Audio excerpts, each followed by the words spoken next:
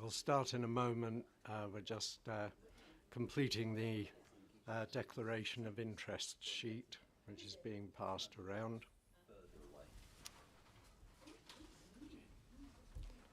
I'll just say while we're waiting, there's no fire alarm drill expected today, so if the fire alarm sounds, please leave the building through the nearest exit by following the running man signs. We don't actually have any in here. Follow the running man towards those doors if you're clever, or towards the windows if you're not, and make your way to the rear of the car park. The organiser of the meeting will tell you when it's safe to return. That's Wendy. Toilets are available in the stairwell of the building on each floor landing, so straight over there on the other side of reception. Water is available from the water cooler in reception just out there. And finally, please make sure all phones are either muted or switched off.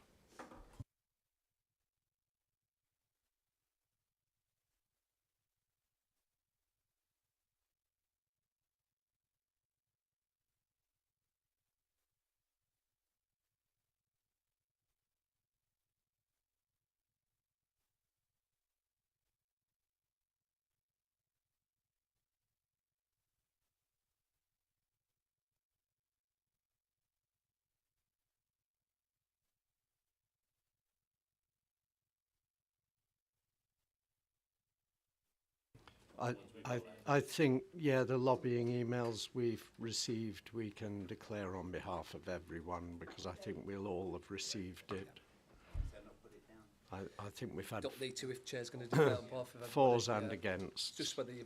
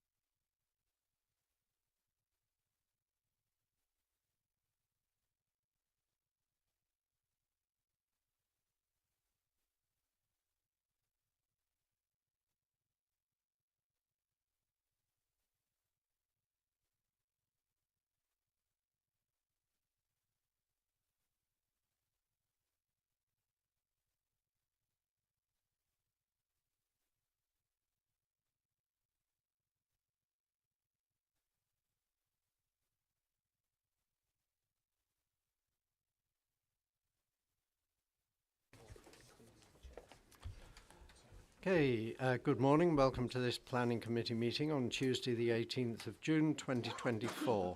I'm the Chair, Councillor Ollie Davey, and to my left is the Vice Chair, Councillor Matt Hall.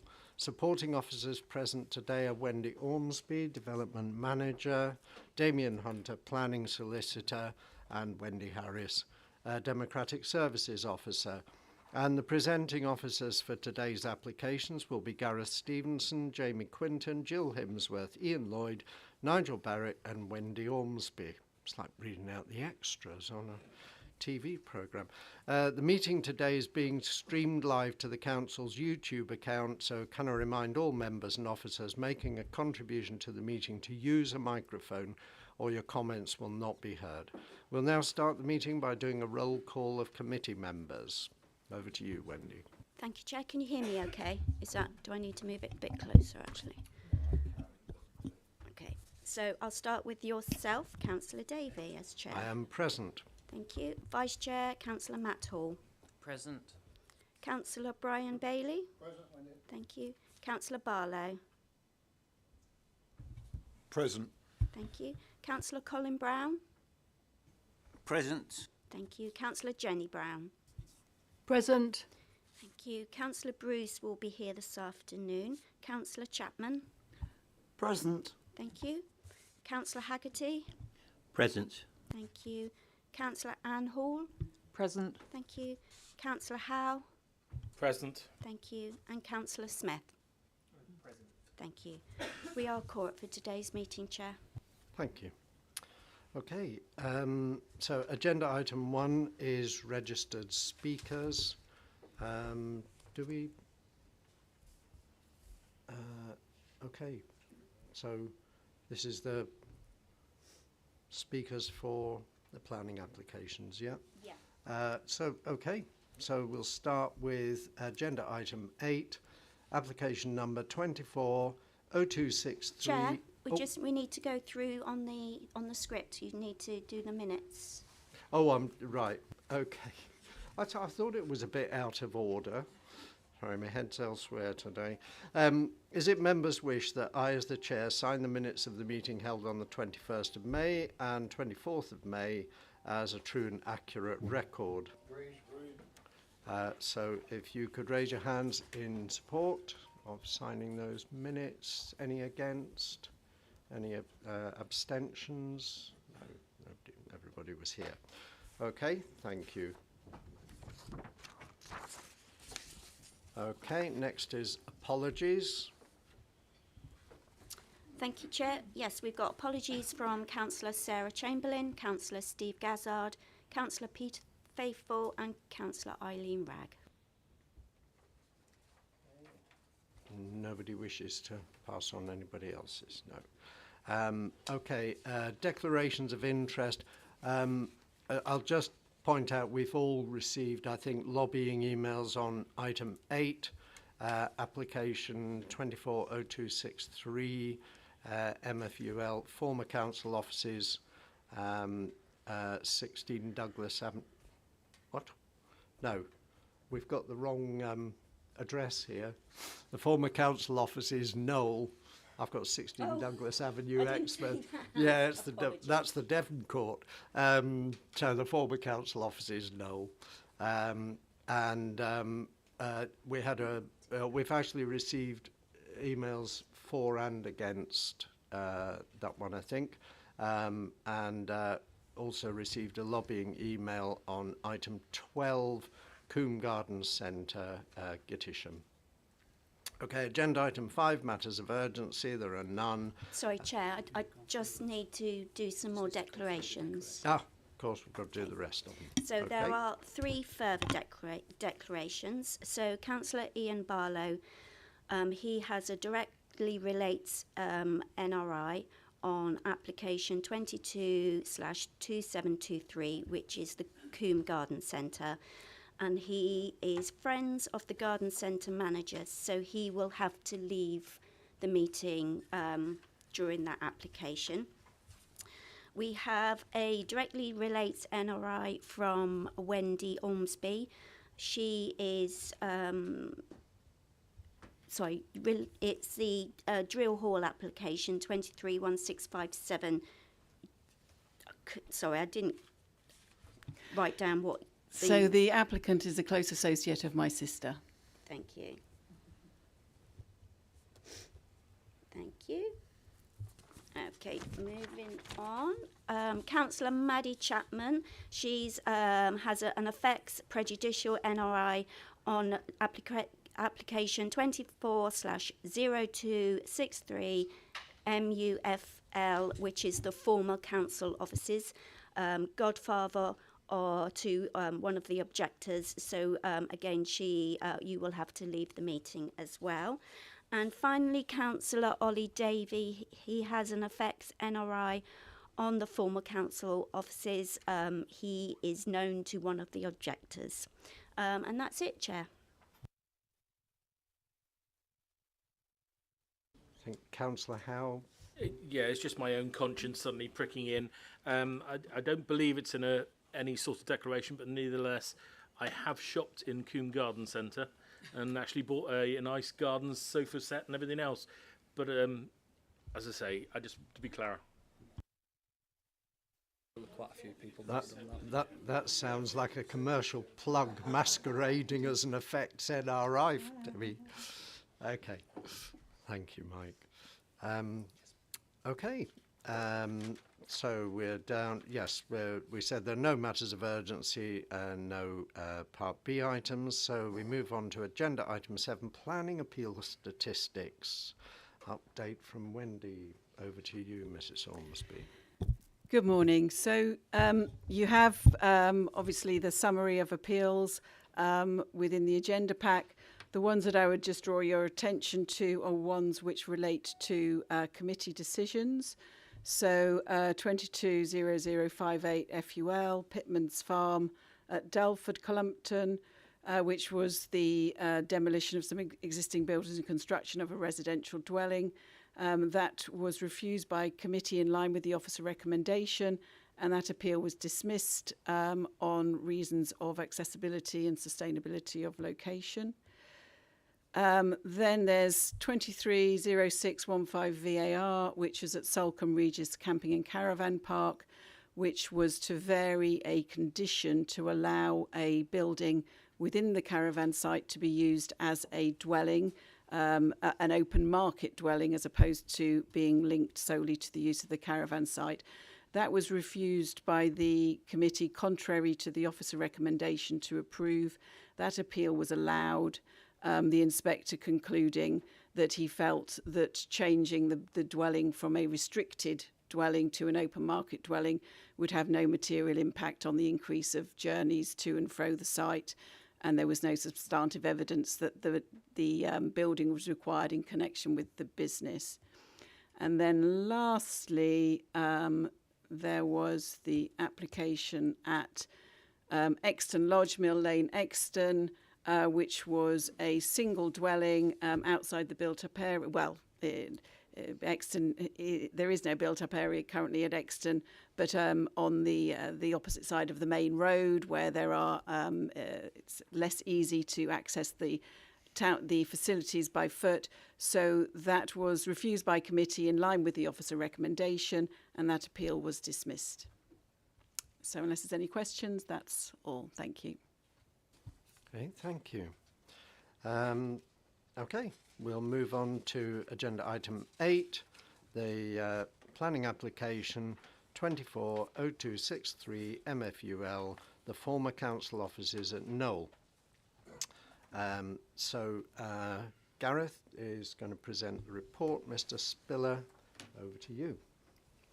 Mr. Stevenson. That's okay, don't worry. Okay, sorry, not what it says on my... I thought it wasn't Gareth. I'm not doing very well with my script today. No. Okay, Anyway. no, it's just one booby trap after another for the chair, I understand. Okay. Mr. Stevenson, what's your first name? Gareth. Okay, hence the confusion. Well, Don't worry, it happens a lot. 50% right. Good morning, everyone. Okay, so this first application refers to the former council offices in the Knoll in Sidmouth. as you can see from the rather lengthy descriptions, there's quite a few elements to this proposal which we'll go through.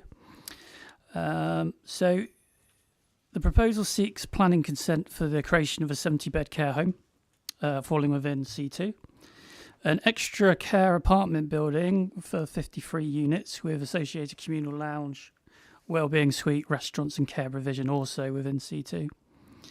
There's also a retirement living building for 33 units, which has a communal lounge. And then we have some C3 dwellings for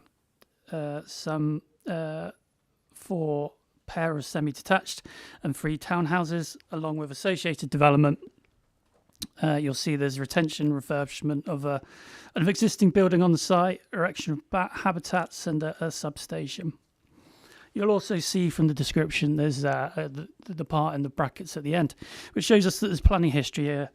And some members may remember in January where this application came before us, a previous planning application came before us, which was subsequently refused contrary to officer recommendation, as I said, in January. That was refused for 2 reasons. One was in summary, one was the scale, massing and design failed to reflect the local distinctiveness. And secondly, that the large windows and balconies on the west elevations of one of the blocks resulted in an overlooking and overbearing impact on the adjacent neighbours. So starting by looking at the context of the development, we're in the built-up area boundary of Sidmouth. We have Knoll Drive to the west, we have Station Road to the east, and we have Broadway to the north of the red edge. The site is covered by a blanket TPO protecting the trees. There's 2 listed buildings. We have a lodge at the entrance, Balfour Lodge, and we have an interesting summer house within the Parkland Gardens here. We still have some concrete left over from around these areas from when it was used as parking, serving the council offices. Most of in fact, all of the surrounding properties are residential properties. We have what's going to be left as a flight corridor for bats. There's some good trees around here that the bats use for foraging. And there's also hard and soft landscaping associated with it as well. So looking at the proposed layout, so here we can see the C2 care home 70-bed, which would go down in the lower part of the site where the existing car parking area is. You have the C3 units, the pair of semi-detached and terraced buildings here with integral garages. You have the C2 assisted living product, or the extra care, which is C2, which features the communal facilities. And we also have the 33 retirement for over 60s on this block here. We have associated parking. There's relocation of one of the main trees slightly to the south of the building here. And we also have ecological building just to the north of the existing caretaker building, which is there. So what the red edge shows is the existing area covered by the formal council offices. The only building that would remain if the development was to go ahead would be the former caretaker building, which, as I said, is about here. It's quite a distinctive flint building, and that would be used as a bat habitat, therefore increasing biodiversity. Members may be aware that there was extensive fire damage in March last year to the existing building. We'll see photographs of that in a bit. Now, I mentioned earlier planning history, but going further back, this blue edge shows the previous consent for 113 CT units approved in January 2018 by the Planning Inspectorate. A material start has been made on this application, and therefore, in theory, is capable of being implemented. Carrying on from that, we have elevations of what was approved and allowed by the inspector back under that appeal. I think this is probably one of the main elevations to look at, considering the previous reasons for refusal and how it addresses the parkland directly to the south. You'll see they're quite prominent and substantial buildings when viewed from the parkland. So it's probably worth noting that this building is on a bit of an angle. So if you look at the footprint, you can see that it was not flush or straight onto the parkland, but at an angle. But nevertheless, we have 1, 2, 3, 4 stories there and similar opposite. Looking in detail at the C2 unit. So this is a residential care home with 70 beds. It would have 29 car parking spaces associated with it. We still have increased trees as well to help provide screening, and it would have a similar footprint to what was previously allowed on at appeal. Just going through the elevations, which you may remember from last time, we have some cut and fill going on to accommodate the development with the land. There's a condition to put screening on the balconies to protect the amenity of the residential properties to the north.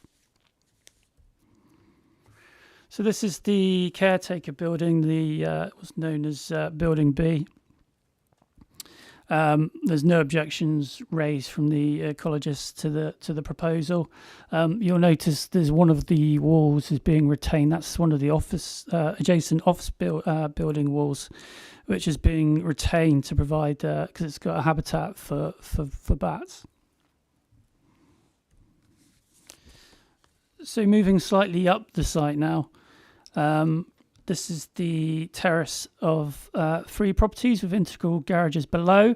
It's worth noting that there's quite a change in levels between the bend in Knoll Drive here and the site itself, as you can see from the difference in levels there. This is the pair of semi-detached adjacent to that, which has parallel parking to the front. So this is the buildings at the terrace at the top part of the site. This shows in between the 2 buildings there'd be some gap with the formalised gardens. I know there is some concern about the outlook from these and the in between, whether there'll be loss of light. On balance, we consider it okay, and it'll be very much a buyer beware situation for intended occupants. So this elevation is where we start to see material changes from what came before and what was previously refused.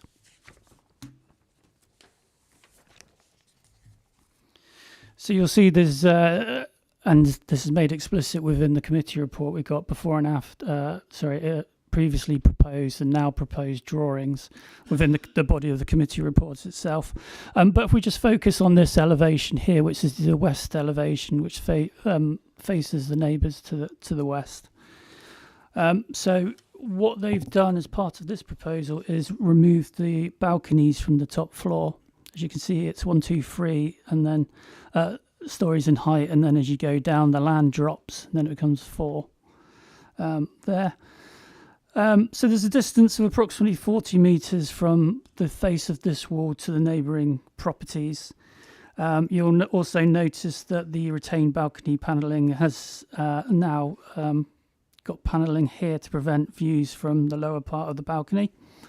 I don't think we can rely on trees to provide much intervisibility screening between this and the adjacent properties, but even at this length, officers consider that views either sail across and over the neighbouring properties or look towards the bottom lower area of adjacent properties, and therefore an objection on amenity grounds is probably not sustainable. So here we have more proposed elevations of the C2 unit. So the footpath which currently runs down the site, and probably known to quite a few of us, runs down here. So here we see more proposed changes to the parkland facing elevation, which we'll go through in a bit more detail in a moment. So this is from longer range views. The blue edge shows what was previously allowed at appeal and shows the scale parameters in terms of height of what was previously considered acceptable by the inspector. This is probably the highest part of the site up here, the plateau area, and arguably the profile of the building is lower than what was previously allowed at appeal. More longer range views, and I think remembering from the previous discussion back in January, the element that caused the most concern was this south-facing elevation. So we can see there's some changes. We've got different fenestration detailing. We've got more depth and variation of materials. Officers consider there's less monotonous and less institutional feel to the building. We've got the half hit, which reduces the mass, and we've got a roof line with more varied, interesting dormers towards the eaves, and each floor is more distinguishable.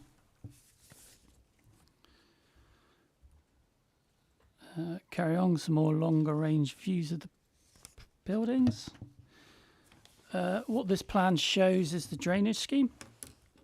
So the proposal is for surface water to go into a southwest surface water drain here, and for foul to go into a combined sewage southwest water which runs here.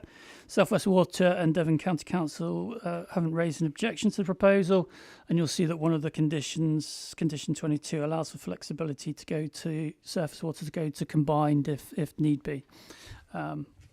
The Southwest Water and Devon County were both happy with that approach and suggested condition. Next, we'll see some photos of the fire damage if you haven't been there recently. So that's the forward facing the parkland, as is that. There's where the path came down towards the farmland. This is the distinctive Flint building. And this is the listed summer house within the grounds of the parkland. No objections are raised by conservation to the proposal. Just have a bit of a drink. So, report updates and corrections and clarifications. So it needs to be clarified that the CT use at the bottom has 29 parking spaces.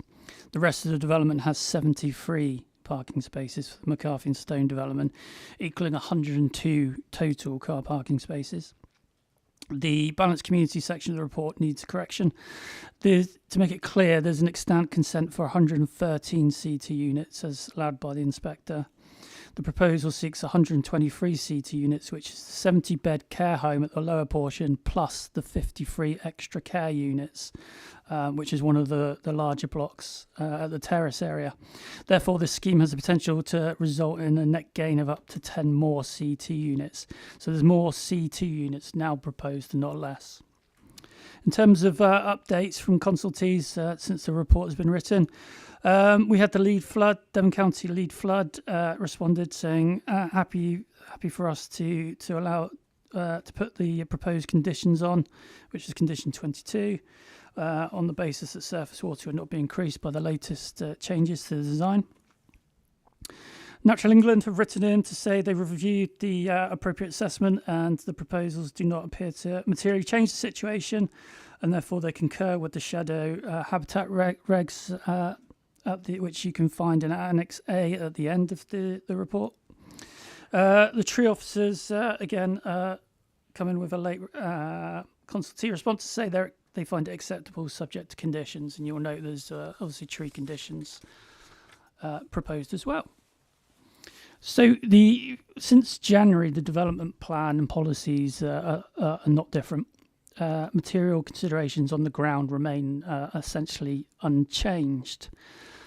So to focus discussions, I think that we'd probably want to be looking at, do members find the design changes acceptable compared to what was proposed last time?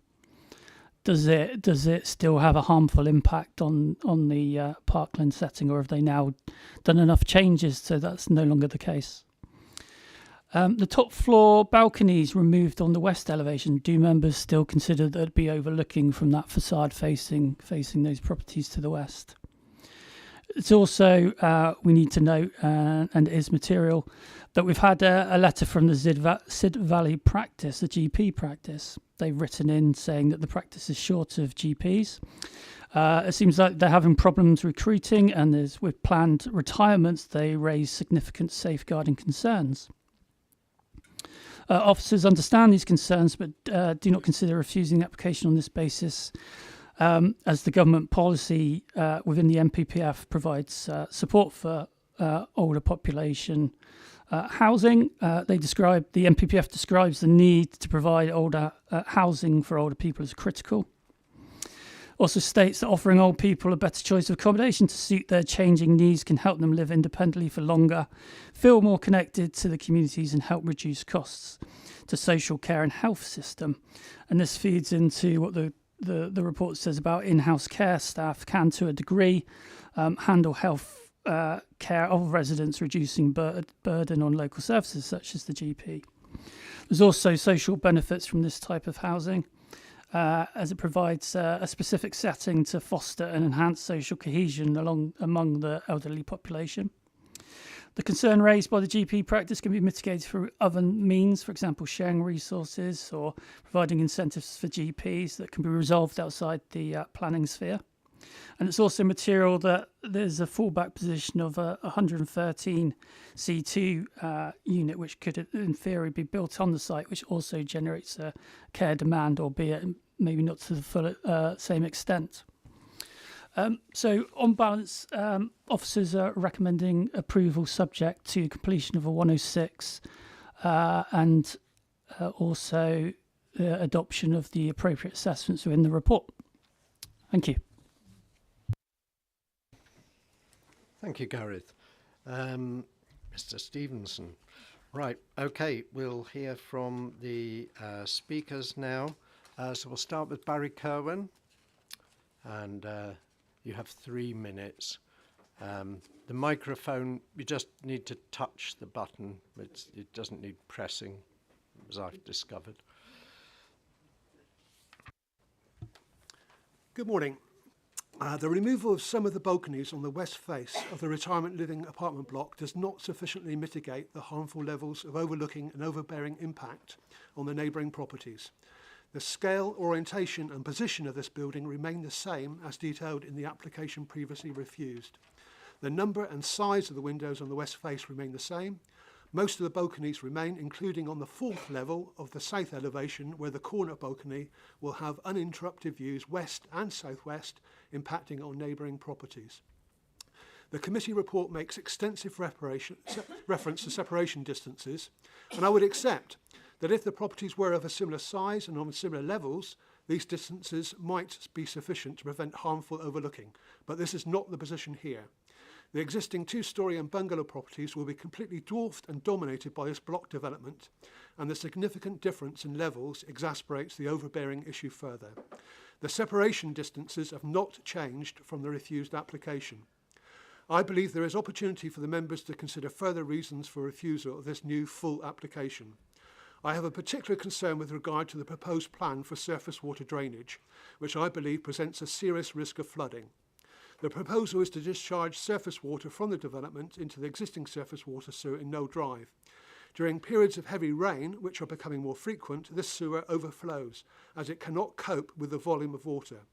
The sewer has been cleaned and surveyed, but the overflowing is still occurring. If any surface water from this proposal development is added to the sewer, flooding of properties will be inevitable. South West Water have not undertaken any capacity testing of the sewer during periods of heavy rain, and therefore cannot provide adequate or reliable assurance that there is no capacity issues. There has not been any assessment of the implications of discharging more surface water into the stream where the Knoll Drive sewer discharges, which already experiences flooding issues where it enters a culvert in Copmayton Road.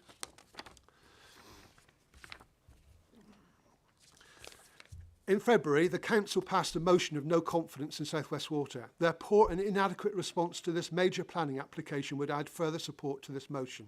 However, as the committee report confirms, it is ultimately the LPA that must consider the appropriateness of drainage and take responsibility for approval. I have no confidence in the planning officer's scrutiny of the drainage plans presented in this application, and that surface water runoff implications of the proposal has been fully assessed and considered before determination, and not sidestepped with a reliance on a condition where a workable solution might not be feasible. Refusal should include failure to meet policy EN 22 of the local plan, and also that it is contrary to section 14 of the National Planning Policy Framework, in particular paragraphs 166, 167, 173 and 175. Thank you for your time and listening. Thank you very much. Thank you very much. Okay, we'll move on to Kelvin Dent.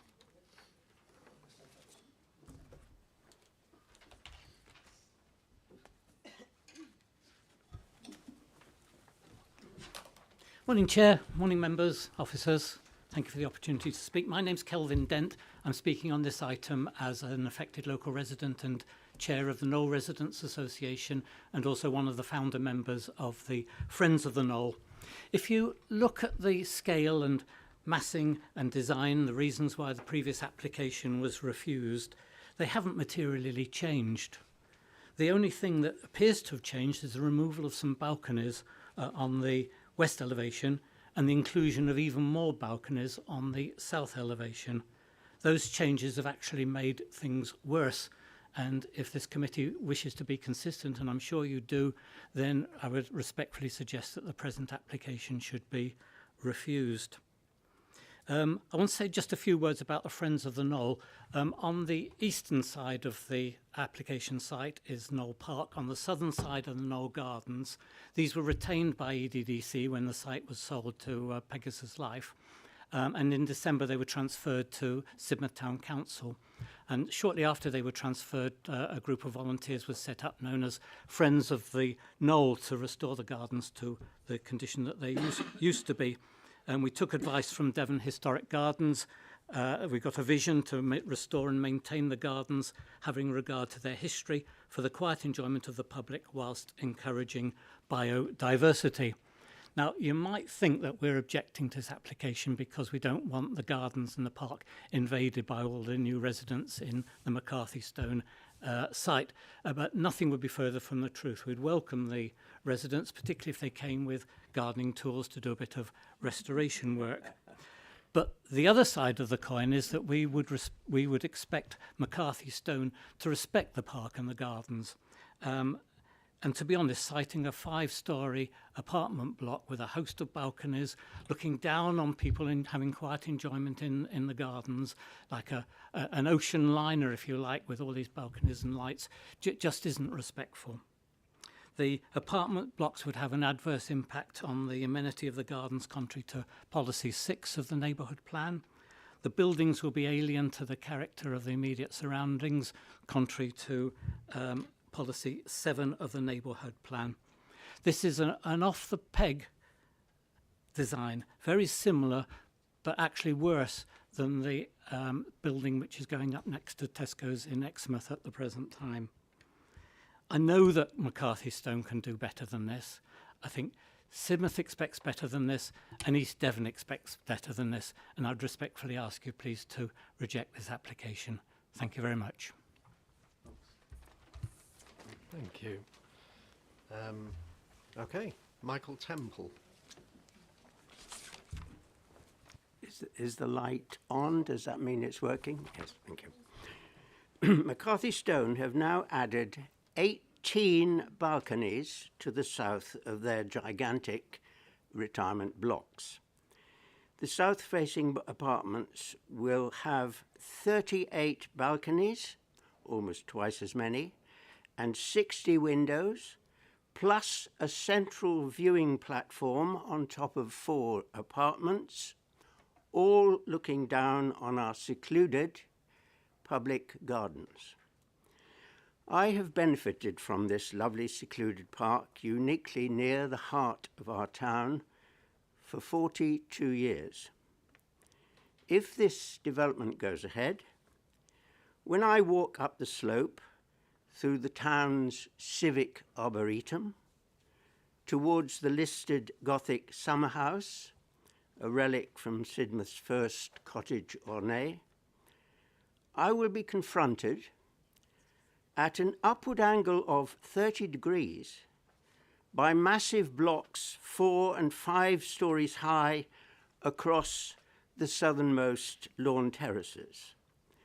The 5-story block will appear more than twice the height of the 3-story old hotel building set 70 metres further back. When I come at night, light pollution will destroy nature's darker solution. The park will have been taken over to sell views for corporate profit. This massive overdevelopment, the largest to be proposed in Sidmouth, will, with its same off-the-scale massing, density and overall poor design, be a blot on the landscape and despoil a precious public park. Please invoke paragraph 130 of the National Planning Framework, which states, I quote, "A significant increase in the average density of a residential development in an existing urban area may be inappropriate if it will result in developments which are wholly out of character with the existing area," unquote. In this case, out of character with the public gardens, nearby conservation areas, and residential neighbourhood.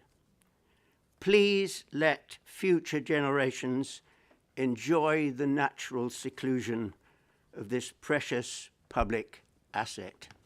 Thank you. Thank you.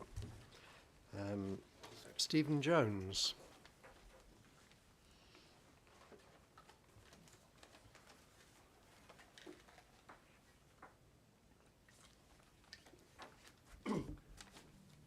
Good morning. The microphone's still on. So Can you hear me? carry on. Yeah.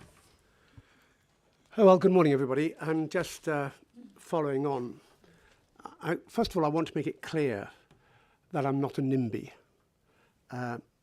We bought our house on Knoll Drive 7 years ago in the knowledge that the Knoll was going to be developed. However, when that development has an adverse impact on our property, I will say something. The Porthaven care home has not had the same scrutiny as the McCarthy Stone development, and yet it is another completely underwhelming building of poor, unimaginative design. This is contrary to Policy 6 of the Sid Valley Development Plan, which states development should be designed so as not to adversely impact on the amenities of its neighbours. This development of the Porthaven nursing home will, with high-level glazed balconies that will overlook properties on Upper Knoll Drive and Broadway. Not only that, they're going to add AstroTurf. They're going to put artificial surface grass in an area of beauty, arid. It's not only going to be a problem, it's also going to lead to a greater challenge of water dispersal that is already a challenge on this site. Porthaven has a good reputation for their care homes, but of the 21 existing homes, this particular design follows the McCarthy Stone footprint of poor design. It will not enhance the entrance to Sidmouth, yet it does not need to be. You know, I was in Stow-on-the-Wold recently and I saw a McCarthy Stone development that was superb. It fitted in. It was absolutely the right thing in the right place. Don't look at Exmouth. Exmouth is not a good example of McCarthy Stone buildings. It's another situation where off the peg, shove it across. This site must be one of the most beautiful sites in the country for development. Any architect worth their salt would be excited by that challenge. Anyway, then we have the issue of the local health authority. And obviously you know that Dr. Joe Starch can't be here today because he's so busy. But it's also worth pointing out that him and Sarah Wollaston, who's just recently resigned from the health authority, have questioned whether you've listened to their advice that has been given. A care home for 20 to 30 residents is possible. A 70-bed place is not possible. My final point is on this long journey from Pegasus Live to McCarthy Stone, it has been clear to us all that McCarthy Stone have not engaged with the local community despite their early promises. You know from the responses that your plans have not been popular. You promised consultation. This has sadly not happened. And all this has led to is suspicion and anger, which is a great shame. Thank you. Thank you. And finally, well, not finally, actually, we have Philip Bragg on behalf of Sid Vale Association.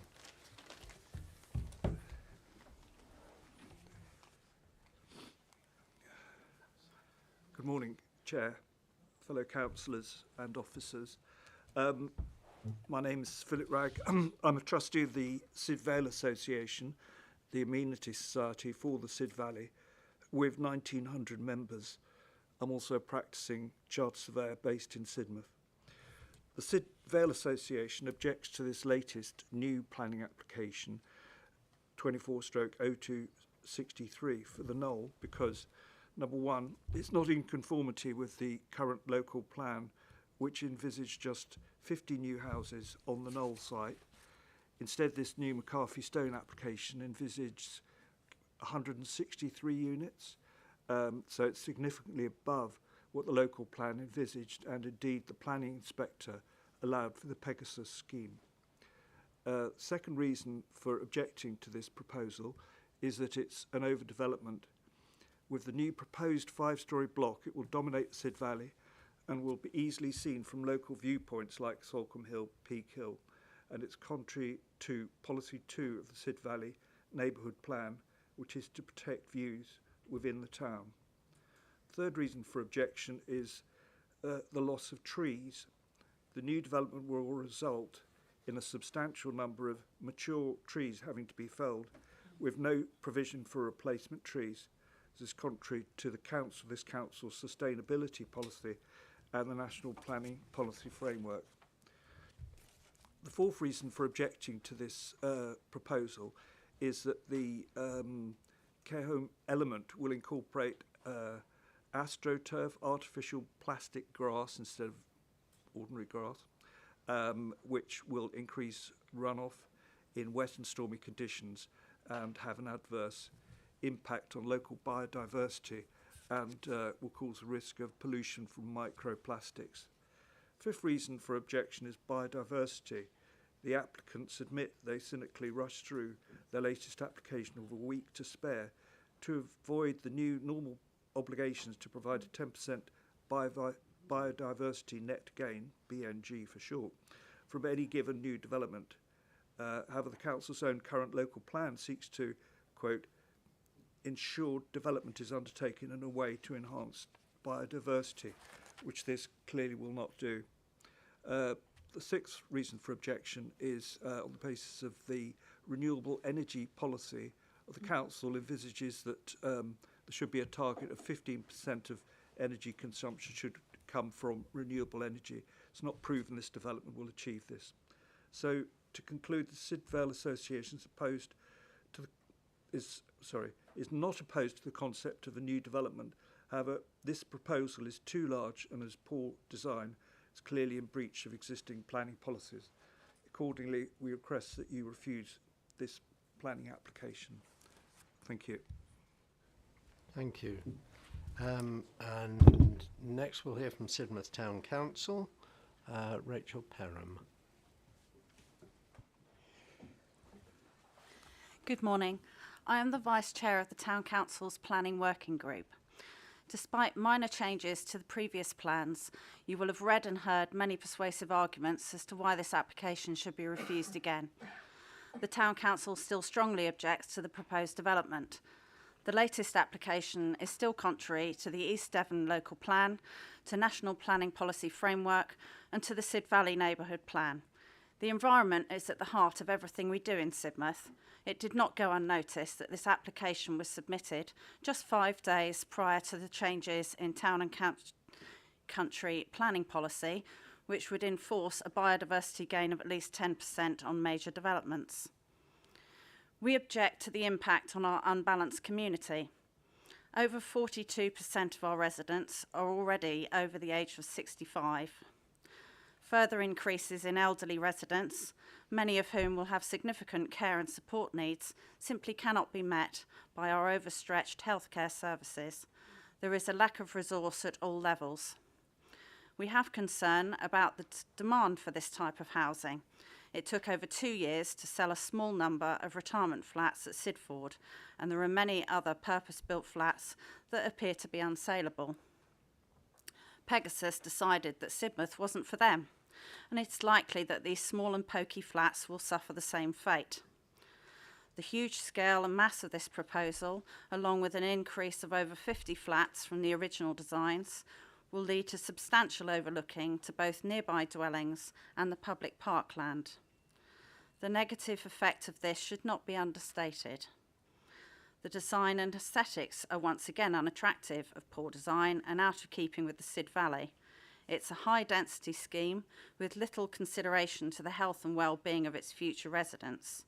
The building will tower over the Knoll parkland, causing harm to its peaceful enjoyment, which is contrary to our human rights. The proposed landscaping lacks sufficient on-site parking provision, trees and green spaces. Many mature trees will be lost. AstroTurf at the care home will cause environmental damage. The scheme actually causes permanent visual harm to the site, the vistas to and from it, and to the neighbours. To summarise, this development is too big and is poorly conceived.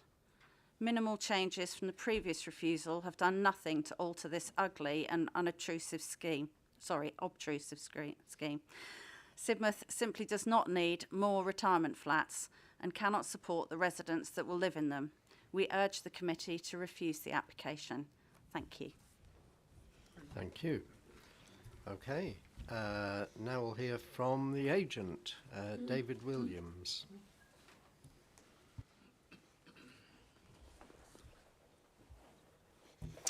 Thank you, Chair. Good morning, everyone. In support of your officer's recommendation for approval, following on from obviously the previous recommendation to approve, I would like to start by just setting out a couple of key considerations. This is obviously an allocated brownfield site within the settlement boundary, and the principle of a substantial older persons extra care accommodation development is established with the previous appeal decision. The pre-app and application process has involved detailed discussions with the council and local residents and local stakeholders for over 2.5, nearly 3 years. Accordingly, this scheme has evolved, has been fine-tuned to provide an optimum and sustainable level of development. Following the refusal in January, the scheme itself at that time was obviously recommended for approval. The applicants have gone further to address those particular concerns. The west elevation, as has been picked out, has seen the removal of the top floor balconies and modifications to the openings to reduce any outstanding perceived risk of overlooking. Design updates and remodelling to the southern end of the main retirement living and extra care buildings look to build on Sidmouth's character of grand buildings fronting on to open public spaces and setting, and finessing the architectural details and proportions of that elevation in particular. That has necessitated a redistribution of balconies on that particular elevation. The same number remain, they've just in a different proportion and layout. In addition to the provision of the housing, the inclusion of the extra care and care element would meet the critical need for such housing in the district, alongside the associated job creation that would occur. Determination today is now critical for the scheme's onward timetable, particularly given protracted timescales associated with Natural England bat licences. As a result, we are faced with a small window of opportunity to undertake demolition works during certain habitat seasons throughout 2025 elsewise a further 12-month delay will occur. The fire-damaged buildings remain a blight on the landscape and a health, safety and welfare risk for both residents and ecology with which the applicants are actively monitoring. In addition to those planning considerations, the more holistic social and economic benefits that were drawn out by the case officer include the reduction in the demand on the public sector and healthcare provision, release of under-occupied family housing, and with people within the local community, giving them a different housing choice. In conclusion, when those benefits are considered alongside the other planning considerations and the further amendments on the design, we hope you are able to endorse your officer's recommendation this time around and grant planning approval to enable this blighted site at long last to be put to meaningful use with a well-designed positive enhancement to the knoll, which accords with your own planning policies. Thank you. Thank you. The ward member, Councillor Sophie Richards. I've got something to read on You've her got behalf. a statement. Thank Yep. you, Wendy. Okay, over to you then. Okay, so Councillor Richards' statement reads as follows. I wish to put my full support behind the residents of Knoll Drive and representatives from our community who are speaking against this application today. Many people have contacted me about the knoll, and I am determined this needs to be right, not just for the residents directly affected, but for the wider Sidmouth community. I was encouraged that I was encouraged that at the previous meeting, the planning committee rejected the proposal against the recommendation of officers. However, I believe more grounds for refusal need to be added. This application has made little way of amendment to the initial proposal the East Devon District Council Planning Committee rejected, and it appears the developer has taken little heed to the concerns of residents and the committee. We all agree the site needs to be developed. It can't be unoccupied indefinitely. I want development at the knoll, but I do not agree to this proposal. The following are my residents' main additional objections. Number one, that this application constitutes overdevelopment. This plot is situated in a prime spot in our town. Any development needs to consist of the right number of dwellings and at the right height. This is not that. I wish to echo the many comments residents have made about this, and I share their grave concerns. I believe the number of dwellings proposed is too high. The current local plan 2013 to 2031 allocated 50 dwellings on this site. The number was exceeded when Pegasus Life obtained planning permission on appeal for 113 apartments. The proposal is for less, but the number of residential units is greatly exceeded when the 70-bed care home is then included. I echo the comments raised concerning the proposed height of the development. I have been into the gardens of residents of Knoll Drive, and the proposed site can only be deemed as overbearing and an invasion of privacy. The proposed removal of trees and natural screening to accommodate the retirement living apartments will only make this worse. Plus, the removal of a few balconies does not sufficiently mitigate against the concerns residents have regarding their privacy. The scale and orientation of the proposed buildings remain the same. The site will leave residents of the knoll, the care home and Broadway overlooked, and their privacy gone. It is simply not on, and more needs to be done to rectify this. Moreover, this site will be an overbearing eyesore when entering Sidmouth, and we must also consider how this will affect the town's character, which should be protected. Number two, local plan and balanced communities. I do not believe this is a balanced proposal. The average age of residents in Sidmouth is already disproportionately higher than the UK average. This will only make it worse, creating a further imbalance. I believe this is a missed opportunity to provide affordable housing for young families in the Sid Valley. I am saddened to see this wasn't rejected on the grounds of a balanced community. We don't have many spaces in the Sid Valley, and we want and need a more sustainable community. I want people who are born in Sidmouth to be able to stay in Sidmouth. This application does not support the National Planning Policy Framework Objective 2, support strong, vibrant and healthy communities by ensuring that a sufficient number and range of homes can be provided to meet the needs of present and future generations.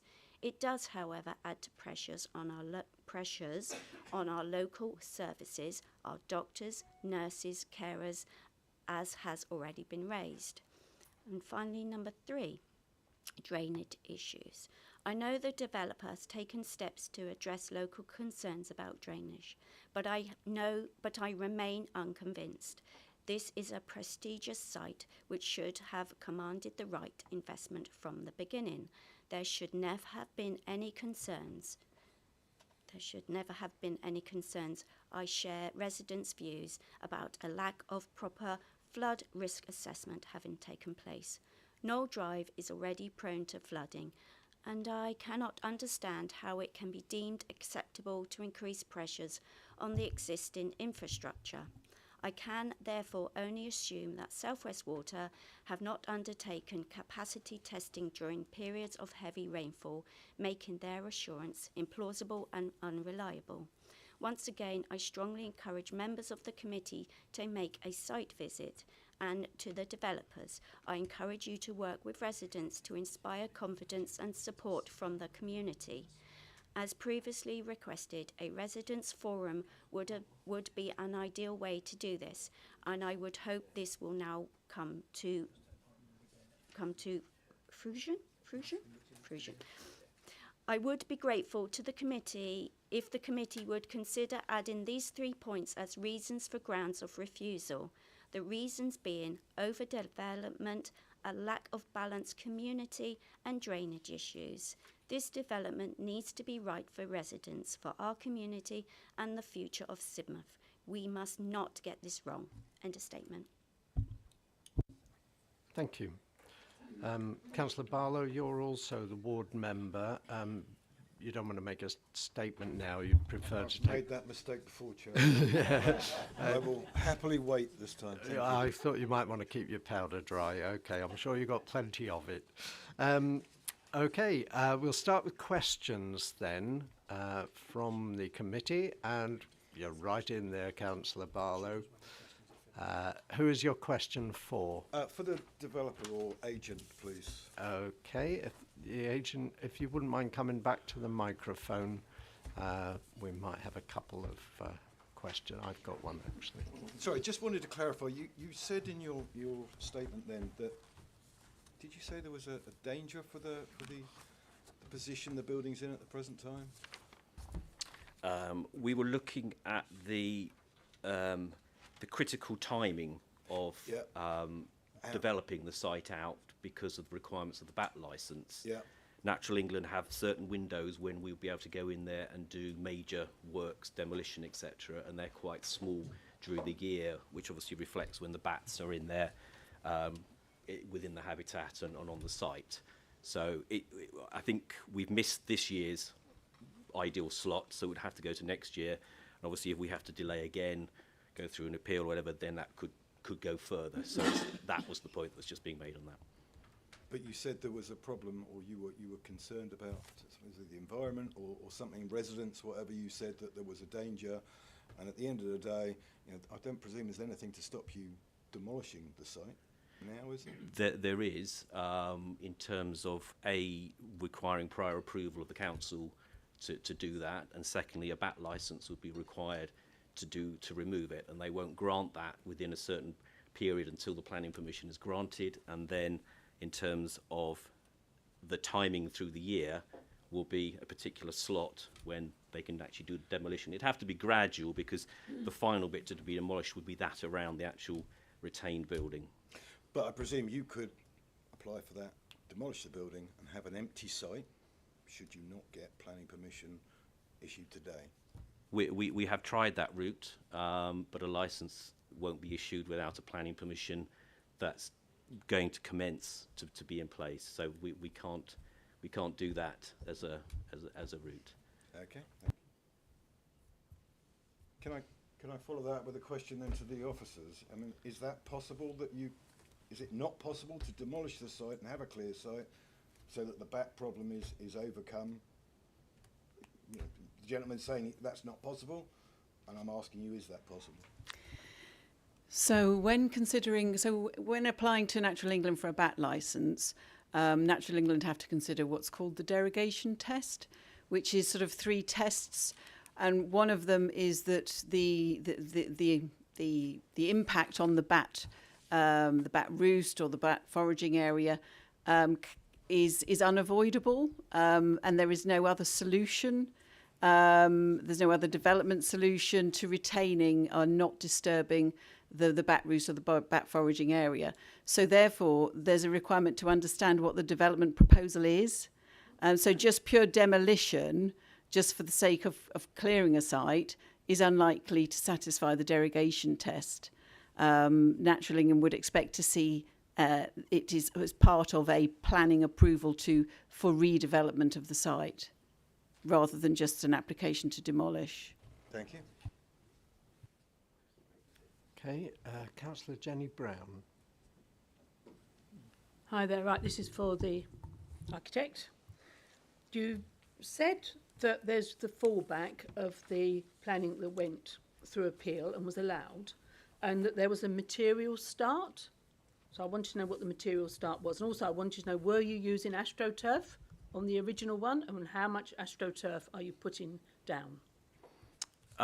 Going back to the material start, I think maybe the officers can clarify where exactly that took place, because obviously it was a scheme that I wasn't directly involved with. But I believe conditions were cleared and a material start was made, I believe, towards the car park part of the site where trenches were being dug. I think it was a technical start, but that might be clarified from there. In terms of AstroTurf, I have to say, if it is being used, and it is being used, obviously it's being picked up, it would be for operational reasons, for probably within the care home element, where it's more practical for future residents in that part. But it's quite a small part of the whole landscaping proposal. Sorry, can I just come back? And also, the officer said that some of the flats is buyer beware. Are you putting that on the sales particulars? Well, the built relationship of the buildings, I think, was where the point was being made between the two overlooking the courtyard. Quite clearly, as it says, when you're buying that environment, you're buying your flat and that outlook. So people will be purchasing that with their balconies, looking inwards into what would be a nice, pleasant courtyard. So the built relationship meets planning standards and creates a satisfactory form of development. Okay, Councillor Howe. Thank you. I've got 2 questions, but the first one is for both the agent and our officers, and I'll ask the agent first. This current application before us, how many rooms of accommodation are you actually asking for? Well, you've got 53 units in the extra care element of the scheme, 33 in the retirement living part, and then you have a 70-bed care home, and then you have the housing, which is 7 dwellings on top of that. So 150, 163-ish. That's obviously assuming a care bed in a care home is comparable to a 4-bed house or 3-bed house. Thank you.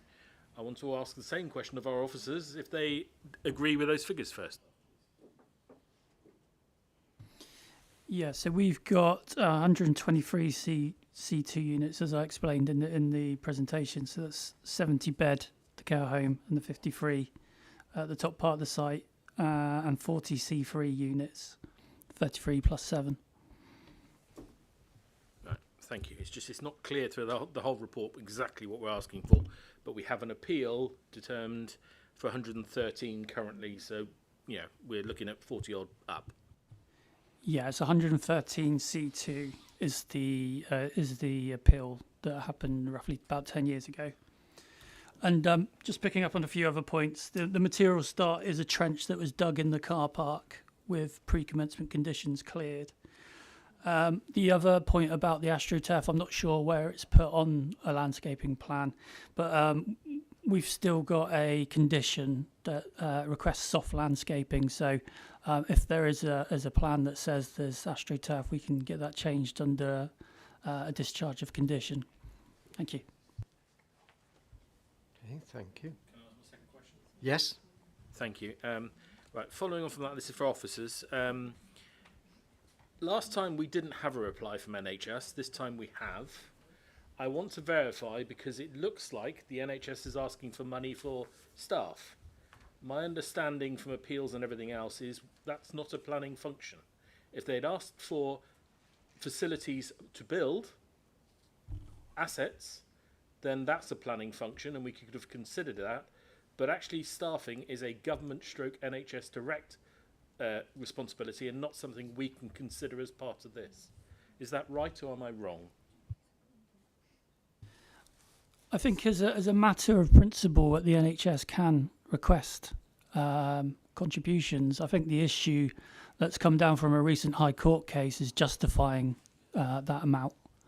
The report talks about it. It's an issue called gap funding, which is quite complex, but needless to say that the High Court case said poured doubt on the justification that the NHS provide.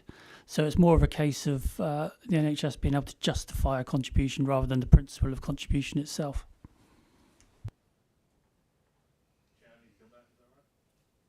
Keep going, Mike. Thanks. Right, okay, so ignoring the gap funding, which we know about actually, or we should know about, the NHS is not asking for money for this. They are just saying they haven't got the GPs and they don't foresee this helping the recruitment process. That is not something, as I understand it, we can entertain. Or am I totally wrong? Because if we can, it's a whole different ballgame. But a functional recruitment issue is an NHS stroke government issue, not something we can enter into. So, yes, I would agree that the letter that's coming in is focusing on recruitment and staffing problems in the local GP surgery. And that in itself, officers don't consider would be a justification to refuse planning permission, in the same way that a local school that might be struggling to appoint teachers would be a sufficient reason to refuse the grant of planning permission. Obviously, we sympathise with the situation, but it would not, a recruitment issue in the local GP surgery would not be a justification. I mean, that is also effectively a snapshot in time. It's the current situation that could change. I would assume there's a recruitment programme ongoing. The situation could readily change in 6 months' time, later down the line when we're potentially facing any appeal that would be determined. So, no, the officer views we would strongly. We would be very concerned about refusing planning permission on the basis of a staffing issue at the local GP surgery, and defending that would be very challenging. Thank you. Okay, Councillor Hall. Thank you, Chair. I've got a number of questions, some of which I think are in the report. Some I just want some clarity on. It's probably best if I go through them one at a time because there is quite a few.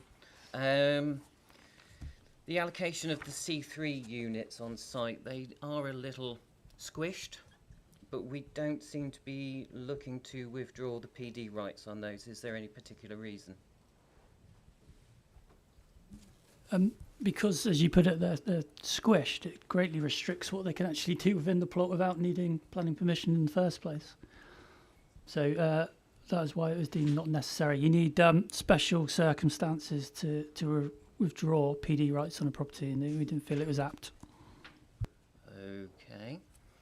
Page 40 refers to the travel plan.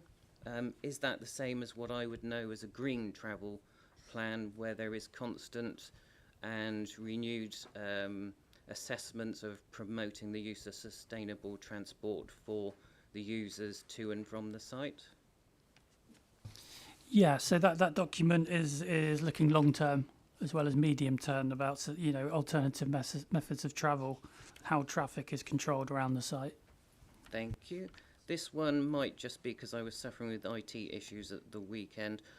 Page 49, there is a reference to the need for a bird box plan, but I didn't see that. Is it in there? I'm not sure off the top of my head, I'm afraid. 49? Okay. Page 50, the police make quite a reference about surveillance issues. Have anything been done to address those concerns? Sorry, I haven't got a numbered report, if you just bear with me.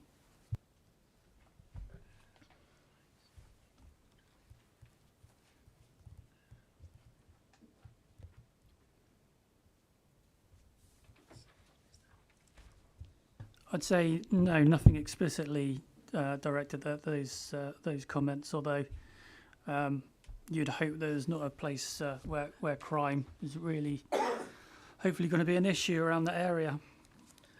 Page 59 refers to chimneys. Please tell me that the chimneys aren't fake. I don't think we have the. I don't think it says on the floor plans, but I have nothing to believe that they're fake. I don't believe there'll be open fires in the individual flats, no. I would rather hope that we wouldn't use fake chimneys, which are a waste of resources, but there you go. On the west elevation that you showed earlier in your presentation, the wooden panelling appears to go across the bottom of the windows and the window sills. Is that correct? Because that would seem to suggest that you can't open those windows. That's the French doors, isn't it? The balcony. Yeah, just for clarity, that is the balcony, and that's part of the extra change to minimise the overlooking as well. So when you're actually sitting in your flat, that helps to act as another barrier from overlooking. Thank you. It appears from the drawings, and forgive me if I'm wrong, that all the balconies, the balustrades are metal. Correct, yes. It would be nice if they were glass. That would soften the approach to the building, and it would make it look less institutionalised. That's my own personal opinion. Page 48, it would just be nice to confirm that McCarthy and Stone, their design of the sewerage system will be designed to be adopted by South West Water. On site won't be, no, because it will be part of the developer's control. Okay, and I'm sure that officers will be glad. The last one, page 87, condition 31. Is there any reason why the lighting impact assessment wasn't asked for up front? This is an extremely large development with significant existing C3 in the immediate area. It is therefore hard, I feel, for us to assess the impact of light on residents' amenity and the neighbours. Was there a specific reason for this? There is quite a detailed lighting assessment in the application. Forgive me then, that must have been another one of my lovely IT issues this weekend. Thank you. Thank you. I've got a couple of questions as well. A tree, this is for the agent, a tree is proposed to be relocated. That's a very unusual situation.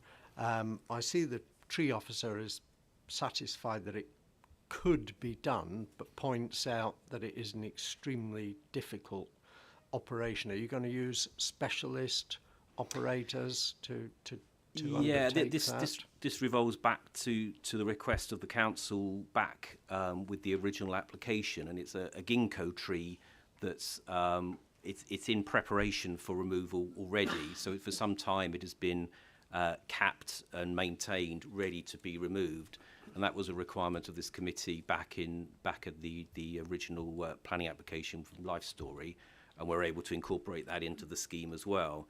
I think the point about the risk, yes, there is a risk, but we were invited to do that as part of the scheme for the continuity of what was already been granted. Okay. It's also some trees are proposed to be felled. I see the tree officer's not concerned about that, says they're not particularly fine specimens and that the majority of the best specimens are being retained. Are there any plans to replace those trees with further planting? The landscaping scheme includes replacement trees, yes. Okay. And we've heard a lot about the balconies. Are they screened? I mean, if they're metal balconies, then presumably they're not. Sometimes when we see balconies, they're actually full height, 6 feet, screened glass balconies that prevent overlooking. These are just going to be open metal balconies, are they? The ones we've just obviously picked up on the western elevation do have a screening on them as part of the edge of the balcony.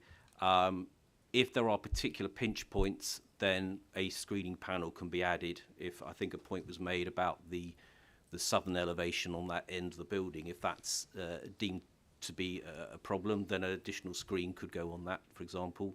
But otherwise, primarily they're open. There are restrictions on the other side of the building where they're close to the back building because of the lighting implications around the corridor, the back corridor. So there's very specific specification on that side. But otherwise, they would generally be an open balcony to viewable from that point of view. Okay, thank you. And could you comment on the insulation levels that you're proposing to install, and also are you proposing to put any solar panels on these buildings, and if not, why not? Yes, the scheme would be subject to PV panels within the roof space, and in terms of the value of the building is very much designed to be insulated to a high standard, so the fabric of the building will be a very high standard because of the nature of the end users in the buildings. So in terms of that, the energy statement supports that and meets all required building regs and policy.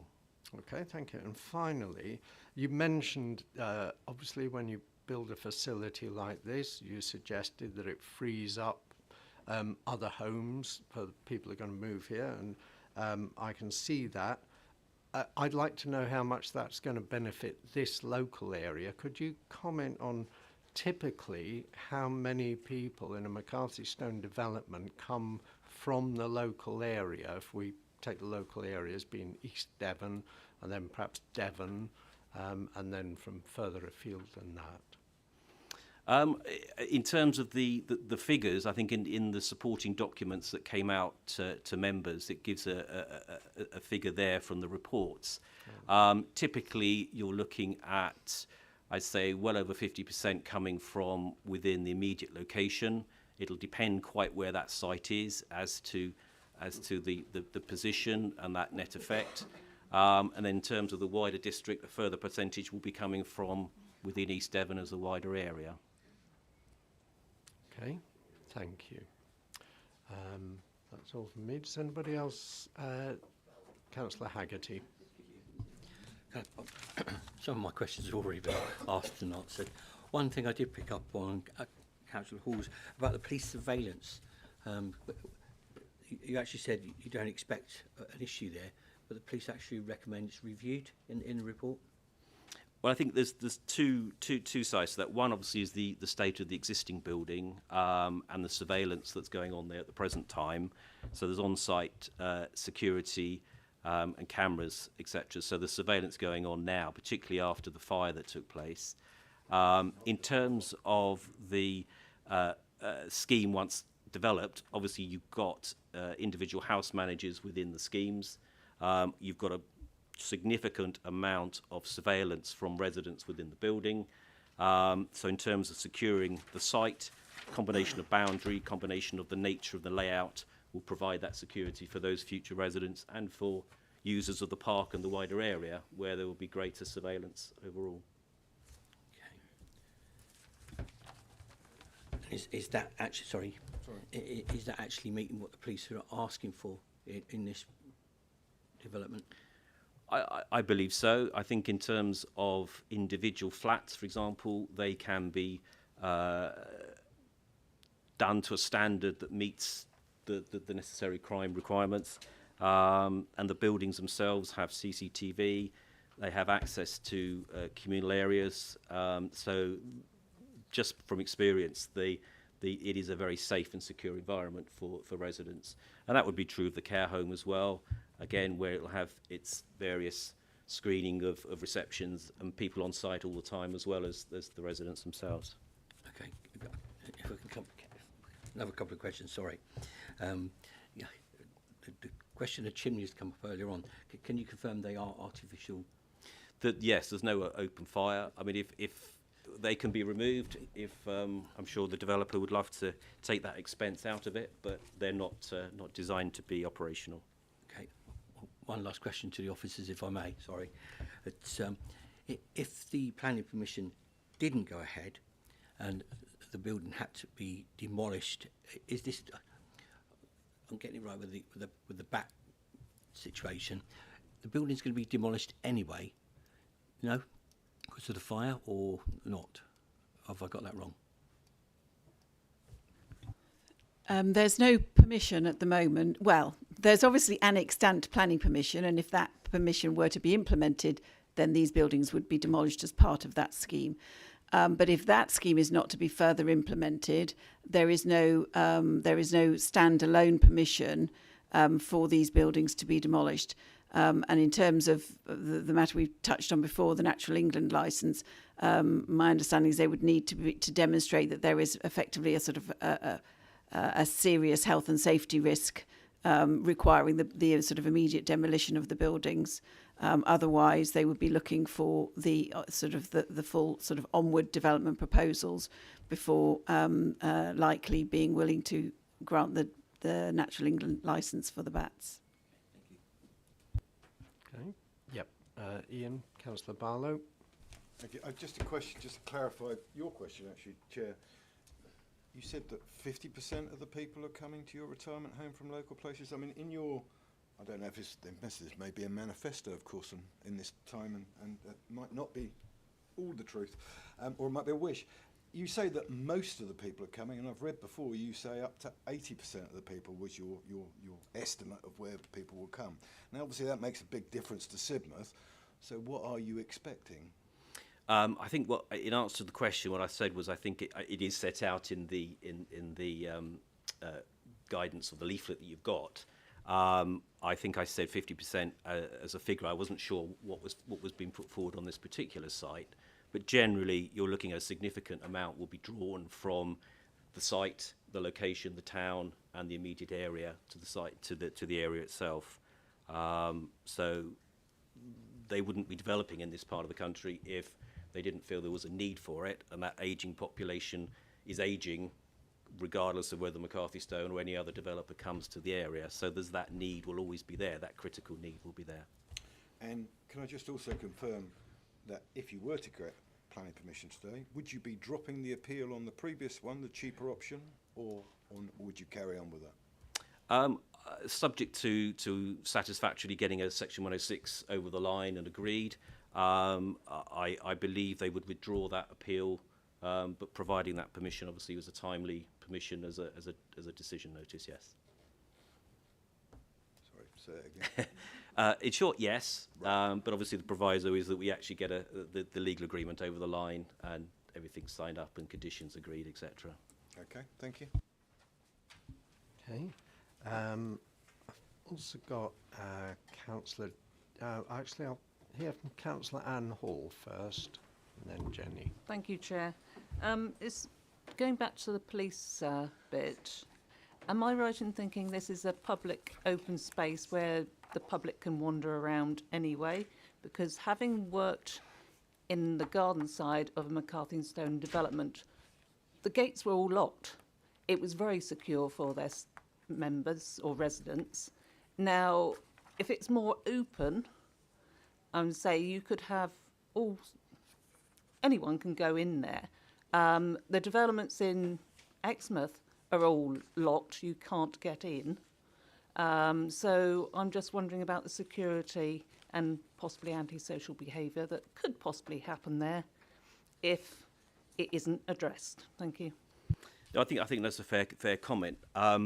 One of the requirements, again, from the council is to allow public access and footpath access through the site. That was always part of the original Pegasus Life scheme, and therefore, whilst operationally we would probably like to have more of a defined area, we are obliged as part of the legal agreement to provide access and footpath through there. So we need to use landscaping, fencing, surveillance to try to make that balance as safe as possible for residents, at the same time as providing that access through for the park and park users. So it's a balance, and it may need a little bit fine-tuning before we get to that, but that hopefully would come out in the fine kind of landscaping and boundary treatments as we go forward. If I may come back, so it could be there's going to be quite a big visibility difference from what you've got planned, with fences going up or barriers and that sort of thing, because the site's open at the moment. One benefit, but I'm say it's the security side of things. How are you going to work with that? Because all your other developments are lock gates. You can't even go into other than to reception, or you even have to push a button for trade. So how are you going to work with that? Because it's quite a big thing, really, I think. Well, the scheme at the moment includes quite open, quite low-key fencing and landscaping, and that's designed to get the best of both worlds in terms of amenity for future residents, because equally future residents don't want a 2-metre fence very close to their apartment. The way it's designed, the paths through are potentially going either through the car parking or to the side of the building where the existing path, or the former path, used to go before the fire. And again, with that surveillance over, and in terms of low-key lighting down there, which doesn't exist at present, we feel that balance can be achieved. Okay, and Councillor Jenny Brown. Okay, so with regards to the surface water, you said that it will go into the combined sewers if need to. What would make it go into the combined sewers, and is that regulated, and where is that water going to be coming from? Sorry, the water coming from the site, do you mean? No, you've said that at some point there may be where the surface water goes into the combined sewer, if it needs to. I just wondered where that extra water is going to be coming from, and at what point do you decide it goes into the combined sewer, which then usually ends up in the sea? I think it's a discussion that's got to have with South West Water in terms of the fine detail of that. If I may, you will note there's a drainage hierarchy where you've got different levels to what should be achieved for drainage. So in that hierarchy, going to another Surf West Water as opposed to combined is higher up in that hierarchy. So that is the preference, but the Lead Flood Authority have agreed with a condition that says if that's not feasible, or there's when they actually investigate and see whether there's capacity, if it's not, then the alternative is to go into the combined. And what gives us comfort that they can do that is because if you note on the drainage plan, you've got these big, large attenuation tanks under the car parking area, which holds the water and then restricts the rate of which it flows off the site.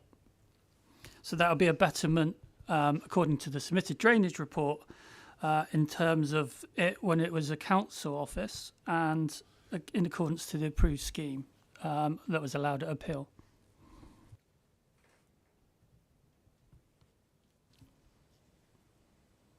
Okay. Okay, if we've no further questions, we can move into debate. Councillor Barlow, do you want first dibs? No, thank you very much. No? I suggest our vice chair is more an expert might have his first go, if he wouldn't mind. If I dare say Okay. I just love the way everybody's now looking at me. Who wants to go first then? I mean, it's very difficult. I always think with especially a large building like this to actually visualise how it will look in the landscape. So I'm very keen to hear from local members as much as possible. I know that area well because I used to go to Sidmouth Folk Festival concerts there back in the day when we all sat on the hill and listened to. Yeah. I will go first if you want. Okay. Thank you. As long as I promise I can come back at some stage to make a Have as recommendation. many as you like, as you're the ward member, I think. Don't ever say that to I me. know, dangerous, isn't it? So, yeah. So Have we here booked we tea are as well. Here we are again. The argument last time, or my argument last time, was: is the fullback, or what they call the fullback position, better or worse than what is being put forward now? It's larger. It's got more houses crammed into it. More strain on our doctors that I will talk about in a minute. But now I'm finding myself is the new design, is that better than what was put forward back in February? I thought it was February, told January. Is this one better or not? We turned down that one less than 6 months ago. I didn't even think we were allowed to change our minds on something that fundamentally is exactly the same. However, and then of course, is this new one better than what we already have the extent permission for? The one that was going back to the 2016 when we went to appeal, 113 flats. We thought it was too big. The appeals officer allowed it, but there was an awful lot of careful design in that. The way the buildings were split up, not one big block, split up into with angles through it so you could see it. Yes, it's taller in places, and I have spoken to the residents. Is that better or worse? And at the end of the day, when you look at it in all of the pictures, it looks better. The design, it's a proper design. It's not off the shelf. The McCarthy stone palette, as someone said before, this could be Exmouth, it could be anywhere in the country. It's a McCarthy stone building because the colours, the big block. It's been described before as the Bibby Stockholm of Sidmouth that would sit on top of the hill, or an Eastern European block. Someone said it's more like a cruise liner. Certainly, if you look out to sea and you see a cruise liner go by, the lights that come off that, and I'm very concerned about the situation up there. We don't have many areas in Sidmouth that are that green, where the bats are that prevalent. And we know it's important up there. It's one of the most important roosts, certainly in this area, outside for the summer roosting bats that live on that everyone in Sidmouth has to contribute to, that live in Beer. Right, colours, done that. There's just in the new design, there's just no finesse or elegance. They put a couple of triangles on the roof. We've taken out 2 or 3 of the balconies, but we've left the big windows. I don't know if people are aware that these 1-bedroom flat, where this room is drawn in half, is about the size of this, for a whole 1-bedroom flat. We are squeezing as many people in as we possibly can. They're old people, so it doesn't matter.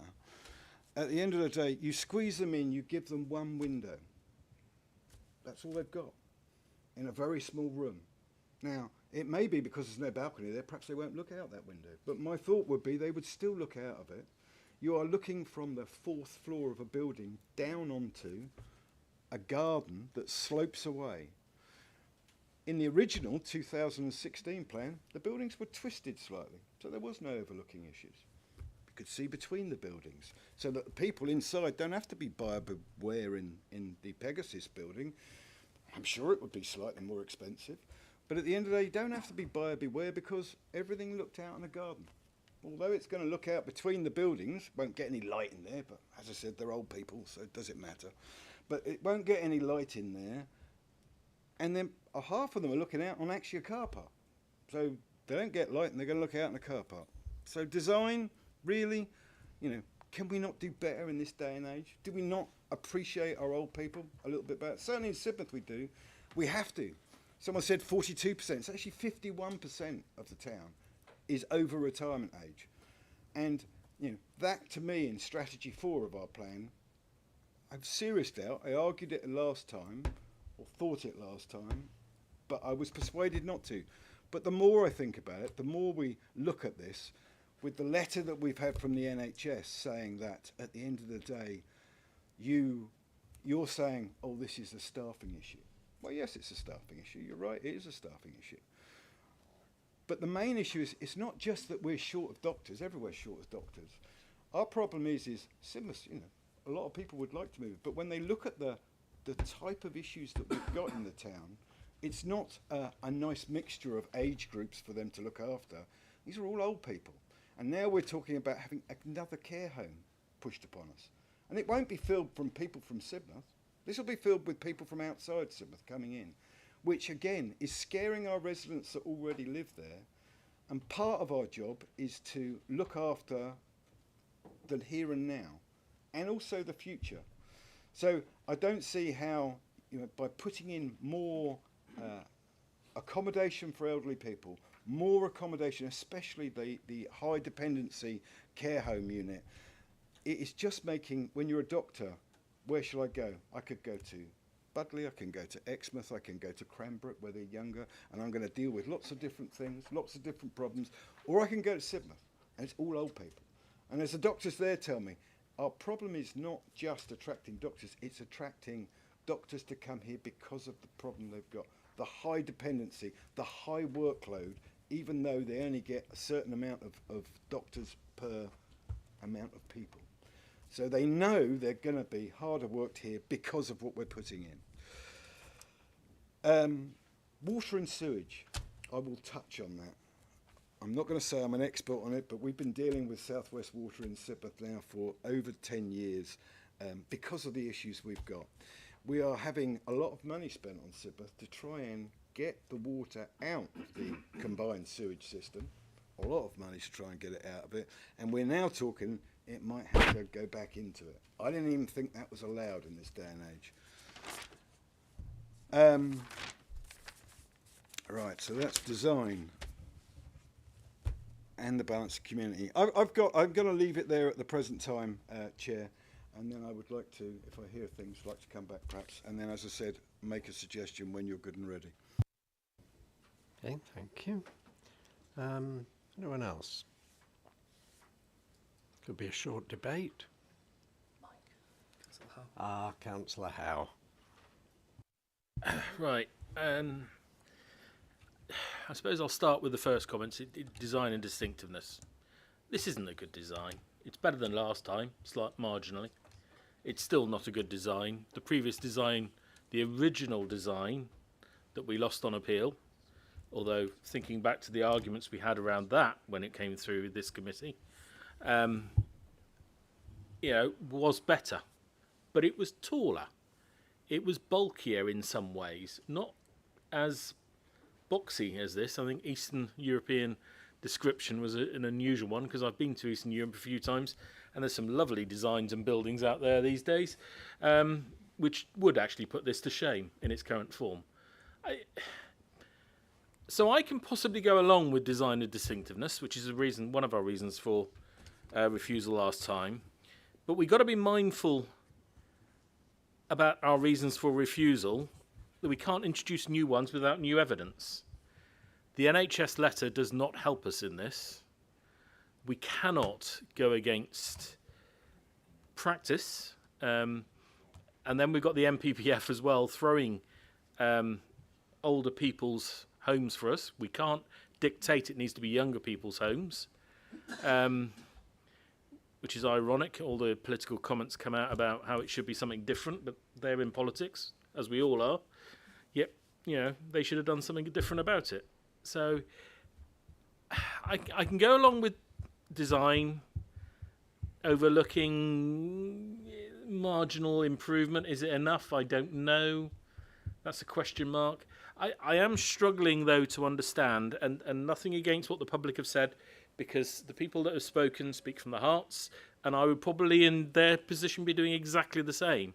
But we've got to be realistic. An open park space is not protected from overlooking.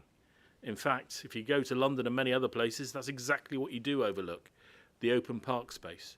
Light pollution, slightly separate, but and then we come to the fundamentals, I suppose. 163 homes compared to 113. 50's gone. 50 doesn't exist anymore. It's 113 homes currently there, pushing it up to 163. Well, we have a housing crisis in this country, and we've got to put more houses on brownfield. So in that respect, it gets some of my support. I'm struggling with it. I really am. So I'll leave it to the committee a bit. Thank you. And I think we've got to bear in mind the principle of development here is already accepted, A, because it's a brownfield site, and B, because there's an extant permission on it. The drainage, I think I'm right in thinking discharge into the combined sewer was a last resort, was it, Gareth? It would only be in the last resort. It would go into the combined sewer, and there is some of it is going into a surface water drainage. So just coming back on the point of drainage, just to clarify that at the moment the site drains into the combined sewer. So the proposed scheme would create a betterment, assuming that it is because of the attenuation tanks. So even because there's the proposal to definitely use the attenuation tanks, and then it's the route of where did that water go from then on. Does it go in a dedicated surface water drain, or does it go into the combined sewer? The preference is to try to seek the diversion into a dedicated surface water drain. However, if that's not possible, it is still offering betterment, because the rate at which that water will discharge into the combined sewer will be significantly less than it currently is. And also just remind members that the drainage scheme has not materially changed since we considered this in January, and drainage was not a reason for refusal.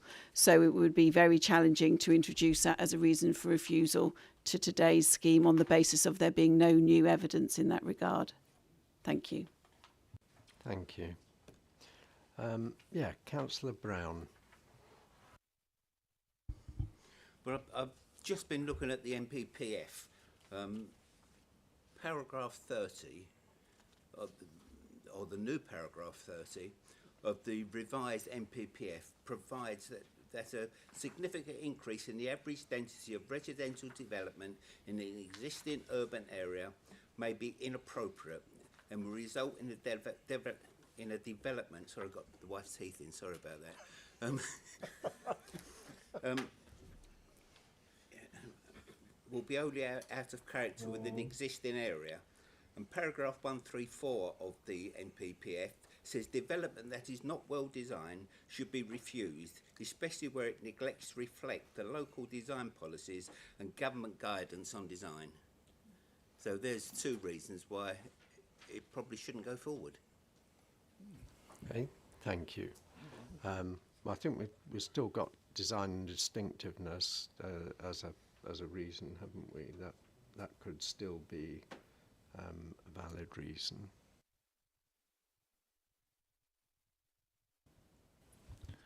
Can I just check something with Wendy there? I know it would be unusual to add another element into an argument, say, but the question I want to ask is about EN22 and having that vote of no confidence with South Wales Water is a fairly big statement. Would that happening between the two, would that be enough for us to add that into the mix? No, I don't believe it would. We had a technical drainage scheme put before us, assessed by Devon County Council, lead local flood authority, and the vote of no confidence was not in Devon County Council ability to assess drainage, surface water management. So no, I don't think it would be a material consideration to justify introducing that as a new reason.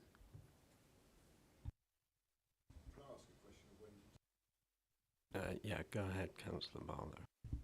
Just again, on the same sort of point, but on strategy for a balanced community, we've had a letter from not only Dr. Stoich, which you said last time we weren't allowed to take into consideration because at the end of the day he was a private practice, not the NHS. The NHS has now written to us saying that at the end of the day they have concerns, serious concerns about adding more care homes to the plan. So that, I presume, is a reason that we could bring in strategy for, should we want to. So yes, the letter that we've had in was not available to us when we considered the application in January, and hence the officer has addressed it in his report.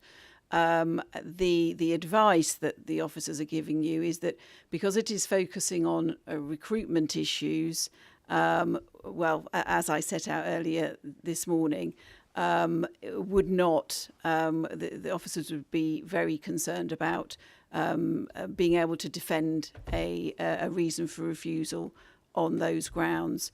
The balanced communities itself is about mixtures of it isn't so much about infrastructure elements. The balanced strategy 4 is more about trying to seek balanced communities within the town in terms of different types of housing tenure, different housing types, and getting a variety of communities. So I don't think strategy 4 would relate specifically to the concerns that the GPs have raised.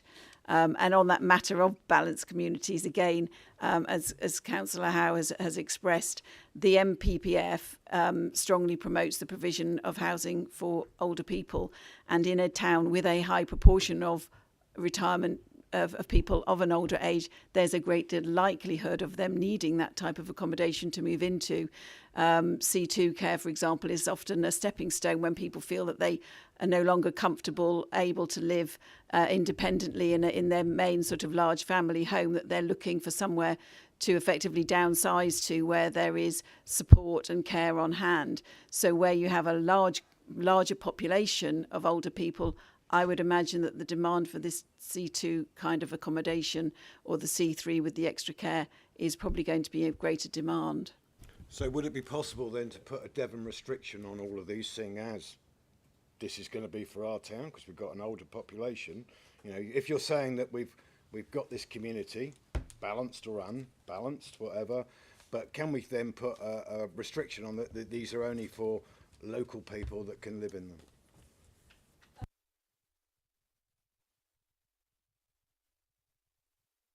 It's possible to do that through a Section 106 agreement. We do it, for example, when we look at allocating affordable housing units. However, we would have to think carefully about whether it's justified in terms of, you know, if the members felt that the only reason they'd be allowing this is because they want to provide solely and only for the community, then you could consider the type of clause that you put on affordable housing, which is normally that initially it is marketed or, you know, made available to people from a particular area, a locality. Then the area might then be, after a certain time, if you haven't got people from there, then you would put it out to a wider, and that's the way it is with affordable housing. I think they would probably need.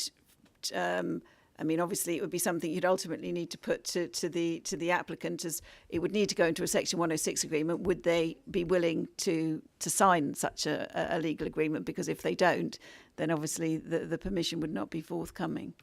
Well, seeing as the majority of people are coming within 5 miles, and you're saying that we need this because we've got old people living in Sidmouth and they all want to live in it, makes perfect sense, doesn't it? But we'll get to that later anyway. Sorry. Thank you. Councillor Hall. I can't obviously comment too much on the previous application, as I wasn't on the committee or allowed to obviously voice my thoughts, concerns, etc. I think what has rightly been said is that the principle on this site of development is accepted. I think it's about now finding the right development. I think the original design and layout was far better. I think it had, in my opinion, far less things to be critical of. From my own point of view, I think this is overdevelopment of the site. It's not in keeping with the existing urban grain of the area. No offence to the architect, but this is really an off-the-peg design. I don't think it fits in. I don't think it acknowledges the local character. I don't think it creates something that is distinctive. You know, I just look at this now, and I've heard the comments made by residents, by the agents, and obviously by local members. I cannot, at this precise moment, vote in support of this application, because I just don't believe that it is the right design for this site. I think that something better could and should be done for the benefit not only of the residents of the area, but also of the future users of this site. I think at this precise moment, kindly encourage the agent to perhaps think again about the design. Thank you, Chair. Okay, thank you. Councillor Haggerty. Thank you. We know the site's got to be developed. That's a foregone. Design. I think personally, far too many old people are stuck in. If it's the wrong description, I apologise, but predetermined coffins in small places.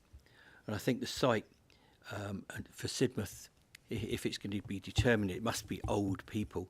Then I think it's going against to get a balanced community, because now is the time, and this site is probably a best site that could be available to get the next generation of Sidmouth, and perhaps the surveyor, with respect, should look at this rather than have old people there. Go for a completely different design, because I think you're putting a nail in Sidmouth's coffin by another home in an area that's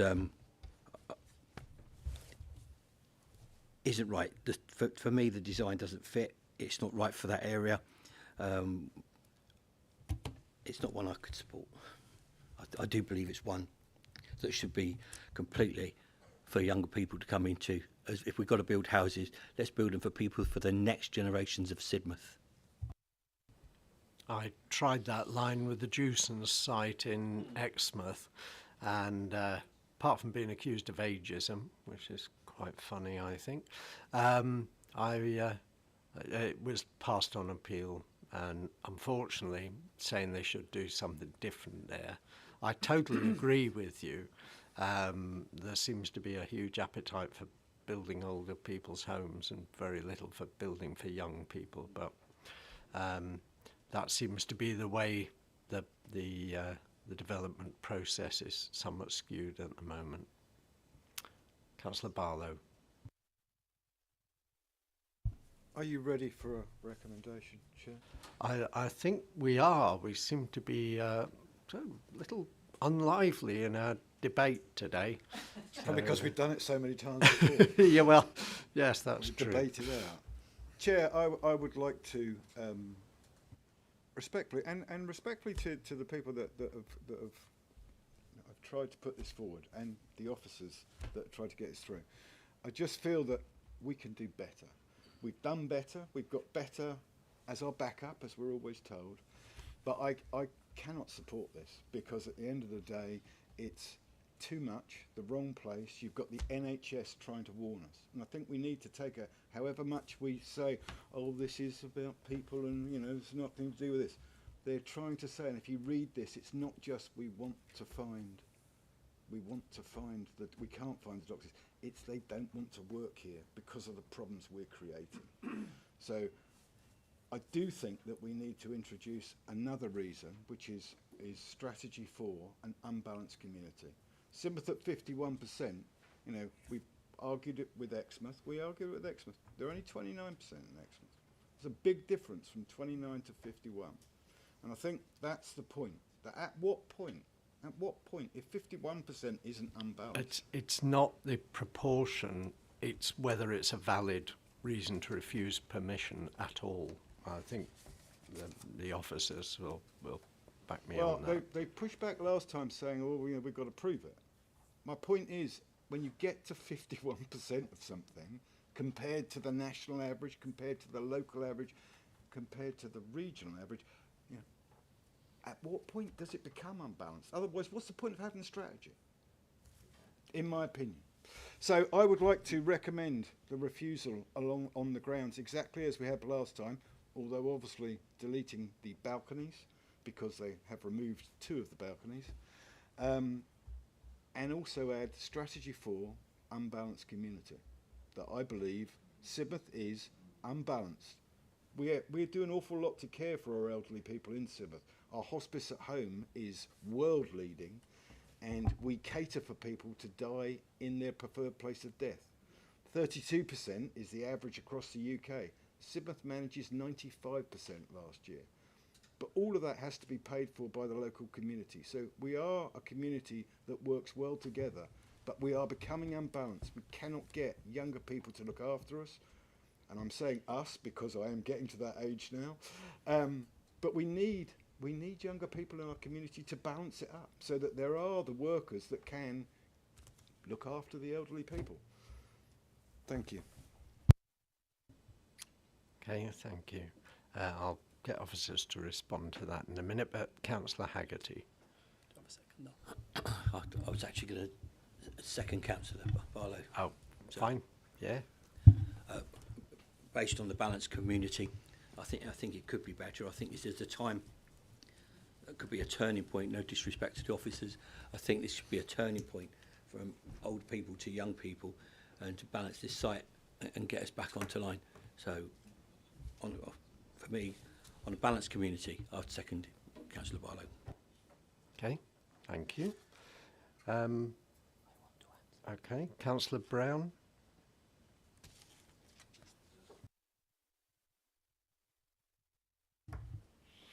Press the wrong button again.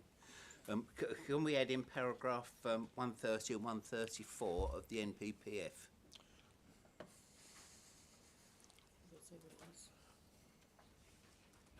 What do they say again? Right, they say, hang on, I've got to get it back. 130 says of the new NPA, a significant increase in average density of residential development in an existing urban area may be inappropriate if it results in the development which is only out of character with the existing area. And the other one says development that is not well designed should be refused, especially where it neglects to reflect the local design policy and government guidelines on design. Okay, thank you. No. I don't. 133, 1135 and 139. That was the. That was quoted last time. Yeah.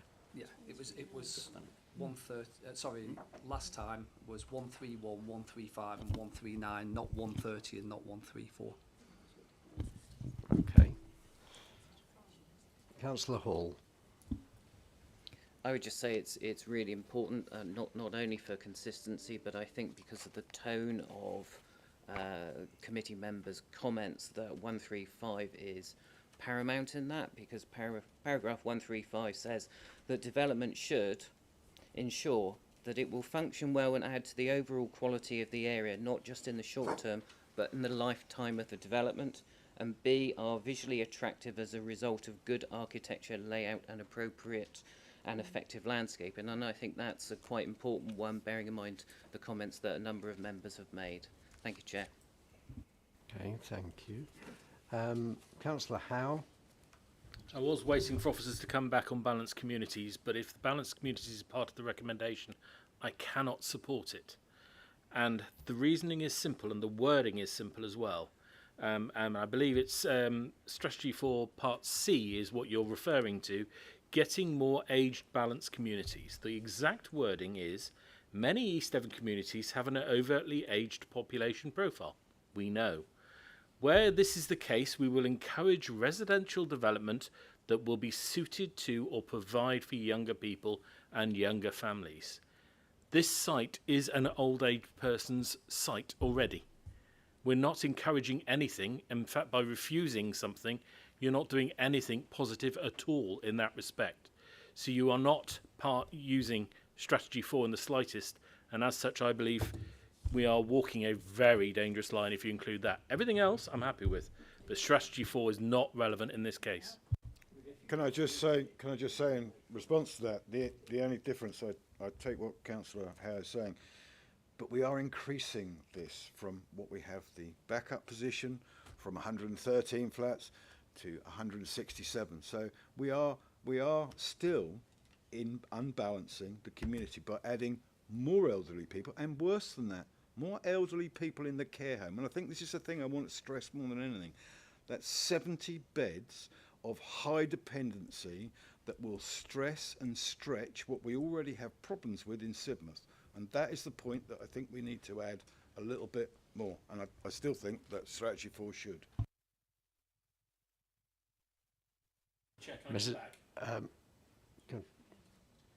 It's quite simple. The strategy does not include anything about preventing. It says about encouraging younger homes. We're not doing that. You are not complying with strategy 4, and it is a false change if you try doing it, and it would be really bad. Let's not forget there's already an extant planning permission for a facility already on this site. So I think we're on rather dodgy ground trying to refuse on that one. And as I'll just quote Mr. Hunter from last time, he'd rather have a few good reasons rather than throwing in everything that might be relevant. Saving me a job, Chair. There we go, thank you. Yeah, Councillor Brown. You can't include it's what Mike says is the fact. You cannot put that in strategy 4. You've got to leave that out. You've got to have simple things to go by, not things you can't argue. You know, we had that problem down at Exmouth where that was used, and that was totally overrode. I will happily, yet again, remove it from my... I think D1 design and local distinctiveness would really, we could argue it doesn't fulfil the conditions of that, but I'm going to let Mrs. Ormsby come back. So, well, what I'm understanding, Councillor Barlow, is that you're taking out the balanced community reason for refusal. So on that basis, then there's probably no need for me to comment further on that one. Appreciate your comments, just to know. Well, very much in line with what Councillor Howe has said. So firstly, yes, the site is already got an extant consent for older persons accommodation. So in terms of strategy 4C, it will not prevent a site that may otherwise be coming forward for younger persons' homes. Equally, it could be argued that that the freeing up of enabling people to downsize into suitable accommodation frees up family-sized accommodation at a time when there's a housing crisis and a real demand for all types of housing. Similarly, the matter that I mentioned earlier, if you've got a large elderly population in Sidmouth, the demand for this type of accommodation is likely to be greater than elsewhere. So for those reasons, I think we would very much struggle to defend a reason on the grounds of strategy 4. But as I hear, Councillor Barlow, you've been convinced by your fellow members, then we can then move on to the fact that your recommendation is for refusal on the basis of the 2 previous reasons for refusal, removing reference to balconies in reason 2. And I would just comment, because Councillor Brown, you'd mentioned about paragraphs 130 and 134. the NPPF, because it's so regularly updated these days, I think they're from a previous iteration. And the last reasons for refusal included paragraphs 131, 135 and 139 of the NPPF, which I believe of the paragraph reflect the matters that you were raising, that you felt should be included in that reason for refusal. So the recommendation I would suggest for members is reason 1 as set out, reason 2 as previous with the word and balconies omitted. Okay, so that's using the same reasons for refusal as last time. Councillor Anne Hall. With the balconies omitted, but there's been more balconies put on the south side, am I right in saying? But could we specify and say, I know we're saying refusal, but we would like them to be glass rather than the metal. I don't know if this is the right stage, but we're trying to better the design at some stage.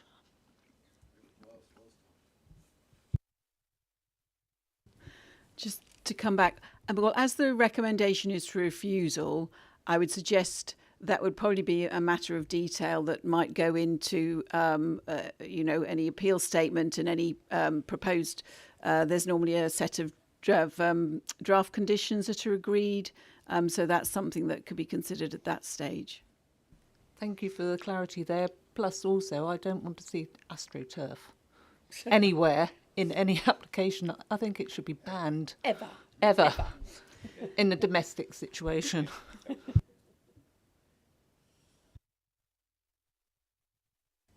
Right, so we have a recommendation to refuse, and can we, so on the same grounds as last time, which I think we said was 133, 135 of the NPPF.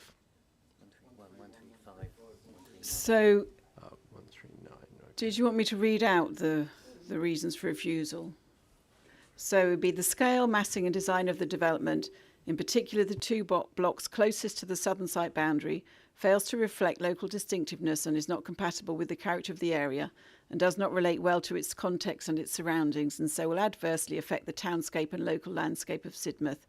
As such, the development is contrary to strategies 6 and 26 and policy D1 of the East Devon Local Plan, policy 7 of the Sid Valley Neighbourhood Plan, and the NPPF, in particular paragraphs 131, 135 and 139. And then reason 2, having regard to the provision of large windows in the west elevation of the southwestern block of accommodation and the building's scale and orientation, the development will result in an unacceptable level of overlooking and overbearing impact on neighbouring properties. As such, the development is contrary to policy D1 of the East Devon Local Plan, policy 6 of the Sid Valley Neighbourhood Plan, and the NPPF, in particular paragraph 135. Okay, thank you.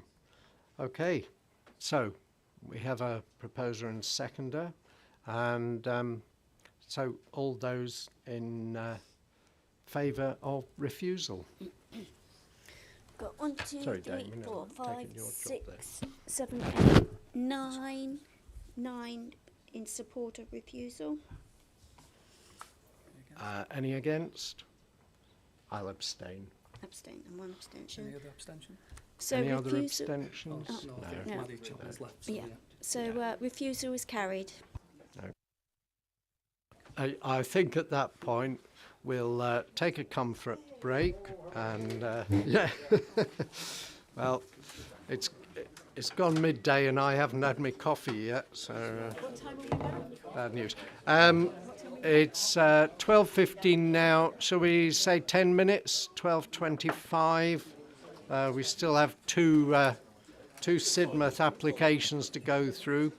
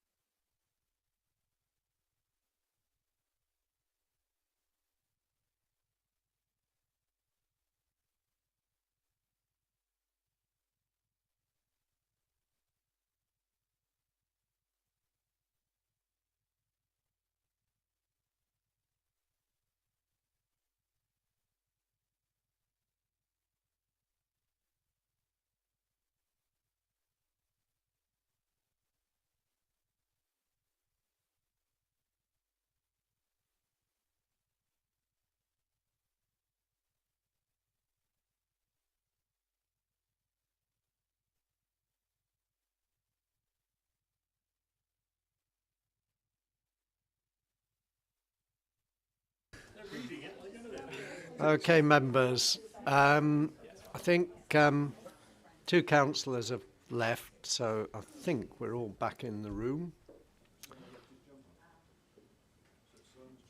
Looks like it. Oh, it Is he does gone look. for the day? It's got a Simon look to it. I'll take it up. Okay. Right then. We'll move on then to agenda item 9. This is planning application 231657 FUL, Sidmouth Drill Hole, the Esplanade. That's on pages 120 to 141 of your agenda. Jamie Quinton is going to present the report. Thank you, Chair. Good afternoon, everyone. So the following application concerns the conversion and extension of the Sidmouth Drill Hall into a restaurant and ancillary bar. The application is before you all today because the local authority is the current landowner and the application has received third-party objections. So on your screen now is the location plan for the site. So the application site consists of 2 distinct elements. You have the drill hall on the western side of the site and then the Port Royal toilet block on the eastern side. In order to facilitate the conversion and extension of the building, the Port Royal toilet block will be removed in its entirety. The site is located within the Sidmouth Town Conservation Area and forms part of a wider allocation for mixed-use redevelopment through the provisions of Strategy 26 of the East Devon Local Plan. And that allocation is titled ED03.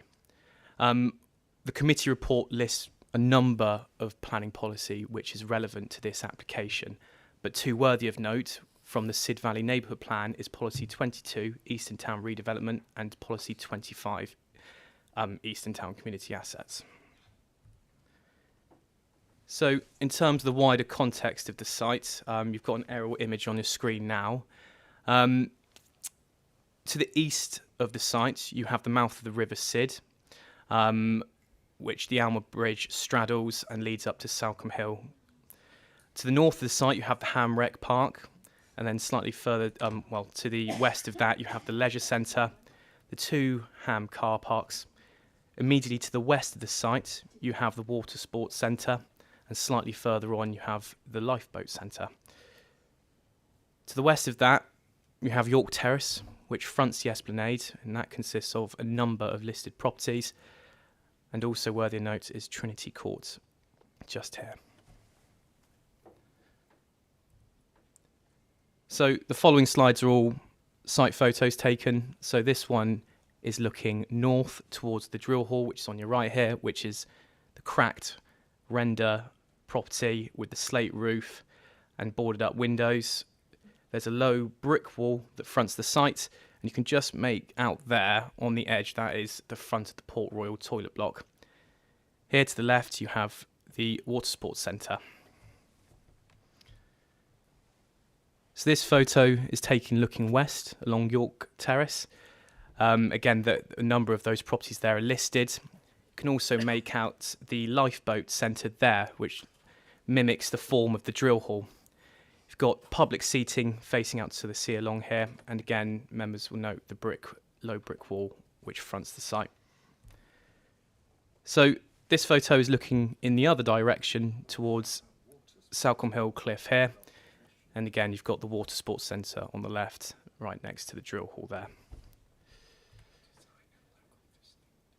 So this photo is taken just forward of Riverside Road, looking south over the Ham recreation grounds, and you can make out a quite distinctive roof pitch there of the drill hall, the rear of the Port Royal toilet block, and the rear of the Water Sports Centre there.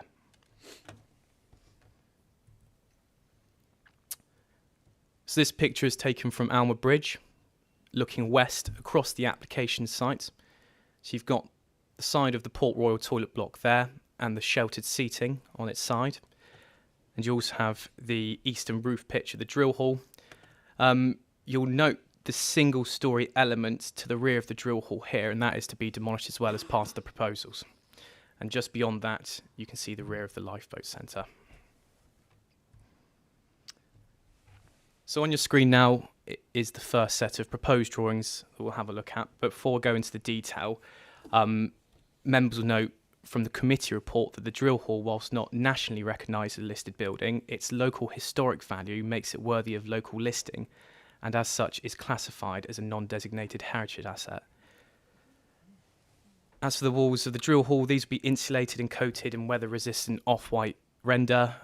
All new windows at ground floor will be enclosed with timber shutters, and all replacement windows would be dark grey aluminium frames. A new flue is proposed on the western roof pitch. And the second element of the scheme is the construction of the extension here, which seeks to mimic the form of the drill hall, having forward and rear projecting gable ends. However, the extension building would be finished in dark timber cladding and extensive glazed areas at ground floor. Again, members note that the brick wall would be rendered in the kind of off-white colour and extended around the entirety of the southern and southeast boundary.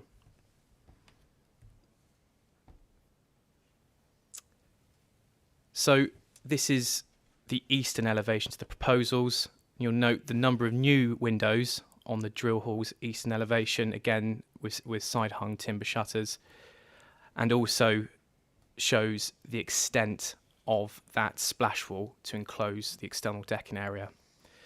On this elevation, you can also see the replacement toilet block here, which would be 2 accessible unisex toilets with internal baby changing. I would disregard this element here. This is the external terrace which protrudes from the water sports centre and does not form part of this proposal. So the use of off-white render and the additional windows would have a degree of impact on the character of the building. However, overall the works are considered to rejuvenate what is a jaded-looking building, and would go some distance in protecting the historic fabric of the hall from further degradation. The proposals are therefore considered to enhance the contribution that the drill hall makes to the conservation area, and this weighs in favour of the application. The scale of the dining room extension would be subservient to the drill hall, and construction materials were considered appropriate to this seaside location. As a result, despite its prominent position on the eastern corner of the esplanade, it would appear as a sympathetic addition to the street scene. So on your screen now are a set of the proposed floor plans. So these are the ground floor plans. There is a basement level below this, and due to the conversion works to the drill hall, there would be a loss of 2 lesser horseshoe bat roosts. However, this habitat is to be mitigated through ecological enhancement measures to the basement. As such, a European protected species licence would be required from Natural England. However, having applied the derogation tests, officers are satisfied that a licence would be granted if permission were to be forthcoming. So, the bar referred to in the description of development is within the drill hall and is located here on the western side of the building. You have internal toilets here, front and back of house kitchens here, primary dining space here. There is a single storey element that links the pitched roof extension building and the drill hall, and this will be primarily used as a preparation area and for storage. The extension would be primarily as additional dining space. So the brick wall that's to be extended around the south and southeastern corner of the site would enclose an external decking area to be used as additional dining space. And just behind that, there's proposed to be kind of raised flower beds behind. As part of these proposed plans, we also can see the floor plans for the replacement toilets, which again show that these would be accessible unisex toilets with baby changing.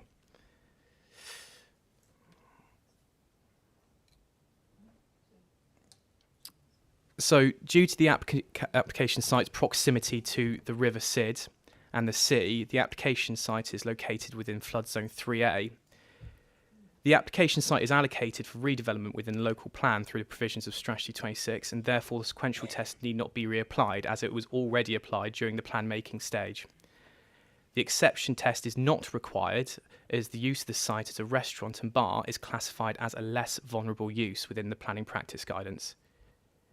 In response to concerns originally raised by the Environment Agency, the flood risk assessment has been updated to utilise the latest UK climate projections from 2018. So the flood risk assessment also proposes a schedule of adaptation measures which include the raising of internal floor levels, the height of electrical sockets, but also the extension and raising of that splash wall to enclose the south and southeastern boundary of the site. Floodgates would also be installed at the openings of that wall during a potential or the lead up to a potential flooding event. The Environment Agency now consider that the flood risk assessment is acceptable, subject to the submission of a flood warning and evacuation plan, and it is considered by officers that this shall be secured via a pre-commencement condition. So on your screen now is a schedule of plans for the replacement toilet block. This particular element of the scheme has prompted objections from third parties over perceived net loss in toilets at the site. However, due to budget pressures, it is not financially viable for East Devon District Council to continue operating all public toilets within the district. As part of the public toilet review, which some members may already be aware of, this classified the Port Royal toilets to fall within Category B, and therefore the toilets were firstly offered to the Town Council and then private businesses to take on the site. As such, regardless of the outcome of this application, East Devon District Council will not be operating or maintaining any toilet provision at the Port Royal site. The replacement, therefore, of the existing toilet block with the 2 toilets here is considered to be in conformity with the findings of the public toilet review and also policy 25 of the neighbourhood plan.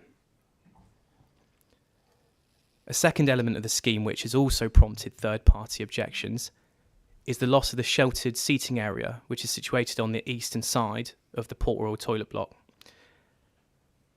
However, in this case, there is considered ample public seating immediately adjacent to the site, those that face the River Sid and also along the Sidmouth Esplanade.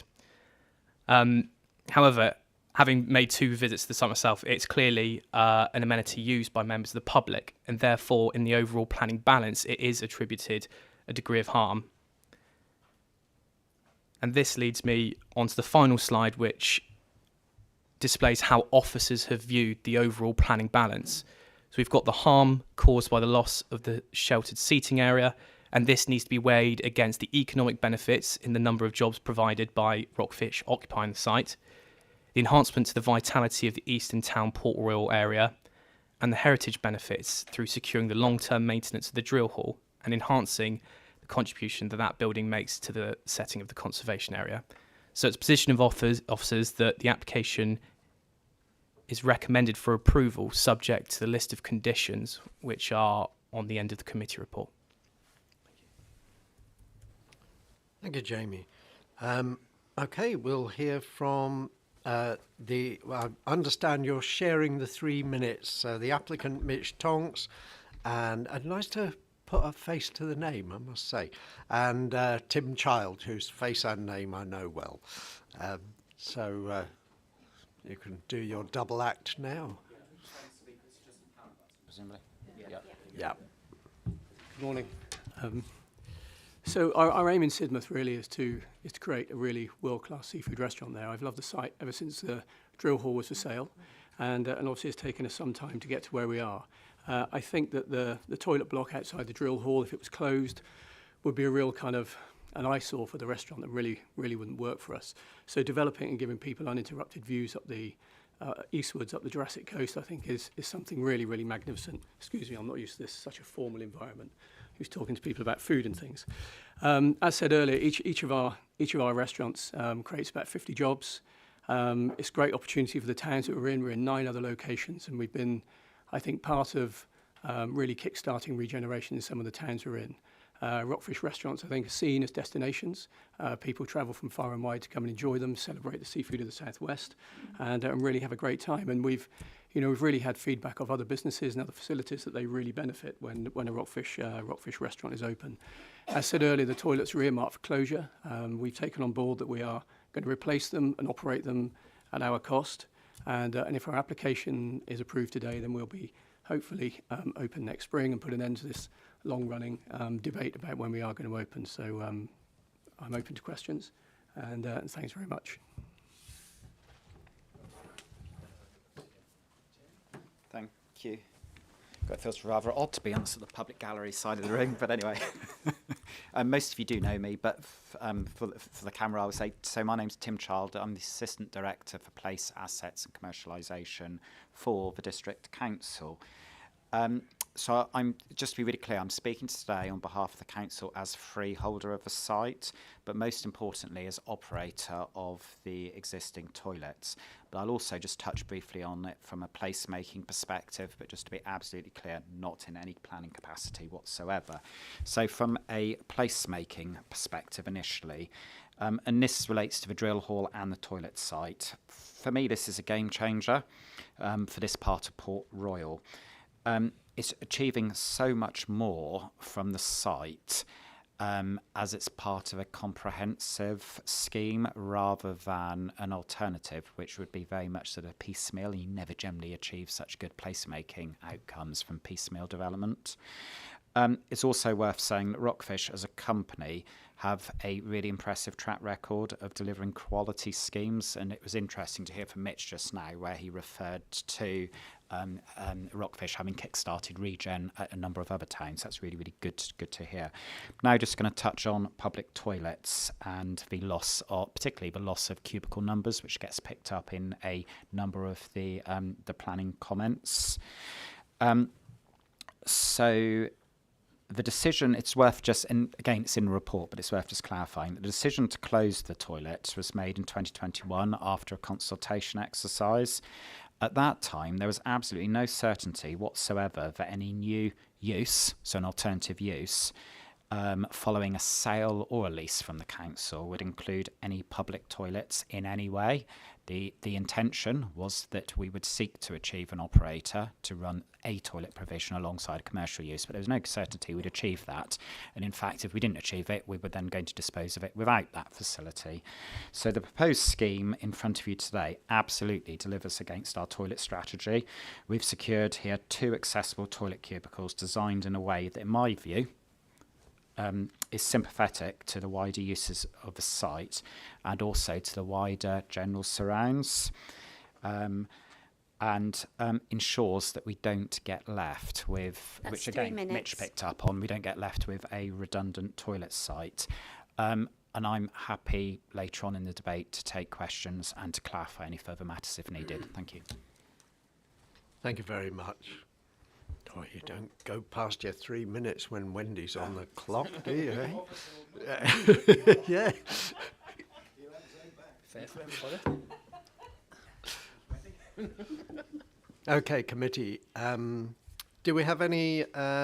We ought to hear from Kelvin first. Yeah, go ahead, Kelvin. Welcome back. Thank you, Chair. I'm Kelvin Dent. I'm speaking on this particular application as Chair of Planning on Sidmouth Town Council. And Sidmouth Town Council's position on this application is that we support the application, but we warmly welcome the proposal to open a fish restaurant in Sidmouth and welcome Mr. Tonks to the site. It'll be an asset to the town. I'm sure it'll be very popular. We also welcome the possibility that something will happen at last to the old drill hole, which is a constant source of complaint and embarrassment to the town.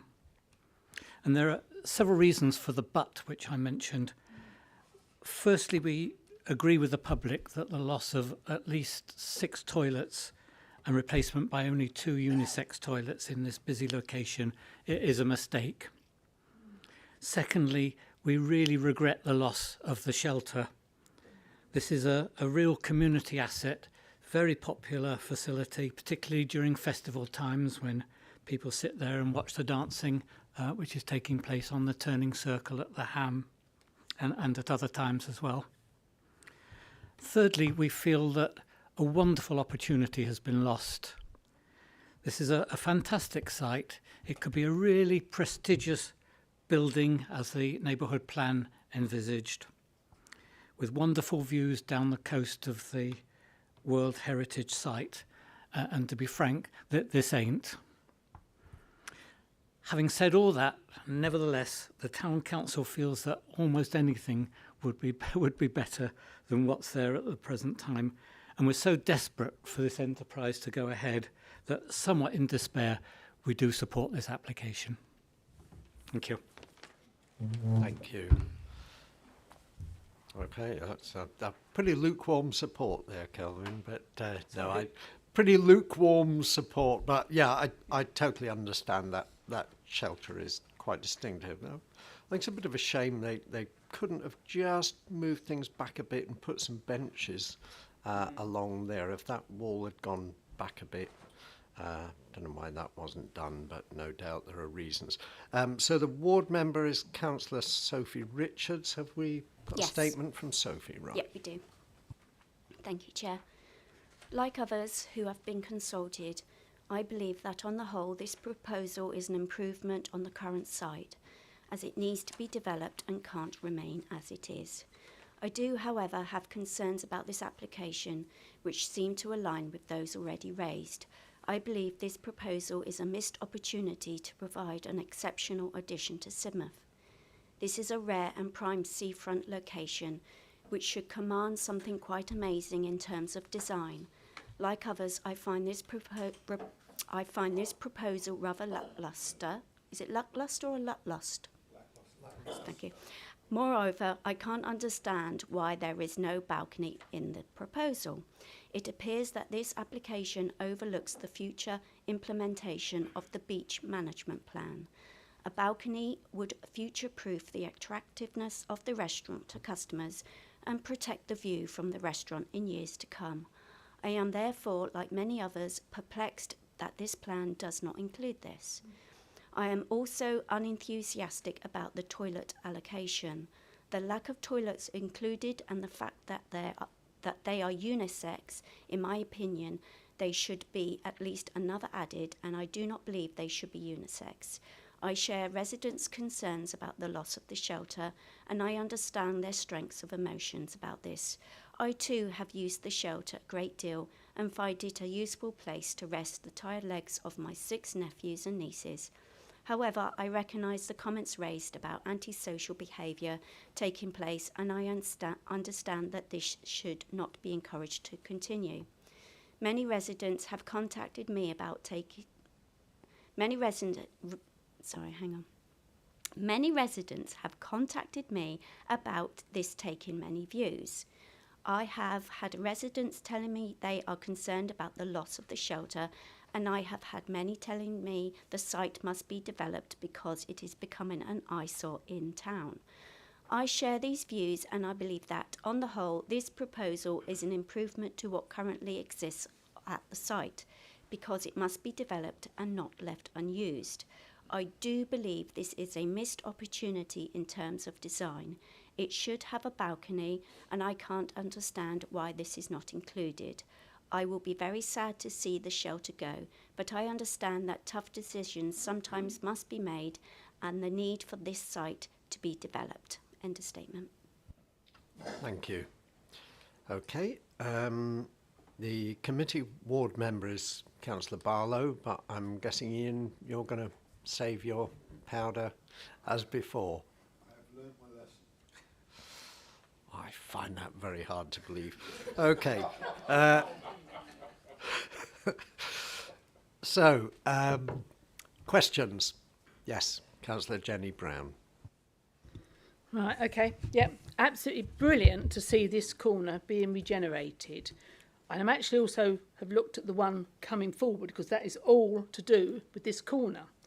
But I do feel that there's been a lack of discussion with East Devon, Sidmouth Town Council and the 2 sites, because the council were going to put toilets round outside the swimming pool, which people didn't want. So they've obviously got money for a toilet block.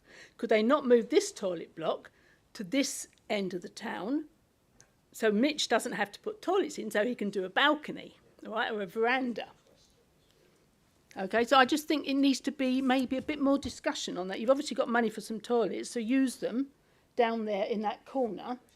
You're also going to need to have outside showers for people coming from the water sports centre. So I think there should be a bit more joined up thinking with this corner. Okay, that was me. Not exactly a question, was it, Jenny? Big statement. Shall we just go into debate? Well, Let's right. do it in that way. Councillor Barlow. I just want to ask the officers, the 1.3 metre wall that's going all the way around the perimeter, is the inside, it might be for Mitch, the inside, is that going to be raised then? Or is that not going to be raised? So the drawings we've got don't indicate that the decking area would necessarily be increased in height, but I would have thought so in order to provide, you know, line of sight out toward the sea, and also to match that the internal floor level of the building as well is going to be increased in order to ensure that it's acceptable from a flood risk perspective. Okay. Any other questions? Councillor Anne Hall. Thank you, Chair. I read about the beach management plan was suggesting they were going to raise the seawall. Does that have an impact on visibility, etc.? Or what is it, that beach management plan? Because it looked like it was imminent. Probably the ward member knows. The last thing that was trialled was a glass one, actually. Yeah, Councillor Barlow. They have moved on from that, and down that end of the seafront, they are talking about a 1.3, 1.4 metre wall at that end, but then that will taper down to almost nothing by the time you get a little bit further. Literally, that corner is the bit where it has to be raised because that's its lowest point. Thank you for that information. And when we had Storm Kieran, was there any damage done to that area at all? Not to my knowledge, if I can go through you, answer that, Chair. Not to my knowledge in that area. Bit of water came over the top, but again, not an issue. Yeah, I think everything's set sufficiently far back. So did I understand, Jamie, that there will be raised floor levels in the building because of the flooding risk? And that obviously would improve visibility for the users, although that's hardly a planning consideration for us. Is that right? So I think Councillor Barlow's question was obviously about the height of the external decking area, about making views out towards the sea. The internal floor levels of the building itself, yes, would be raised to be above the flood level caused in a flooding event from the River Sid or overtopping from the sea. Sorry, Chair, is that you're saying that they're raising it inside? I thought the floor area was the same in there, and we've got to put a gate on the front to make sure it doesn't get water in it. They're not using the basement because obviously that could flood. So in this case, the ground floor level of the drill hall and the extension would be raised to be above the flood level of a flooding event. So yes, they would be raised, yeah, internally. Okay, thank you. Councillor Haggerty. Just moving on from Councillor Brown's question or a debate question, can I ask the question, is it possible that East Devon, Sidmouth Town Council could work together with this developer to have the toilets? Because everyone's complaining about unisex toilets anyway. Could the toilets that are going into Sidmouth for East Devon be moved to that end at all on location? It's just a question. I think we've had an application for a toilet block and the alternatives have been considered. So I think it's back to the drawing board for the officers. But obviously that space isn't going to be available anymore. So I don't think that end is a possible location. Okay, any more questions? Oh, I had one. I can't see any solar panels on the design. No, so there aren't any solar panels being proposed. We don't necessarily think in this case that would possibly be appropriate considering the building's prominent position in the conservation area. So in this case, we haven't sought those via condition. Okay, that I kind of thought it might be something to do with that. And Councillor Richards suggested there should be a balcony. Presumably that would be on the gable end of the drill hall she was suggesting, and I'm assuming that's not being considered for sort of heritage reasons as well. So as officers, we hadn't taken part in any discussions prior to the application taking place. We don't know what has been considered at the when the plans were drawn up. But yeah, absolutely right. I think that feature in itself has potential issues in terms of the character of the building, potential loss of historic fabric, and also the subsequent impacts on the conservation area. Okay. Any more questions? Okay, we'll go into debate then. Councillor, yep. Well, we'll start with Councillor Howe as he hasn't spoken yet. Go ahead, Mike. I don't know. It's just one of those where you sit and look at it and think a damn good bulldozer could have made a damn sight better job of this. And I know that's contentious, and I get the local listing and everything else, but this could have been a real world-class building. It's going to be fantastic, and I know the applicant is going to make a really good job of it and everything else, but it doesn't stand out. It's not really nice. It's an old utilitarian building. It's not even that old, pre-war.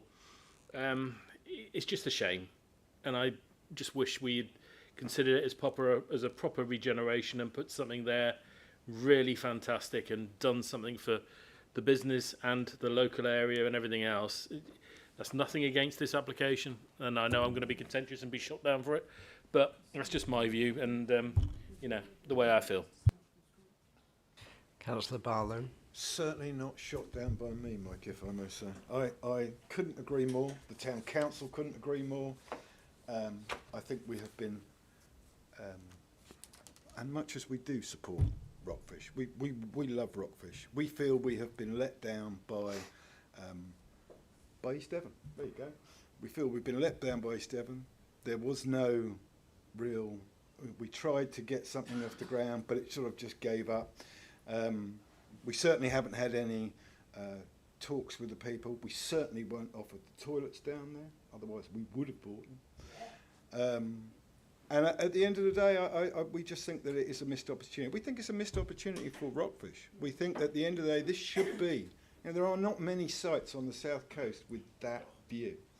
And here is a thing that could be for not just Sidmouth, not just for Rockfish, but for the whole of East Devon. This is a world-class site. And at the end of the day, we're going to end up with a seafood restaurant, great, on the seafront, great again, with possibly some sea views. But if you design it the way you've got it there, with a 1.3 metre wall, with plants above it, you ain't going to have many sea views. 1.3 metre wall was all part of the flood risk environment agency. We realise that, but this is sad, and this is why if you had, if there had been a better design, and again, I don't want to stress this or carry on because this is, we look at what's in front of us. It's just an opportunity that could be better for everyone involved. And I was always taught the worst sort of deal is where everyone could do better out of it and no one's really won out of it. And here is a deal that is atrocious. Sidmouth is losing toilets, and a lot of toilets. It's not 6, it's 10 toilet cubicles plus a very large urinal. And we're getting 2 in its place. Which, again, it's not Rockfish's fault. Again, I think Sidmouth really wants Rockfish to come there. We want this area to be cleaned up. We just think that we are missing, from everyone's point of view, such a better thing.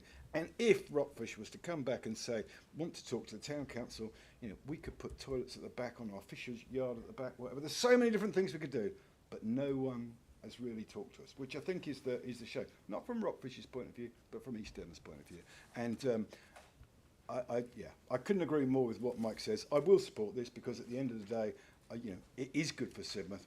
We welcome Rockfish in. It will tidy up the area. The drill hall, it's not a heritage asset. It's not even a local heritage asset. A few people moaned about it. It's a horrible building. I worry when Mitch gets in there and starts taking it apart that it's going to fall apart. However, buyer beware, as we were told earlier, it's being taken on, and good luck to him doing it. But, you know, to me, should have been knocked down, should have been done. Town Council actually passed it to be knocked down. This is going back 10 years ago. But then East Devon got cold feet because Sidmouth is very vocal when it likes to moan about things. So I would just like to say, welcome to the town. We really are positive for it. We really want to work with you. However, what a wasted opportunity. What a wasted opportunity. Thank you. Well, coming from somebody who opposes knocking down a toilet block and is quite happy to demolish a drill hall with some kind of historical associations. It needs to be replaced with something. Yeah, I appreciate. No, I'm talking about other toilet blocks. Yes, I mean, it's obviously regrettable, but we have to bear in mind that that toilet block was scheduled for closure anyway. Okay. If I can just come back on that, it was actually A stroke B. They weren't quite sure, and then it might go for commercial, but it would be offered up first, had to be with toilets. But look, someone had an agenda, and we weren't offered it. It went then, and that's the end of that. So I'm, you know, look, we are where we are. I can't change the past, but yeah, not all. No. And having been on planning for about 5 years, I can tell you I've seen a lot of missed opportunities. So I think if we rejected everything on the grounds that it could have been better, we'd be in a bad way. Councillor Bailey. Thank you, Chair. Well, I agree totally with Mike and with Ian. However, let's get to the crux of the matter. We have to deal with what's in front of us. And that is, you know, we can all regret things in life, but it doesn't work like that. Life is onward going. It's not, oh, I wish I did that 20 years ago. And, you know, as you say, it could have been knocked down 10 years ago, but it wasn't. So we have to accept what's here. Now, we're fortunate in Exton, we have a Rockfish down by the marina, which formerly used to be known as the docks, but I get in trouble for calling it the docks, so I have to call it the marina. And it's, my daughter lives about 200 yards from it. So I'm always having down my daughter, my grandchildren, passing Rockfish on a daily basis. It's always busy. So it brings a lot of business to the town. And I'm sure people just don't come for Rockfish. They come to Rockfish and have their meal and have a good experience. But then nice sunny day, they spend the rest of the day in Exton. So it benefits not only Rockfish, but the whole of the town, business-wise. So I'm in favour of it, despite the objections by my fellow members. I mean, I think, well, concerns then, shall I say. Comments, yes, right, we'll get it right. But I would be in favour of this, and all the best, and I hope the building doesn't fall down, Mitch. Thank you very much indeed, I hope so too. Yeah, I mean, I'll just say, yeah, Rockfish and Exmouth has been hugely successful, and I wouldn't say it's a particularly distinctive building either, but it's I would beg to differ. It's How a many modern. buildings do you know that are refuges? Right on the end of the harbour. Absolutely, you know, it's in a prime position. Yeah. It's got a good view, but it's not a particularly distinctive building in itself. I'm just making the point, you know, there kind of is precedent there. Okay, Councillor Haggerty and then Councillor. Thank you, Chair. Well, you can moan about the design, but the design, what's there already, I think this is a great step forward for Sidmouth. It's a move. I think people would complain of whatever design is there anyway. It's a great move, and I think, if I remember rightly, the wall is something to do with the Environment Agency is why it's got to go that way, so it's really irrelevant there. I think it's a great idea. I'd be ready to propose to accept, Chair. I was going to say I think we're working towards that, but I'll just hear from Jenny Brown first. I was just going to ask Mitch, would you have, through the chair, would you have liked a veranda at the top level? would I like to have A veranda. It was A in- balcony. It was actually in the original scheme, and we looked at it and the cost and budget of putting it in. I mean, the whole front gable is pretty dilapidated, so the cost of knocking it out was pretty difficult. And then in later designs, I think we took advice, and it was sort of felt that it would be against the sort of heritage and so forth. So we kept the scheme as it was, just to get it through. But I agree, there's a kind of lost opportunity, because right up in that small gable is a lovely little bar. And if that whole gable was taken out, you'd have spectacular views. But I've been really interested. I don't want to muddy the waters now, but I've been really interested by the views, and I think it'll probably be. I think we'll probably look at it and come back with a few revisions, particularly about the seating. I take that on board very much. Toilets, we took all the advice that we needed to or had to. So I was doing what I thought we were guided to. But I do take community seating as being something we should have. Maybe we can set that wall back slightly and accommodate that. I like the idea of people being able to sit there for festivals. So, we'll probably need to come back with revisions. And I know my architect's watching. He'll be saying, "What on earth are you doing?" But I believe greatly in Rockfish being an asset to the community, not being something there and just doing it. So, if you do get an application, look at it speedily. Future one. Thank you. I'll just check with the officers, because I think that would need a variation of condition, would it, if we come back with a slightly altered Depends on the scale and nature of the changes. Yeah, from what you've just spoke about, yeah, it sounds like probably would fall within the scope of variation. But if you are then looking to introduce new elements to the scheme, that may require a new application altogether. Yeah, I don't think we'd want to do that. We want to be open for spring, but I think if there's a way of us accommodating some of the suggestions that have been made today that for the benefit of the community, I think we have plenty of room there to make it work, then let's look at how we can do that. Okay, thank you. Okay, committee, I think we're ready for a recommendation.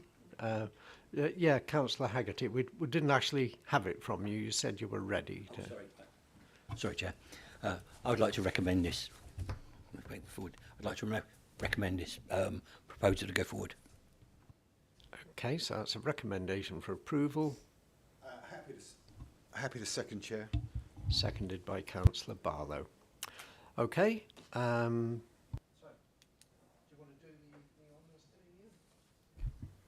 do, Chair. So recommendation for approval in line with the proposed conditions by the planning officer. Yep. Okay. All those in favour, please. Unanimous. Unanimous. Thank you. Thank you. Okay, thank you. Thank you Yes. very much indeed.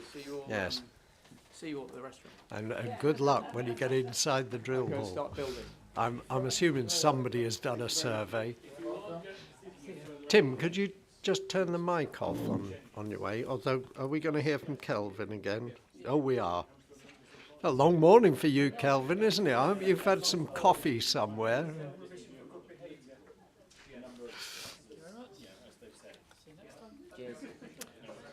Okay.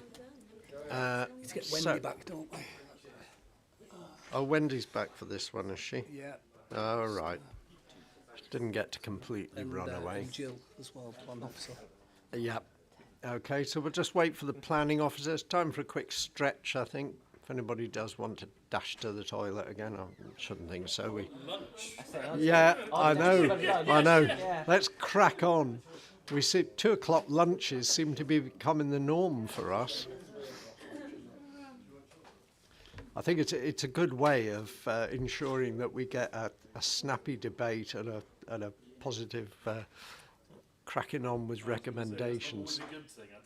No, exactly. We don't want to rush things through. Welcome back, Wendy. Jill's on her way, is she? Yes. Yeah. Great.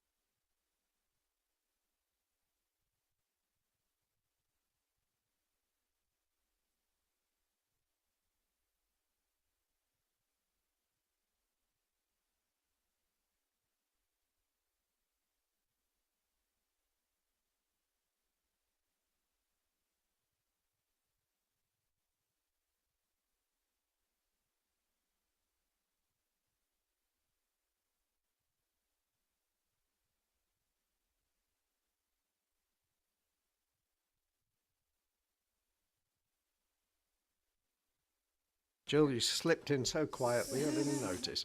Okay, this is planning application 240823 FUL Sidmouth Lifeboat, the lifeboat station Sidmouth.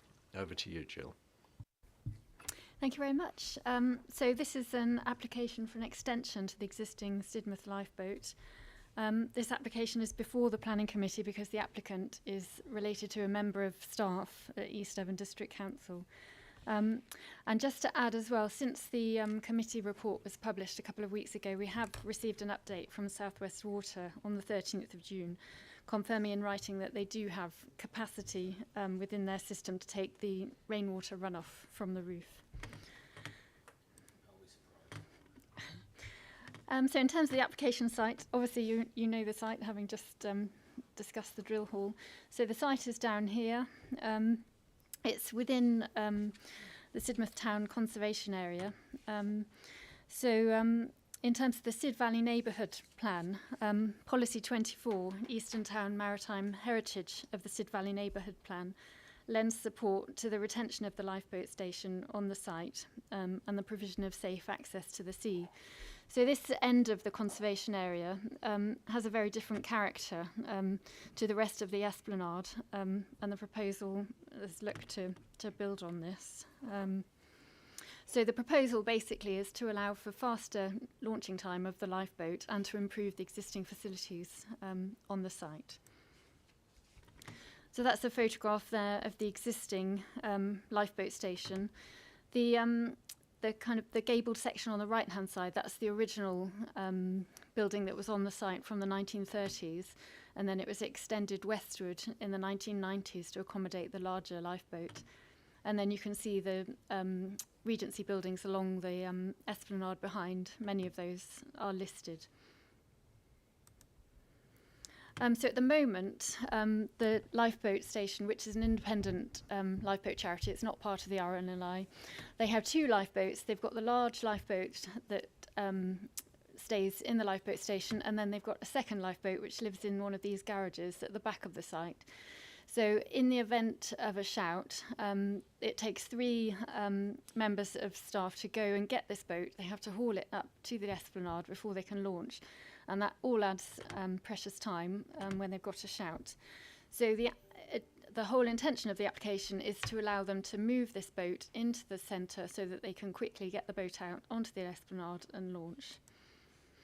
So this is the existing site plan. The lifeboat's in here. And so the site for the extension is this area inside here, which is currently used as a boat park by the Water Sports Hub. So the extension is just, it's a 7 by 5 metre square extension. So it will have 2 boathouses on the ground floor, and it will also look to improve the facilities of the crew. There's no intention to expand on the existing crew. It will have the same number of staff and volunteers, so there won't be any difference in terms of residential impacts. And that's the proposed roof plan. So in terms of the street scene, you can see there the form of the building. It reflects the existing gables and picks up on the gables of the drill hall and the drill hall extension to kind of continue with that maritime character of this part of the site. So this is the existing ground floor of the lifeboat station.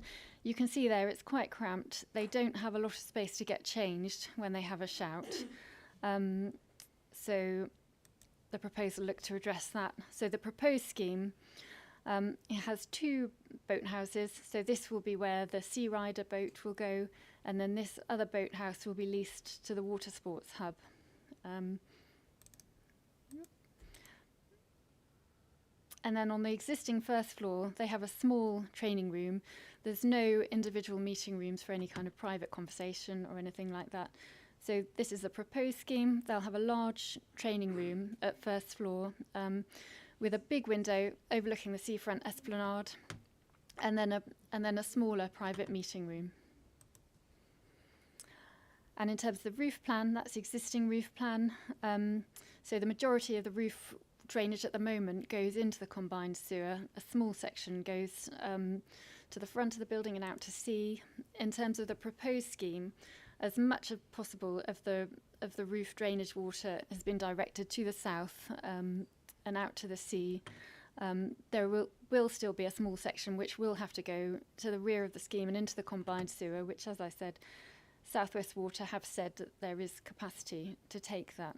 And in terms of the roofing material, the proposed extension will be clad in zinc, which will be similar appearance in terms of the colour to the existing slate, but it's much more robust in a harsh marine environment such as this. So in terms of the ongoing maintenance of the building, it will be much more straightforward. So there's the existing elevations of the building. So you can see the gabled form. That's the 1930s gable section there, and then the 1990s gable. And the rear of the building. So in terms of the proposed elevation, we've got a third gabled form, and then we've got the 2 boathouses to the ground floor and a large window overlooking the esplanade to the training room. And in terms of the materials, the extension has kind of taken its cue from the existing building. So the cream render will continue around the ground floor. There's accents of blue which pick up on the blue render plinth of the existing building and the blue fascia and soffits. The proposed windows and doors, we've got Akoya timber windows and Iroko timber boathouse doors, and these have got windows in so that even when the station is shut you'll be able to see the boats inside, and that goes to the existing door which is proposed as being replaced, and that will also have some windows in it so you can see the boats. So as well as it being a kind of useful community facility, it's also an interesting tourist attraction. And then we've got some sections there showing the training room in relation to the existing boathouse. So you can see this is an existing site photo of the existing lifeboat station, and this area between the lifeboat station and the water sports centre, it's a little bit scruffy at the moment, so there is the potential there to improve the quality of the conservation area. There's a few cycle parking stands outside the site at the moment, and these are proposed as being moved in front of the water sports centre, so they will be retained. The vehicular access will be maintained between the 2 buildings, so there'll still be space to get into the back of the site, into the boat park, and there's an adequate visibility display there. We have got some solar panels on the south-facing elevations of the building. I'll come on to why they're on the south-facing later on in the presentation. In fact, here it is. So this view along the esplanade in the conservation area appraisal, that's noted as being one of the significant views of Sidmouth. So putting the solar panels on the south-facing elevations means that they don't have any detrimental impact on that significant view. And that's the longer view. So the extension, it will barely make any change to that view. You'll just see a third gable sitting in between those buildings. And the proposal complies with policies contained within the East Devon Plan and the Sid Valley Neighbourhood Plan, and with the recommended conditions included in the committee report, is recommended for approval. Thank you, Jill. Yep, ward member Ian Barlow. No, well, no, you can speak now. Oh, sorry, we got Kelvin first anyway.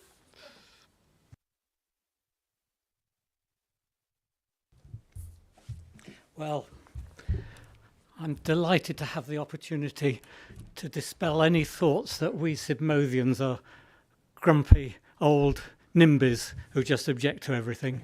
I mean, we're old, certainly, and grumpy on occasions, but on this occasion we're not NIMBYs. And the Town Council's position is to warmly support this proposal. It'll assist the safety of the public by providing a more convenient store for the small lifeboat.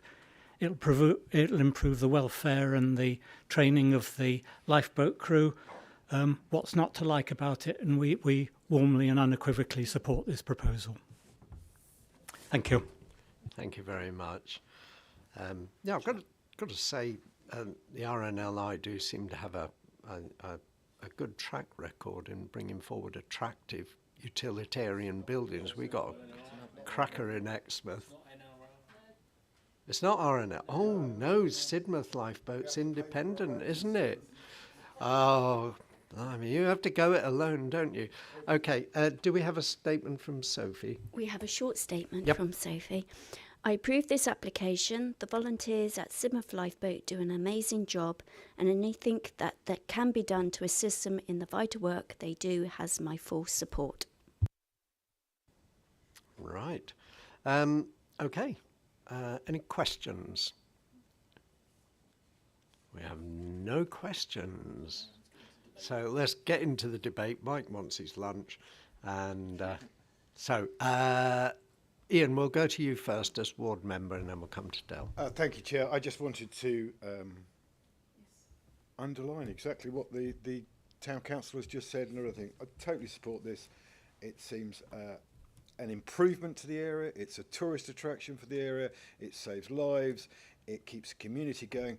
There's just every box has been ticked, and it's got solar panels on it, which at the end of the day, you know, what more could we possibly ask? So please, if it is acceptable, I would like to make a proposal. If you don't want to, but I would like to support this recommendation.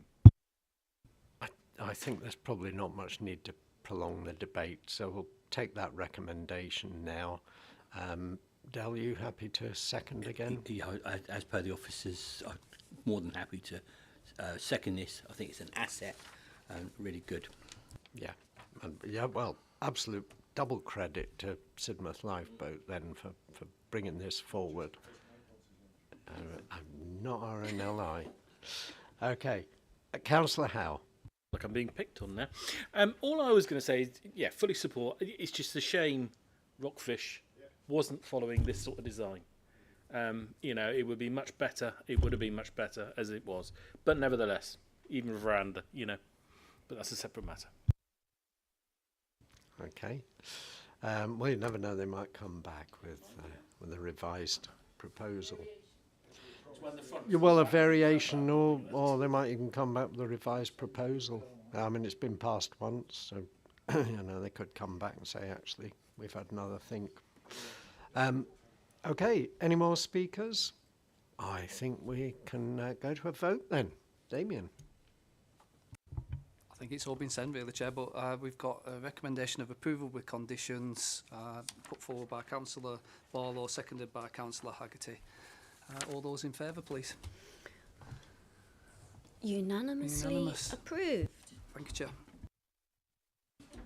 Well, when we make a decision, we make it all together, don't we? Okay. We'll take a lunch break. Shall we say, what, 2:15 to come back, or can we do it by 2? What do you think? Yeah, shall we say 2:15? We don't want to all come back with indigestion, do we? I find half an hour a bit tight for lunch. Yep.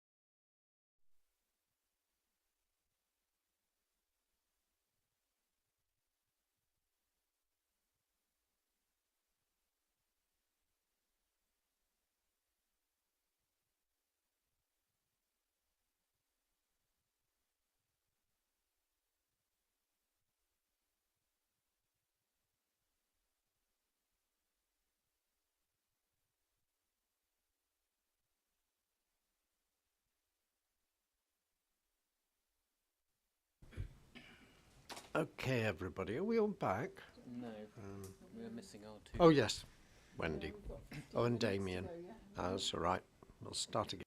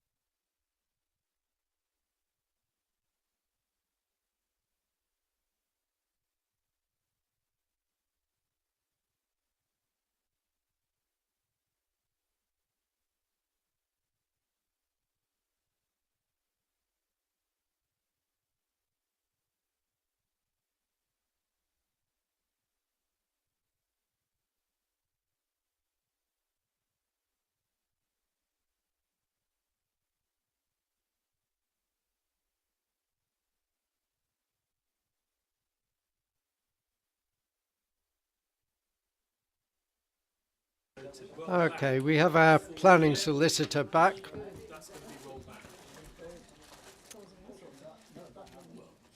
So we'll move on to agenda item 11. Do we need to do a roll call? Oh, yeah. Shall we do a roll call, Wendy? Just check Yeah, I we're think all that's here. best because we've had a few leave, haven't we? Yep. Okay. Shall I do that now, Chair? Yeah, Okay. So I'll start with yourself, Councillor Davey. present. Thank you. Vice Chair, Councillor Matt Hall. Present. Thank you. Councillor Brian Bailey. Present, Wendy. Thank you. Councillor Barlow. Present, Wendy. Thank you. Councillor Colin Brown. Present. Thank you. Councillor Jenny Brown. Present, thank you. Thank you. We are expecting Councillor Bruce this afternoon because he is speaking on one of the applications. Oh, we have. Alistair Bruce. He's he's committee member. So we've lost Councillor Chapman. Councillor Haggerty. Present. Thank you. Councillor Ann Hall. Present, thanks. Thank you. Councillor Howe. Present. Thank you. And we've lost Councillor Smith. So we are caught for this afternoon's meeting, Chair. Thank you, Wendy. Okay, so agenda item 11. This is planning application 240673 OUT, Corey Hill, Coombe Raleigh, and that's on pages 154 to 168 of your agenda papers. Okay, oh, here's Councillor Bruce. You're going to join us now, Alistair? Yes. Yes. A couple of spaces up, a couple of places over here if you...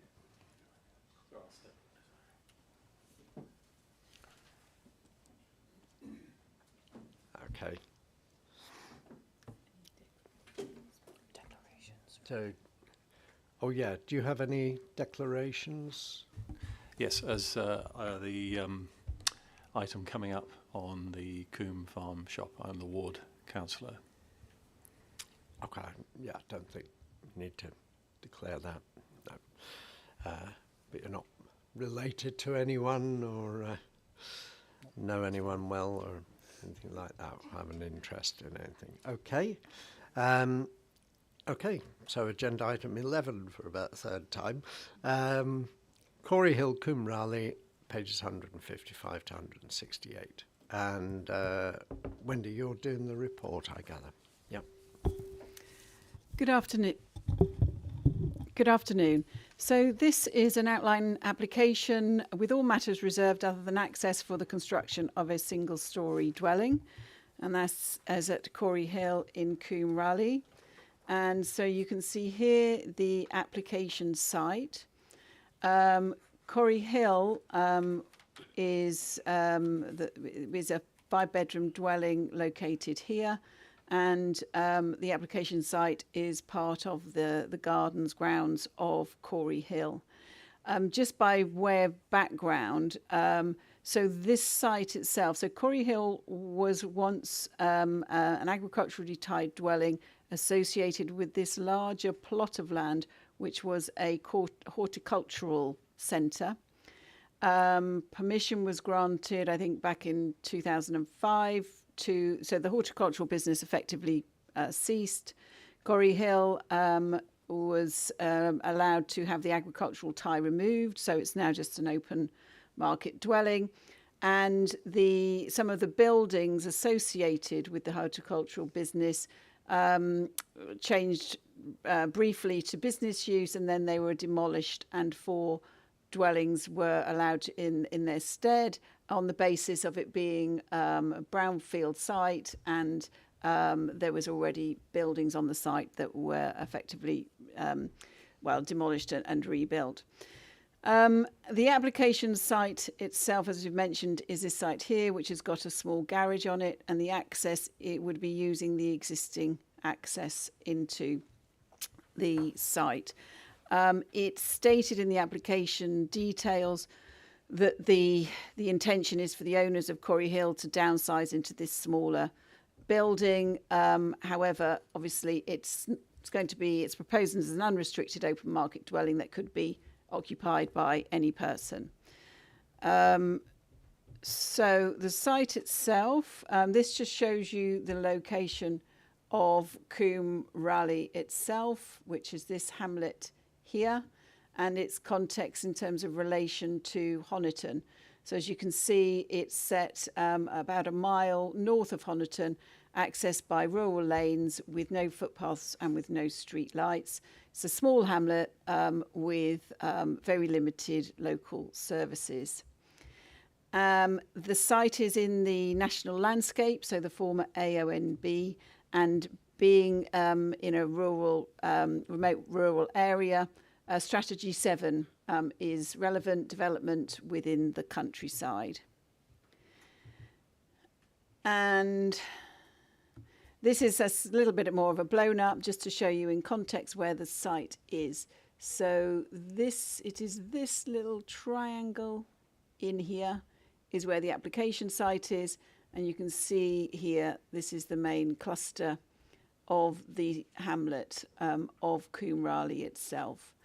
And as you can see, the site is it is quite well screened. It's got trees and hedgerows around it. There's another hedgerow boundary across here.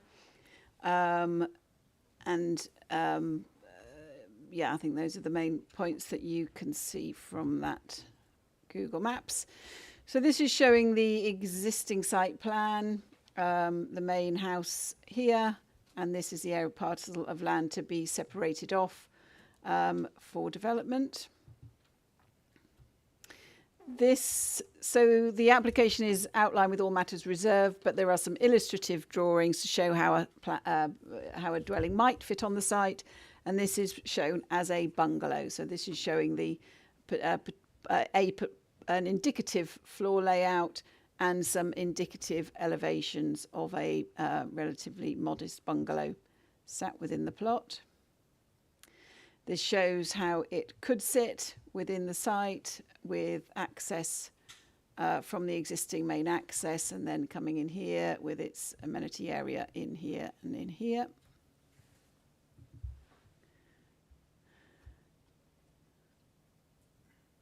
And that's a further plan just showing existing trees and hedgerows, and also showing the highway access and the visibility displays into the site, which are deemed to be acceptable.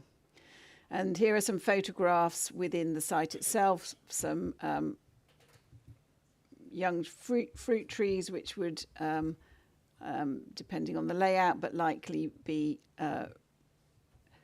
lost or relocated. They are relatively young, so they may possibly be able to be replanted. And you can see the hedgerow boundaries that surround the site, and the access gate is here, which is the access that would be reused. That is the garage, which would be demolished as part of the proposal. And here's a view of the main dwelling, Corey Hill itself here. Again, this is the access point. And this is another view within the site. So the key issues here is looking at the principle of development. So the site is outside of a built-up area boundary, where Strategy 7 says that development in the open countryside will only be permitted where it is supported by a specific local plan policy or development plan policy. And there effectively are no specific development plan policies that would justify granting this single new open market dwelling in the countryside. It's not proposed as an agricultural rural workers dwelling, and there are no other particularly special circumstances surrounding it. So it is also, as you can see, if we just nip back to the Google images, Coombe Raleigh is a small hamlet with very limited services. To access Honiton, which obviously does have a good range of services, if you wanted to go by foot, it would be walking along a rural unlit road. So we would deem this to be an unsustainable location for development, where occupiers are likely to be reliant on use of the car So contrary to local plan policies in terms of delivering sustainable development that have got safe and convenient access by means of alternative means of transport other than the car. And as I said, has no support in terms of policies within Strategy 7. On sort of other matters, there's no objections in terms of ecological impact. The landscape, it is in the national landscape. The Blackdown Hills National Landscape have commented. They haven't really set that. Sort of they have raised no objection to this, but nevertheless, whilst there are hedges around this site, the building will be visible, and there will be an awareness that where there was once an open field, there is now built development. So that in itself represents harm. So combined with the fact that it is in principle unacceptable, is a further reason reason that's come forward in the reasons for refusal. But there's no residential amenity is okay in terms of impact on neighbours, the amenity to future occupiers, highways, no objections in terms of visibility, highway safety. So the key thing really in this one, notwithstanding the fact that it's acknowledged there is local support for it, but that in itself isn't justification to be going against development plan policy. It is contrary to Strategy 7, and it is recommended for refusal for the reasons set out in the officer report, which is effectively that it is unsustainable development in a location without access, without where occupiers would be reliant on use of the car, and also that it would have an adverse impact on the natural beauty and key characteristics of the national landscape and the landscape character area in which it is sited. So this application is recommended for refusal. Thank you. Thank you, Wendy. Okay, so we'll hear now from supporters. There are two, I believe, Serena Sexton, Valerie Moran. You have 3 minutes, so if we could have Serena first on the list. And you will each have 3 minutes to speak. No, you can come one at a time. The agent will speak separately, yeah. I've got that here, yeah. Yeah, just tap it. Yeah, that's it. Thank you. I'll try not to gabble. My name's Serena Sexton. I've known Mr. and Mrs. Paget for 20 years as a friend and neighbour. During their 35 years of being in Coombe Raleigh, they've provided employment in various forms, as you've heard, through the nursery and at home. They've regularly opened their gardens, and the proceeds that have been gained from that has been donated to the fabric of the village hall and St Nicholas Church. They've also held musical evenings on a regular basis, raising funds for various charities, including Hospice Care and Exeter Cathedral. Both Mr. and Mrs. Paget use the local facilities. Coombe Raleigh is walking distance to Honiton High Street. I don't consider it to be remote at all, where the bakers, the butchers, the hairdressers, and that's all adding to the local economy. There's an excellent rail service from Honiton to Waterloo, again regularly used by people in our village. That again lessens the use of the motor vehicle. That goes to Waterloo and it also goes to Exeter. There's a bus service at the top of Coombe Raleigh servicing Dunkeswell, Honiton and beyond. You talk about a strategy, but we are encouraged to downsize. Mr. and Mrs. Paget currently own a 5-bedroomed house. They want to build a 2-bedroom bungalow for themselves, thus future-proofing into their old age, lessening the need for social care and the strain put on those services by remaining in a large house. Coombe Raleigh is a thriving community. Planning permission was granted for a farm shop. It's yet to be realised, but it has started. Activities in the village hall range from social events, yoga, keep fit, Pilates, all adding to the health and well-being of Coombe Raleigh residents, and there is a playgroup that 20 years ago would not have existed. There's also a defibrillator at the village hall, and that more recently has saved the life of a young teenager. This building complies with the Coombe Raleigh Parish Plan, albeit that it's out of date. It's 210 to 220, but it does comply with the parish plan, and it wasn't adopted. I have to accept that. But it does reflect the wishes and aspirations of village residents. I attended the parish meeting held that considered this application, where Mr. and Mrs. Paget attended and answered all the questions put to them. We recognise that a parish meeting is not as senior as an East Devon District Council, but it is a consultee of East Devon. They fully approved this plan. Why bother with consultees if you go against the village wishes, is my thought. This authority allowed the building of four-bedroomed houses on the land next door to Corey Hill, outside the said boundary that you've heard about, same boundary as you're considering today. There's a local primary school, walking distance. Children use their bicycles to and from school. That's 3 minutes. Sorry. 3 minutes. I've only got about 2 more sentences. Yeah, no, just round off. Okay. You're fine. So I was going to say Corey Hill is nearer to Honiton High Street than the development at Haynes Lane, and both Mr. and Mrs. Paget play an active role in the life of the village, and they would be a sad loss to the life of the village should they move away in order to downsize. There's a paucity of 2-bedroom, single-storey properties in Coombe Raleigh, and I think that each application should be considered on its own merits. Thank you. Okay, thank you. Okay, if we could hear from Valerie Moran, or Moran, is it? Moran. My name is Valerie Moore and I live in the village of Coombe Raleigh, which has been in existence since before the Domesday Book. It doesn't look today like it did then. It's gently altered and developed over centuries to accommodate the changing times, changing lifestyles, changing requirements of its inhabitants.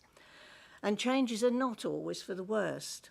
When I moved to Coombe Raleigh 16 years ago, the entire population pretty much was over pensionable age, and even the dogs were old. Since then, there have been significant alterations to the demographic of the village, with a number of young families taking advantage of the proximity to schools and shops, using the church and the village hall, attending the playgroup. Most of these changes have been advantageous, with newcomers slotting into the community and taking up responsibilities that older inhabitants can no longer cope with. The village has thrived and is thriving. It was sustainable in 1066 and it's sustainable now. How many hamlets with a couple of hundred inhabitants could have raised £110,000 in the last decade to restore and augment their church bells? Surely this display of energy and commitment indicates that embracing modest change is a good thing, demonstrating that villages such as Coombe Raleigh can, when sensible decisions are made, continue to be viable, providing homes for families and for grandparents into the future. I completely understand that the recommendations of the Planning Department are bound by legislation, but I would suggest that this application should be considered in the light of promoting modest but beneficial change.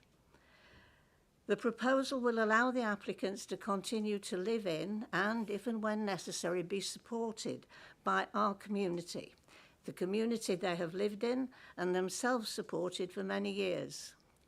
Their family home will be passed to another family who will contribute to village life in one way or another, and so the wheel turns if we let it.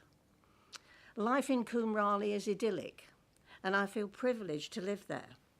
However, I can't subscribe to the idea that village life should be set in aspic. If we allow that to happen, our communities will atrophy. They'll rot from within, and that would be a tragedy. Sometimes we need to be flexible. The benefits of allowing this application outweigh any possible disadvantages by a long chalk. Yeah, it's a change, but it's a small change and one that promises to be valuable to the community. I would therefore ask the committee to consider these tangible but perhaps less easily defined benefits, as well as looking at the official guidance when coming to a decision. Thank you for listening. Thank you. And we'll hear now from the agent, Peter Thomas. Is this still on? Yeah. Okay, great. Okay, thank you for the opportunity to speak to you about these proposals. I represent Mr. and Mrs. Padgett. This is a proposal for a small future-proof dwelling, freeing up an existing home, which has been resoundingly supported by the community, both ward members and the parish council. There are also no technical issues which prevent planning permission from being granted. The proposal would provide a house lived in a short time frame and which would generate local construction jobs and benefits on brownfield land. The main issue, according to officers, is that the application is in an unacceptable location because Coombe Raleigh is outside of a settlement boundary and is not well related to services. However, this view is outdated when considered against national guidance and applying a flat balance, which is not contained in the officer report, which advises that a wide range of settlements can play a role in delivering sustainable development in rural areas. Also not mentioned is paragraph 83 of the NPPF, which explains that to promote sustainable development in rural areas, planning policy should identify opportunities for villages to grow and thrive, especially where this will support local services. It is not remote. Coombe Raleigh is a vibrant, active community and settlement. It contains a church, village hall, a bus service, and permission for an implemented village shop. There's no definition in the local plan as to what is meant by well related to service and facilities. The site is well related to Honiton because it's only 0.7 miles from a school and 3 minutes away from the direct centre of town. Any journeys between Honiton and Coombe Raleigh are therefore very short. Paragraph 89 of the NPPF recognises that there will be different opportunities to maximise sustainable transport solutions in urban areas compared to rural areas. This proposes a similar distance to recently approved housing on the fringes of Honiton, less than a mile away. Members would be there from here in about 5 to 6 minutes. It's therefore directly accords with the provisions of 83, 89 of the NPPF and national guidance. On the national landscape, the photo slides do not show the full context of the site. The Council's own national landscape team have not raised an objection and advised that the site is well defined and self-contained. The proposal is very small scale, replaces an existing building, all hedges and trees can and will be retained, and the dwelling would not cause any visual harm. In summary, this proposal would clearly meet a definable role in supporting and enabling small organic growth of a village. It is well related to services, and there are clear material reasons in up-to-date national policy, not mentioned in the officer report, as to why the local plan can be departed in reaching a balanced decision. We therefore request that members recognise that no planning harm would be caused, the level of community support it has, and the benefits it would accrue as small-scale sustainable development, and request you support the proposals before you. Okay, thank you. Okay, the ward member is Councillor Brown, but I'm guessing you'd rather say... Yeah. Okay, so do we have questions? Councillor Barlow. Thank you, Chair. Obviously, the difficulty with this is we don't have a strategy for which to put it on. Obviously, Strategy 35 deals with affordable housing in the countryside, which allows you to do that. Is there not a way on a single dwelling? We talked earlier about, I think it was the Devon restriction, 157, that basically gives affordable housing to local people. It's always cheaper than normal housing. Would that not qualify for that? I mean, I know you're supposed to supply 66%, but that would actually supply 100% of affordable housing if that was something that we could put a condition on this. Because we keep coming up against this sort of thing. It's just outside the boundary, with industrial sites, Greendale, or it's a single house in the countryside. And I live in a small village, and I've said this before, you do need a little bit of growth to, again, downsize. So is it possible, if we were to put a condition on it that it was I think it's condition 157, but it was a Devon restriction so that this could only be sold to a local person in the future, would that allow us to use Strategy 35, should we want to? So Strategy 35 relates to, well, let me just quickly get it up. Check it.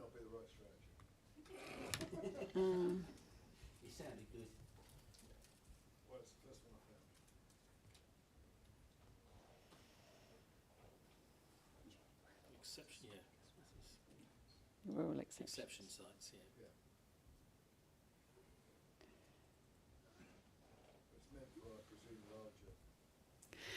So, yeah, I mean, rural exception sites are normally brought through, for example, maybe a community land trust or, you know, something that the parish council brings forward.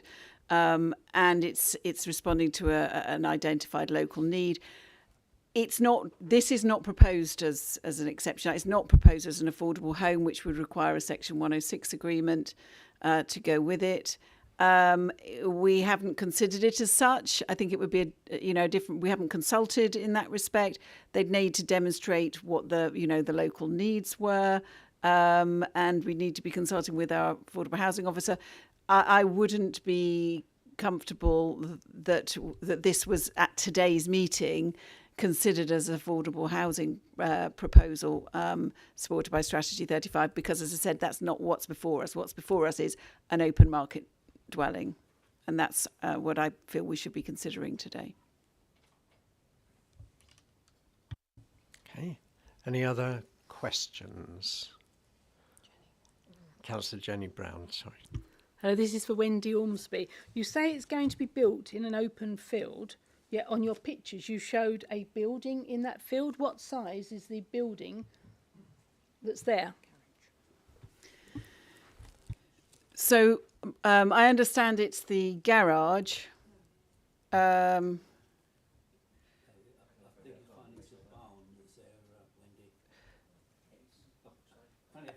applicant has given me the size. Just pass this over to me when they came in the room. Right. Although, again, it's, so if there's a barn there, I mean, we saw it in the picture. So this land, I understand, was granted, the curtilage of that building was granted planning permission to go to residential from horticultural. So all the buildings on that site would be deemed to be domestic.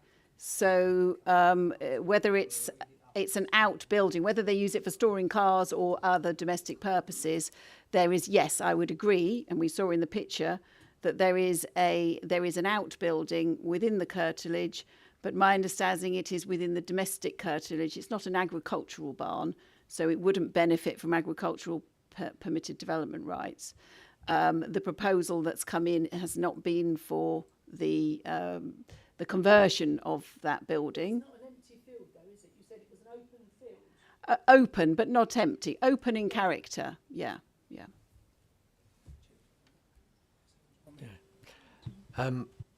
Our sharp-eyed solicitor has noticed a note being passed across from... No, you've just referred to having been passed a note by the applicant for some reason, so I thought, could you just read it out so that everybody can hear it? It looks a bit underhand, if not, doesn't it?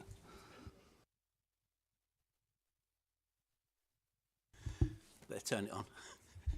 I would have brought it up. It said the existing building on the site is 10 metres by 5 metres, concrete base with planning permission. Corrie Hill. What's the purpose of passing that note to you? Well, I suppose it was so I could know the size of the building that's there. But isn't that going to be useful for everybody to know? I just asked the size. Right. Okay. It's just really just to put out to the meeting that if there's anything to be put forward, can we put it forward to everybody so that it's not looking like we're passing notes between everybody else? It's not very open. I would have brought it up that it had been passed. No, I appreciate that, but I'm more concerned with the fact that the applicants felt it appropriate to pass it to you and not to pass it to the planning manager and then ask her to refer to it to everybody. Okay, thank you. Okay. Councillor Bruce.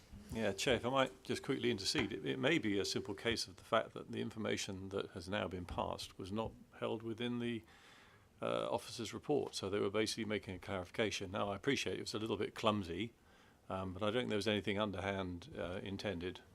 Maybe not, but what I was saying is it would have been better to have that note passed to Mrs. Ormsby, wouldn't it, rather than one particular member. Thank you. It just puts forward then a suspicion potentially of bias or predetermination, and I'm sure that's not the case, And so we don't want to go down that route. So if it's all done in a proper fashion, then we don't have those potential problems arising in the future. Because if this goes a certain way, somebody else sitting there who might not be happy about this, then might put forward some kind of complaint. So it's better to do things in an open and transparent way.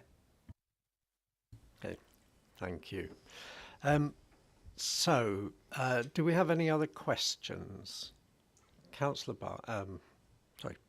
Bailey. Brian. First of all, thank you for mistaking me for a much younger man. That's made my day. Referring to this barn, garage, whatever you like to call it, it looks to be quite a high building. It looks to be higher than the proposed bungalow. So I'm just imagining that one would compensate for the other. If the barn was to be removed. I don't think there's a proposal to remove the garage. I believe it was, Chair. That's not what's been applied for either way. Well, I know that. I know that's not being applied for either way. I see that one would compensate for the other. The removal of the high roof barn, which is visible, and if it's replaced by a bungalow with a lower roof altogether, which wouldn't be visible behind the hedges. So I'm just making that clear. We need to actually look at the application, Councillor Bailey. That is the application.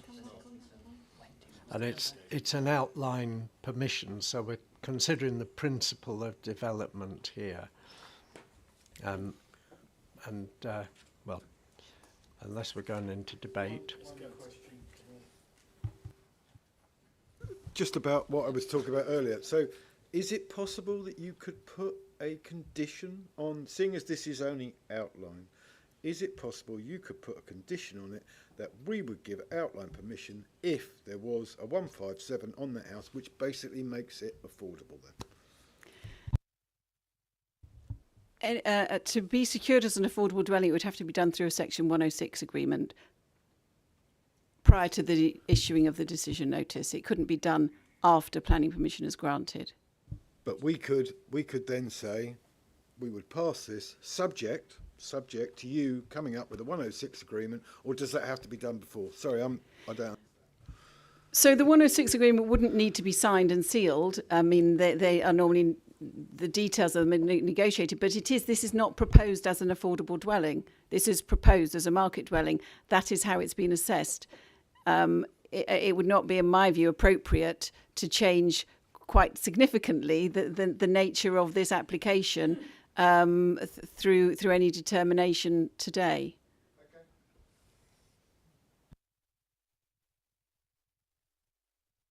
Just come back on.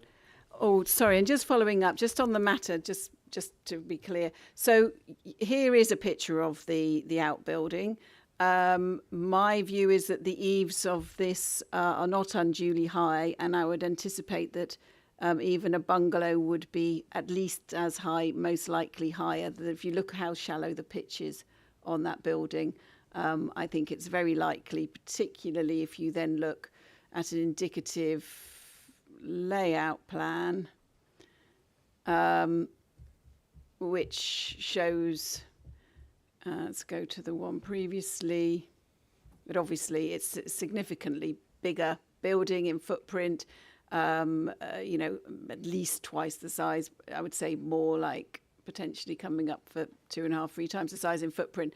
And the roof ridge will unless that was built as a flat roof building, almost definitely be taller. I think we've got a number of red herrings coming here.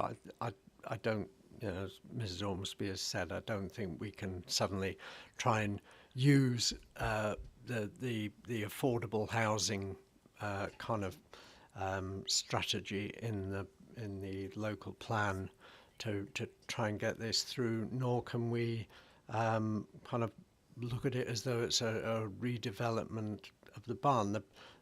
What we're looking at here is the principle of development, and it's development in the open countryside. And I'm waiting for Councillor Howe to tell me that there's absolutely no support in our local plan currently We're not in debate yet. for this. Well, I thought I don't, unless there's any other questions. We'll go into debate then. Councillor Howe. You want the ward member first? Oh, okay. Thank you. Right, this site in Coombe Riley is far closer to the town in Honiton than the Baker Estate, which we gave permission for 300 houses in Hayne Lane, which was in open countryside and outside the built-up area boundary. And the distance from Coombe Riley to the shops in Honiton is roughly the same distance it is from this building to the shops in Honiton. So it's close to the town. And there's also a regular bus service which goes from Coombe Riley into the town and beyond. The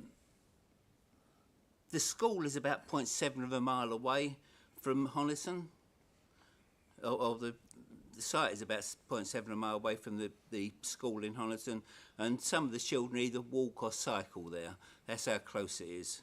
The district ecologist said the proposed mitigation and enhanced measures are considered appropriate for this site. The Blackdown Hills said the site is well defined and self-contained, but the design and details of the dwelling would be critical to conserving the AONB. We've got 12 comments of support and a recent planning decision which was approved by the inspector in Gittisham, even though he said it was contrary to Strategy 7. The inspector said Honiton contains a wide range of facilities and services. Though the relatively short distance could be cycled along narrow lanes, it was limited and basically impractical. But it can be reached quickly on foot. Like Gittisham, Coombe Riley contains few facilities, but there is a bus stop with services into Honiton and Taunton, and that includes going to the railway stations.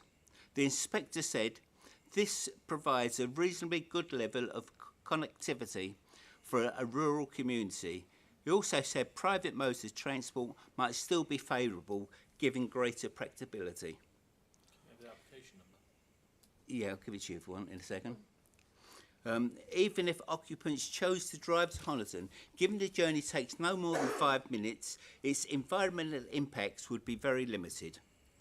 There are reasons why members can depart from the local plan through national planning policy. And it could be considered to be sustainable development because this is a village, because there is a village hall, bus stops and church within walking distance. It's a vibrant community of which over 30 people normally turn up for a council parish meeting, which is far more than you get at any other town or village in East Devon, I would imagine. And it will risk stagnation if smaller granite growth is not accepted. It's a very short distance from Honiton, and any travel journeys are short and is therefore close to all the services. People can and do currently walk between Coombe Riley and Honiton. The proposal will bring sustainable growth which benefits in freeing up a larger house for a family and allowing the existing residents to downsize. I mean, and you want the planning application? If you give me a second to look it up again. This is Goldton Farmhouse. Yeah. What's the number? 22-32983114. What? Oh, that's the appeal reference. Sorry, No. I've not got the application number. I've only got. Hang on, you've got it Oh, on I there. have. Yeah, 21-2474.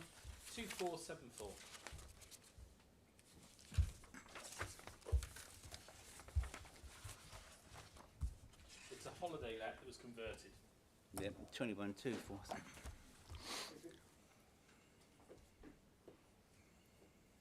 Councillor Barlow.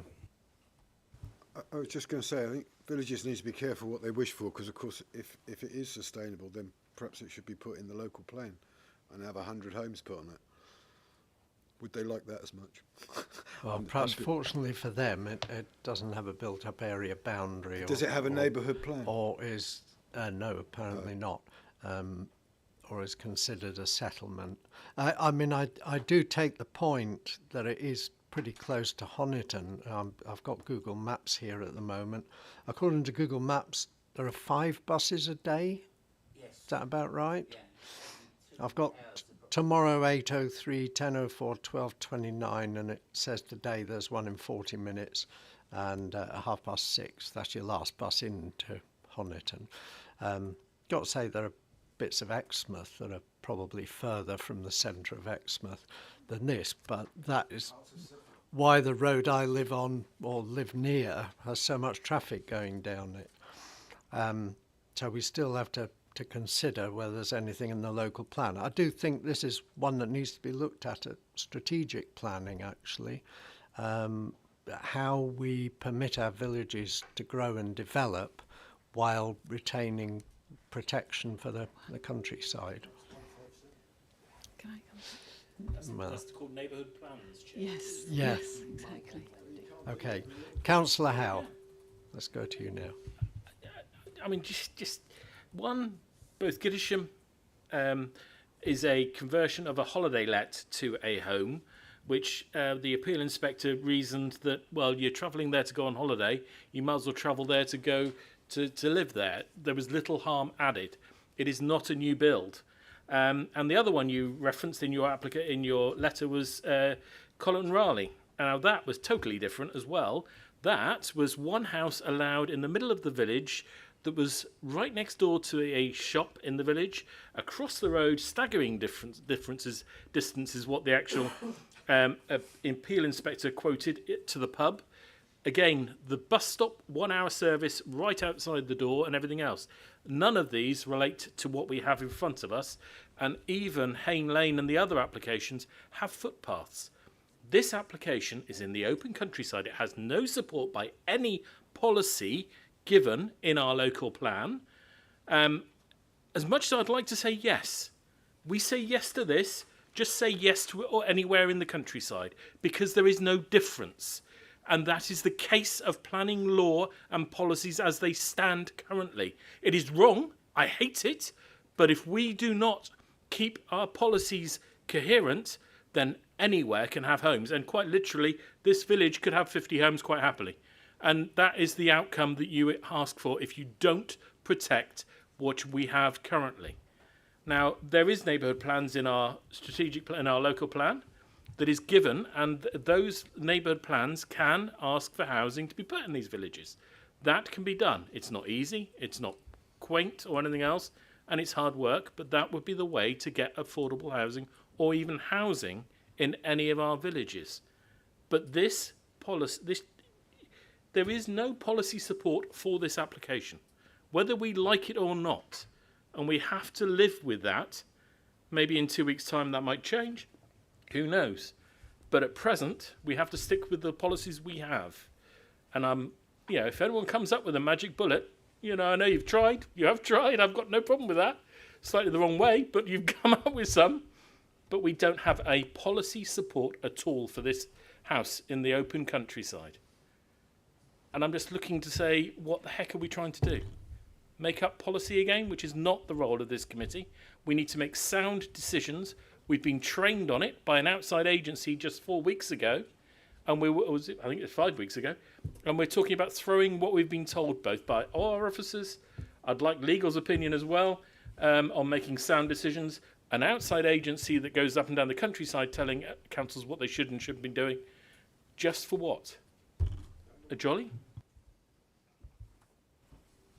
Well, I'm disappointed, Mike. I was all set to get bingo there when you said policy on the hoof, and I didn't get it. Okay.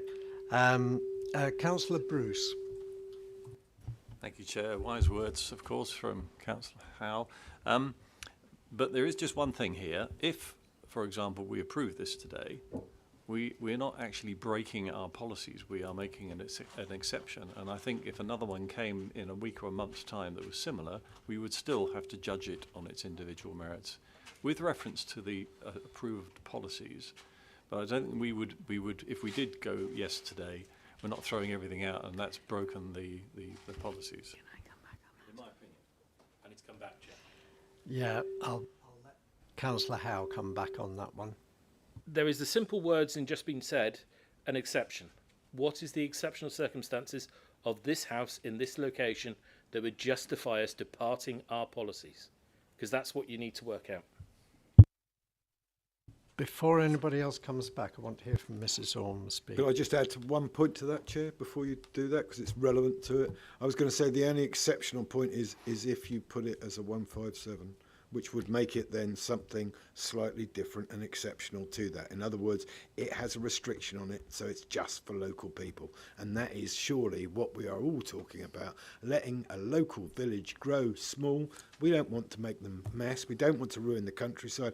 We just want to allow it. But that means the actual resident that wants to build this, the applicant, has to put in and apply for that to be the case, in which case we could then look at it. But Councillor Howe's quite right. We can't pass this as it is. We've got no thing. Even I am starting to learn after a year. If you haven't got a policy you hang it on, otherwise Wendy will kill me and Mike will stare at me when he speaks. Did you want to come back, Mike, on what Councillor Bruce was saying? No, I think it's the same thing. You know, sometimes things are balanced, and you can say, on balance, we'll depart from policy on this occasion, but there's no balance. There's no alternative support in another part of our policies. Okay, Councillor Jenny Brown. So you've got to have organic growth in a village, and not every village has a neighbourhood plan. It's a tiny village, but these people have been there 35 years. I know I'm saying it with my heart, but I'm also saying with my head, you've got to have organic growth, otherwise you end up having these villages turn into museums. The last time it had any building there was 2004. Kumali is a vibrant village, and it does need support to grow. Yeah, I'll just point out, we looks like we've gone into debate already. Some time ago, no, it's all right, Jenny. Yeah, no, I totally agree with you, but we can't do that in planning. It has to be done at SPC. It's got to be a strategic planning policy that says we need to allow our villages to grow organically, and this is how we're going to do it while safeguarding the countryside. We cannot do it in planning committee. Have we been banging on about how to keep these villages, how to help them grow? It's ridiculous. Could we send a letter, Chair, to the Vice Chair or Chair of Strategic Planning to see if he could possibly find a way to enable us? I think there's a good number of us on strategic planning. You know, we can make the point when we come to debate this this part of the plan. Just coming back to all this debate, and this debate isn't us making this decision. This debate was forced on us by government when they published the MPPF and threw out our proposed local plan at the time, saying, no, you hadn't assessed the villages correctly, no building, you have to do a sustainability appraisal, and we ended up where we are now because they rejected what we had proposed, which was 15 homes per village throughout the whole estate, which would, I think most of us have gone, no problem at all. We would have coped with that. But no, the government threw that out, told us we couldn't do that. We are now where we are because of government decisions then. Who knows the future, but at present we still have the government saying, the current government saying it's got to be sustainability led, and the future government probably also saying exactly the same thing for its proposals. So I don't know where to go, but nevertheless, I mean, all of us want to see building in our villages, but it has to be done the right way. And at present, we don't have a policy. The only hook in our local plan is to say a neighbourhood plan. And that would allow it. But unfortunately, the community has not been able to do that. If they did, then they would have something to do. But again, it is not a popularity contest, this. It is policy-based. We wish it was a popularity contest, but we've got to do with it with our heads, and we have no policy support and no exceptional reasons to say yes to it, unfortunately. Thank you. Councillor Bruce? Yeah, thank you, Chair. Just a quickie. Given what's been said about policy, one does begin to wonder why we've spent the last half hour, 3/4 an hour talking about this particular application when, by the looks of it, we were only ever going to come to one decision because we're forced to that position. So I wonder how many other applications we go through at meetings like this where actually we have no choice, whether it would be a better use of time, maybe advice injected at an earlier stage in the process to sort of steer these things off into a different direction. Perhaps it's just a suggestion. Well, yeah, I think quite often we end up knowing that we probably can only get one outcome. But I think sometimes these things need to be aired and the discussion needs to be had, even though we know that it probably is somewhat fruitless. Councillor Brown.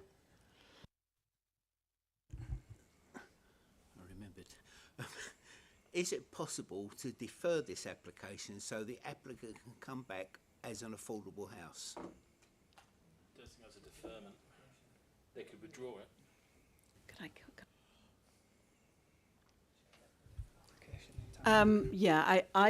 I would suggest that they could choose here and now to withdraw this planning application and not have it determined if they wish to, and come back in with a revised application. But I think it's also very important to understand that affordable homes have affordability criteria, and if they're downsizing from a large 5-bedroomed house, I don't know, but I suspect they won't necessarily meet the affordability criteria anyway to occupy an affordable home. Yeah, well, it could come back with a Devon, whatever you call it on it, a section S157, where it was just there for local people. We don't have which any. Will be 100% affordable house.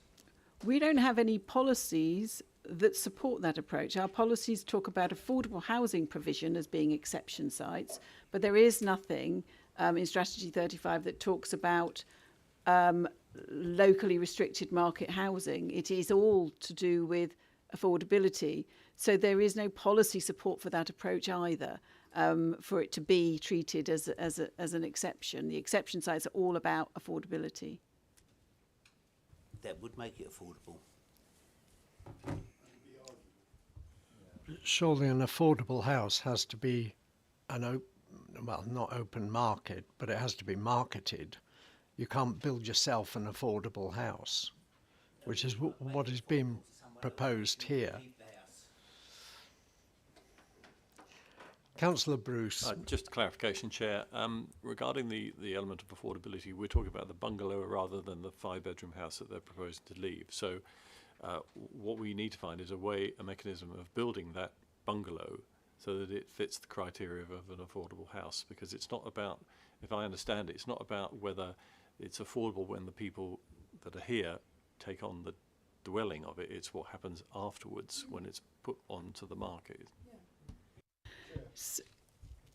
So an affordability, there is it's the occupants, it's not the dwelling, it's the occupants that need to meet a set criteria.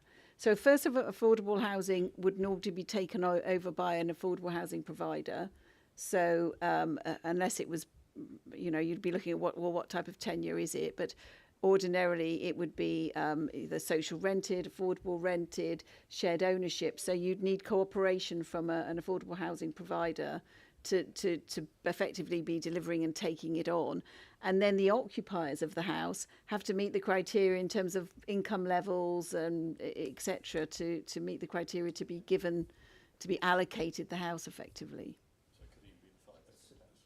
I think we're going round in circles here. We're desperately trying to use affordable housing criteria, which are designed for something completely different, to try and allow a house in the open countryside. And let's remember that even affordable housing in the countryside won't necessarily be allowed in an unsustainable area or an area that is considered open countryside. It's not affordable, it made a local house, and that's controlled by 157. You don't need to go to a registered provider with the 157. It's a local property. East Devon put 157s on properties which don't go through a supplier. They're governed by East Devon, who have to give a licence for it to be sold to a particular person.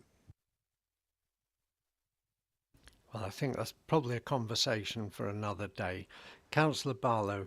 I was going to say, we're not designers, we're not architects, and we shouldn't be. I know we sit on the planning committee, but that's for them to argue and them to come back if they want to try and persuade that. I would suggest that we accept the recommendation to refuse as per the officer's recommendation at this stage. Otherwise, we will be here for a very long time, I think. Yep. Councillor Bailey. Thank you, Chair. Just a quick one.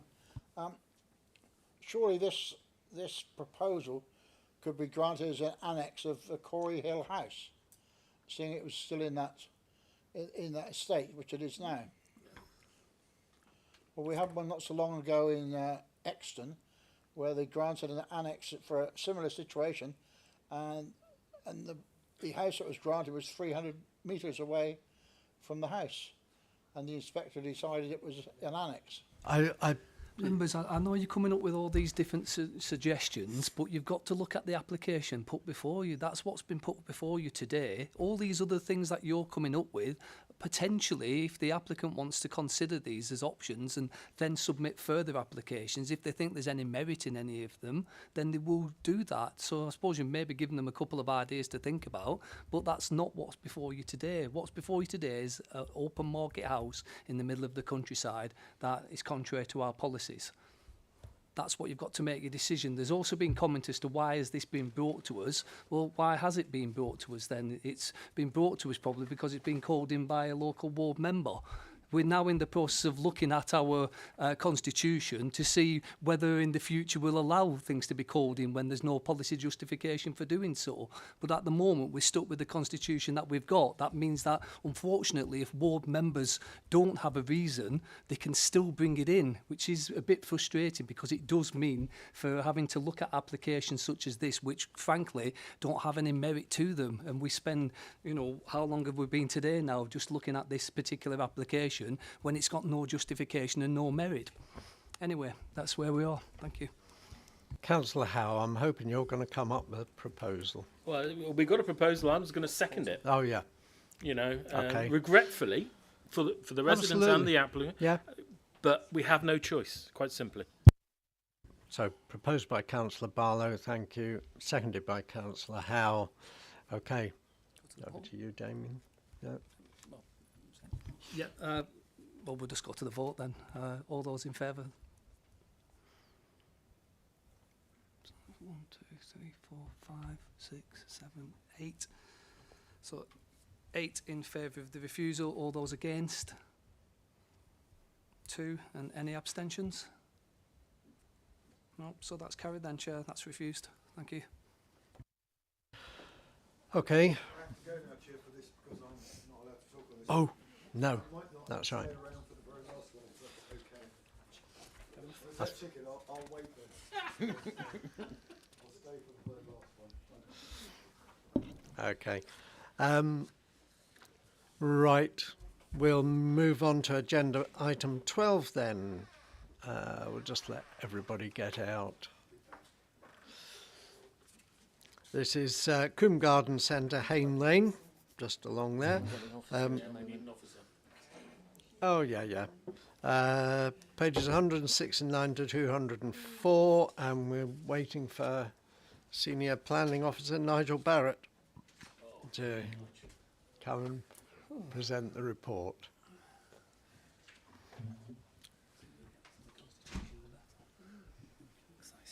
As I said, we get the Constitution.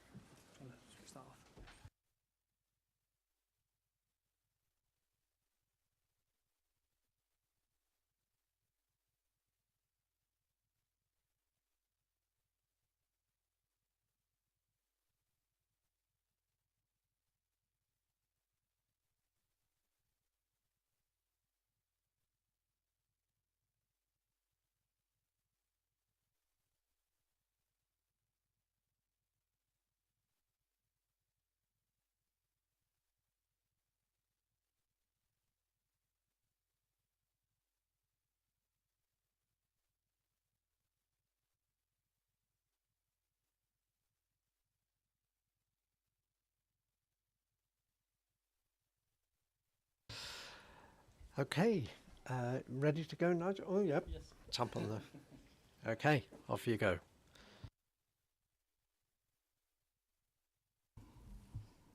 Lovely. Thank you, Chair. Good afternoon. This is an application for the development of a site not far away from here, which forms part of the extensive Coombe estate land holding to the west of Honiton. And from here it lies on the south side of Gittisham Lane, just beyond the end of Heath Park and Hayne Lane. Immediately adjacent to the site, as you will see from the image, is the existing Coombe Garden Centre, a relatively modern development that replaced a former nursery site, I understand. The site is within a larger land area extending to around 15 hectares between the railway line to the south and Gittisham Lane to the north, which is allocated in the local plan as an employment site. The application that's before you today is for the development of a farm shop, which is essentially a retail use. Therefore, the application represents a departure from the employment allocation set out in the local plan, which is the reason the application is being referred before you today. The relevant local plan strategy, just to elaborate on the allocation, it's for, as I say, employment uses, which by definition within the local plan strategy are uses within the so-called B use class. There has been some tinkering with that in the recent years, but essentially B class uses: business, light industrial, general industrial, and storage and distribution. So that's what the allocation relates to. But as I say, the proposal before you today involves the introduction of a retail use that on its face is contrary to that allocation. More specifically, the proposal involves the construction of a farm shop to be operated as part of the Coombe estate, together with ancillary cafe space, indoor and outdoor seating areas,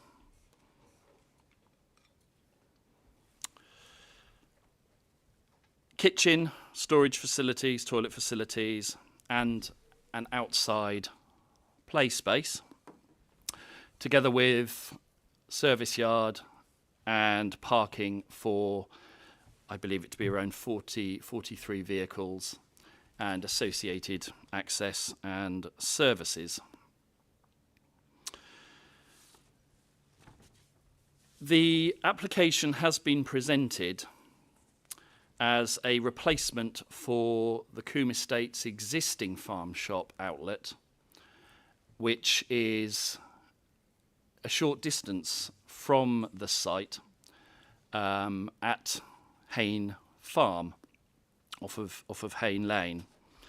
But a number of reasons have been cited for the wish to relocate the operation, and I won't go through them all. They are set out in the report. But among the main reasons are that the size of the existing outlet and its layout and location make it suboptimal as a retail and cafe space. It's currently energy inefficient with increased utility costs for the scale of the operation. The argument is that the shop is a little, to paraphrase it, off the beaten track, with little in the way of passing trade.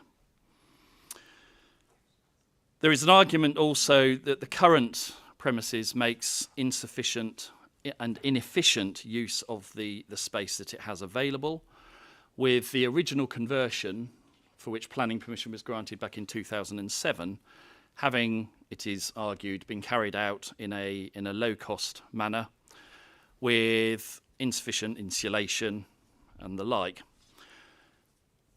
Being integral to the farm, it's also argued that the shared access with both residential and agricultural traffic that is generated to the site often results in conflict with deliveries and other traffic. And it's also been highlighted that the council's own environmental health officers have stipulated some improvements that are required to the premises, which fundamentally the argument is that it would be, I suppose, throwing good money after bad, and that relocation represents a more efficient and modern option. That being said, there is no permission in place or any particular assurances as to what the future holds for the current farm shop.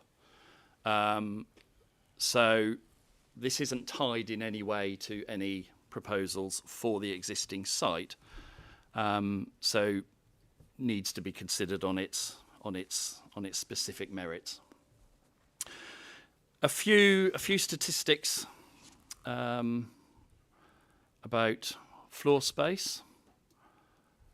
And again, the slide above shows colour by colour subdivision of the uses within the building. The retail area I have calculated as being just in excess of 300 square metres. That's the pale blue shaded area on the image, which is around twice that of the existing retail floor space at the present farm shop at Hayne Farm. The cafe and indoor seating area in the buff shading would be considerably larger than the existing tea room, at least going by the approved plans for the existing shop, providing around 170 square metres against the existing space, which equates to around 30 square metres. And then there is ancillary storage, office, staff room, kitchen, toilet floor space occupying around 200 square metres on the ground floor and on a partly mezzanine first floor level, which again is evident from the slide. The overall form and design of the building, which you see before you, largely takes a design cue from the adjacent garden centre, and I will come on just to show you a couple of images of the garden centre. So essentially, it is for a very similar building, albeit of a smaller scale, as I think is evident from the key plan in the bottom left corner of the image, than the existing garden centre.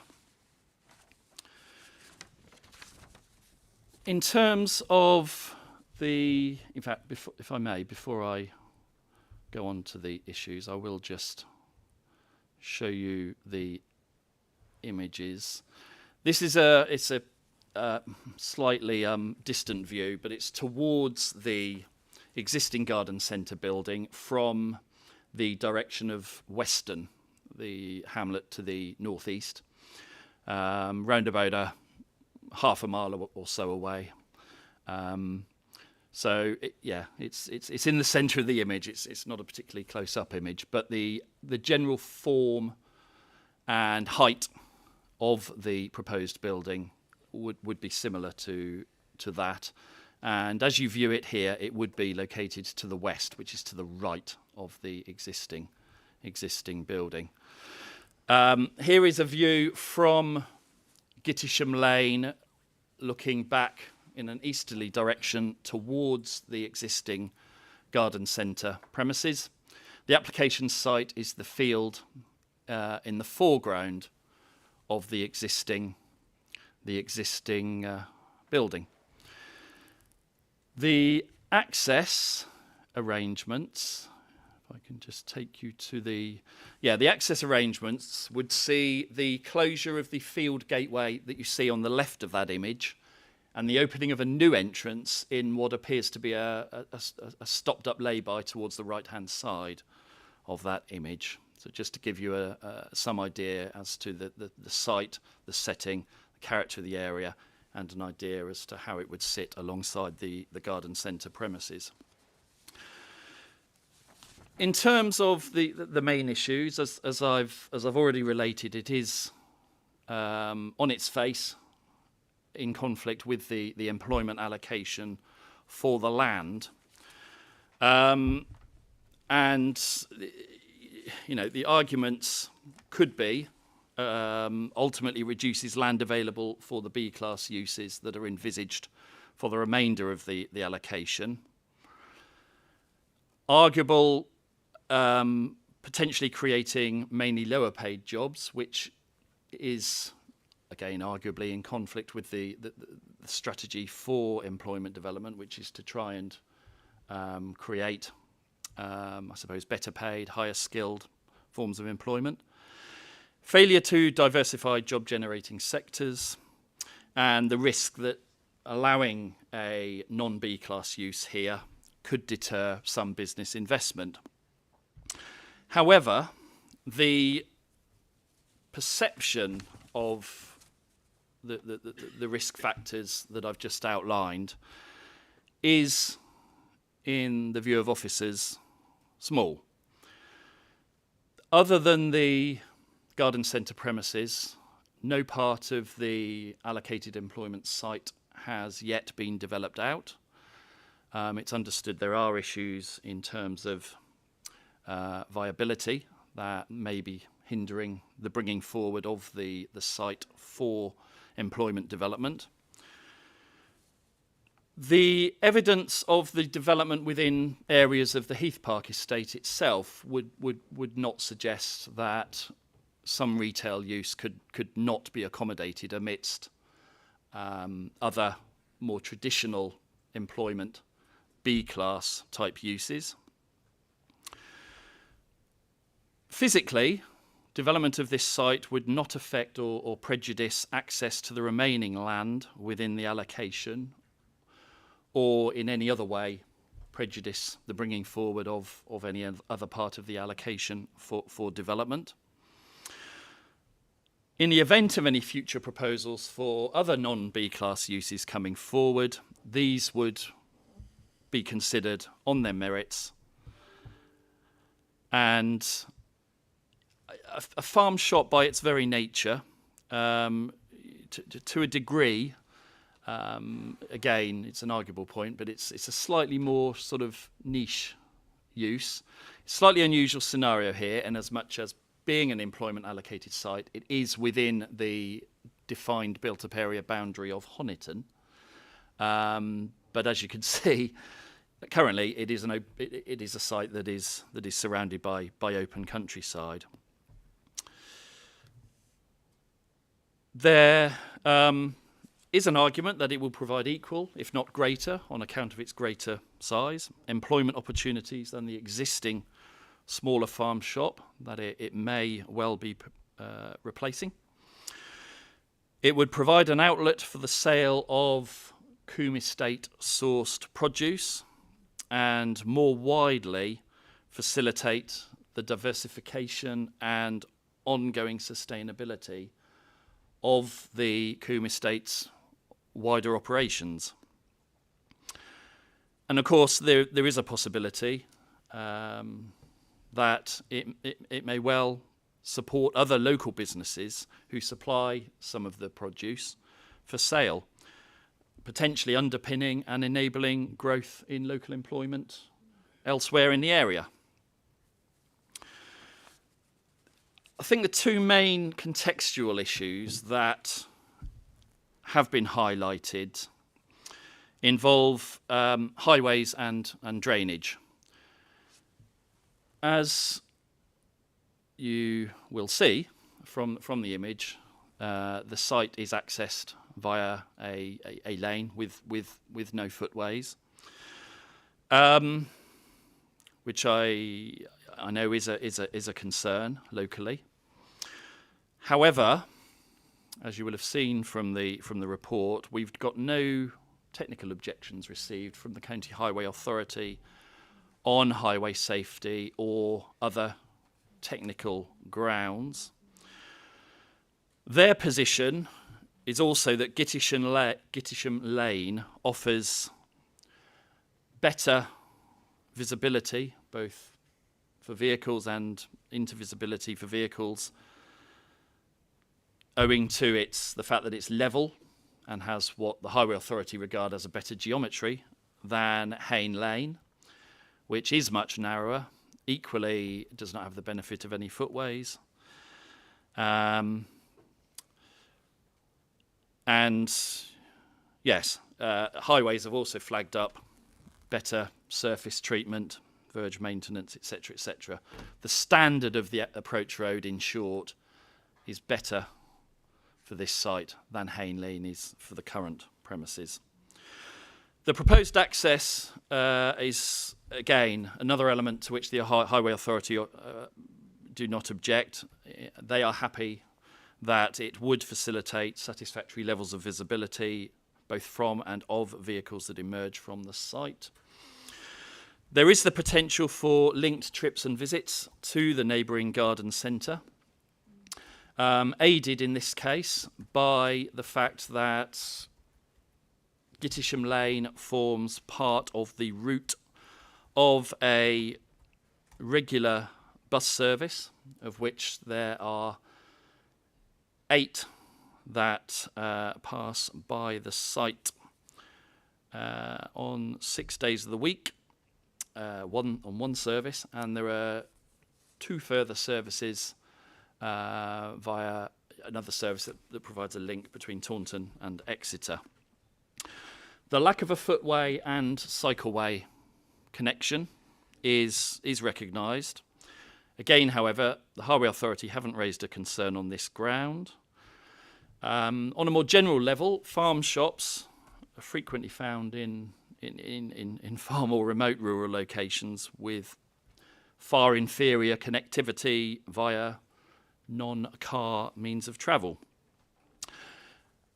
One of the conditions that you will have seen from the report and the recommendation is that we are seeking to try and achieve internal connectivity between this site and the garden centre site so as to minimise the incidence or potential incidence of pedestrian movement along Gittisham Lane as well. So bringing all that together, as I say, the Highway Authority are quite relaxed about, as regards highway access and general highway safety conditions along Hayne Lane, whilst recognising a certain level of shortfall in terms of direct pedestrian access from the Heath Park Industrial Estate. Drainage is, and particularly surface water drainage, is another concern to which I understand you will have had your attention drawn by a series of photographs which have shown incidents of surface water flooding along Gittisham Lane. But in this case, the view of officers is that we can only really control and ensure that surface water from the development is appropriately discharged so that there's no risk that worsens the existing situation in regard to the incidence of flooding along Gittisham Lane. In the view of officers, it would not be appropriate to consider resisting planning permission on the basis of the risk that it would sorry, lost my train of thought there, apologies. On the basis, Thank you. Thank you very much. On the basis that this development could potentially worsen an existing situation to which it really bears no relation. To that extent, the application does include a detailed surface water drainage strategy, which proposes a combination of a controlled discharge of surface water via the installation of an underground attenuation tank beneath part of the site, together again with a controlled discharge to an existing watercourse adjacent to the western boundary, and the construction of a swale alongside the rear of the hedge frontage boundary with Gittisham Lane, which you can see in the sort of distance in the photograph that's before you. The scheme has also reduced the extent of impermeable surfaced areas within the site, and the intention is that the parking spaces, the hard standing between the development and the garden centre site, and the external dining area and garden are all intended to feature permeable surfaces in the form of porous block paving or gravel. Subject to the submission of further details that can be conditioned, and one of the conditions does seek to achieve that objective, the lead local flood authority, who have been closely scrutinising the surface water drainage proposals throughout the process, are now satisfied with the strategy that has been presented. In the circumstances, therefore, it's not considered reasonable by officers that the scheme be opposed on the grounds of the potential worsening of the existing surface water flooding incidents, or require any further measures to mitigate these off the back of the proposals that have been submitted. So all in all, and in the absence of any other detailed issues of concern, the proposals are considered by officers to be acceptable and are duly recommended. Thank you, Chair. Thank you, Nigel. Okay, we'll hear from the applicant then, Justin Lascelles. You have 3 minutes.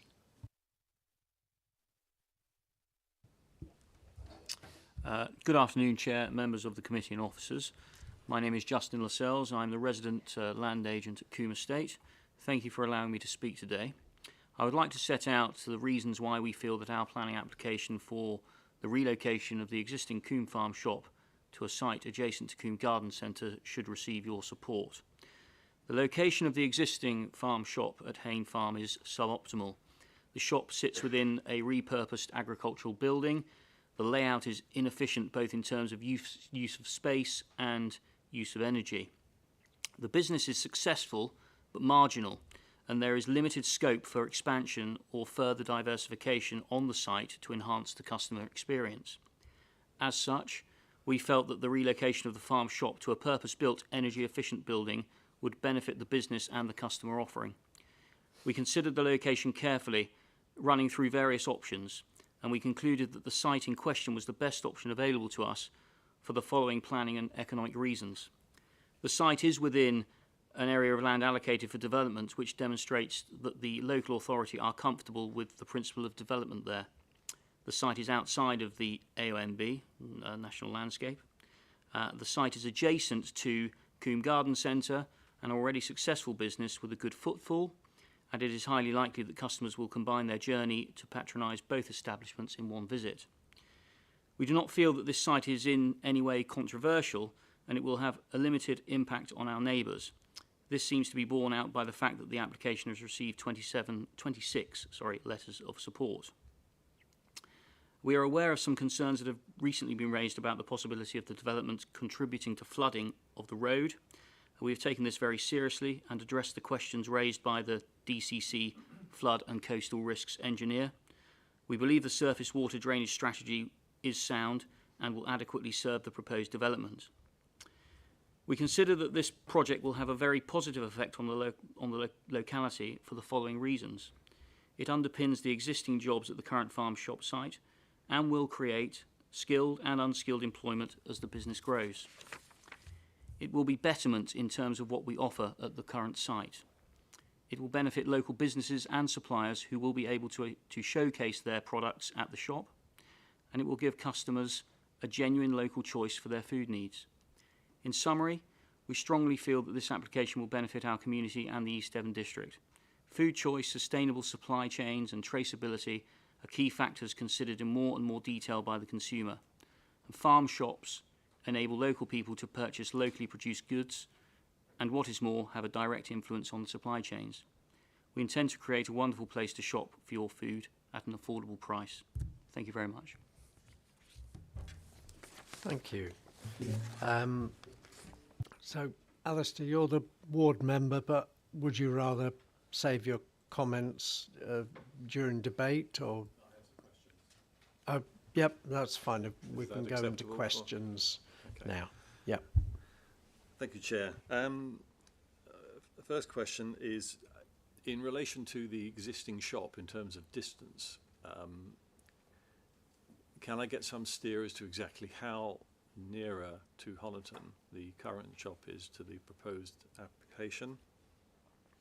Secondly, when it comes to comments regarding the verge, you suggest that Highways deemed that the verge to the current shop is worse than what we're seeing in this photograph on the screen at the moment. And finally, I'd like some clarification regarding planning when it comes to comparing an existing shop with a proposal which appear to be some distance apart. My understanding is that when we have a development of this sort, it should be on a standalone basis because, as you have alluded to in the report, there is no constraint on the applicant to shut the current shop in deference to the new building. So if I can have some clarification on those, Chair.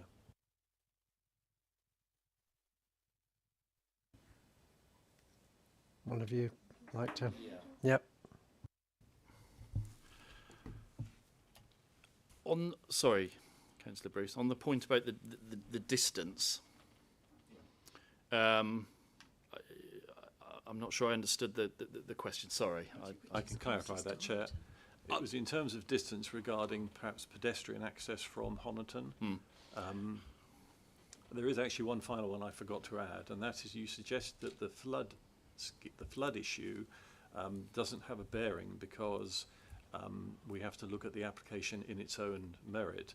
However, am I correct in understanding that all the land on that side of the road up to the junction is actually owned by the same person who owns the farm shop?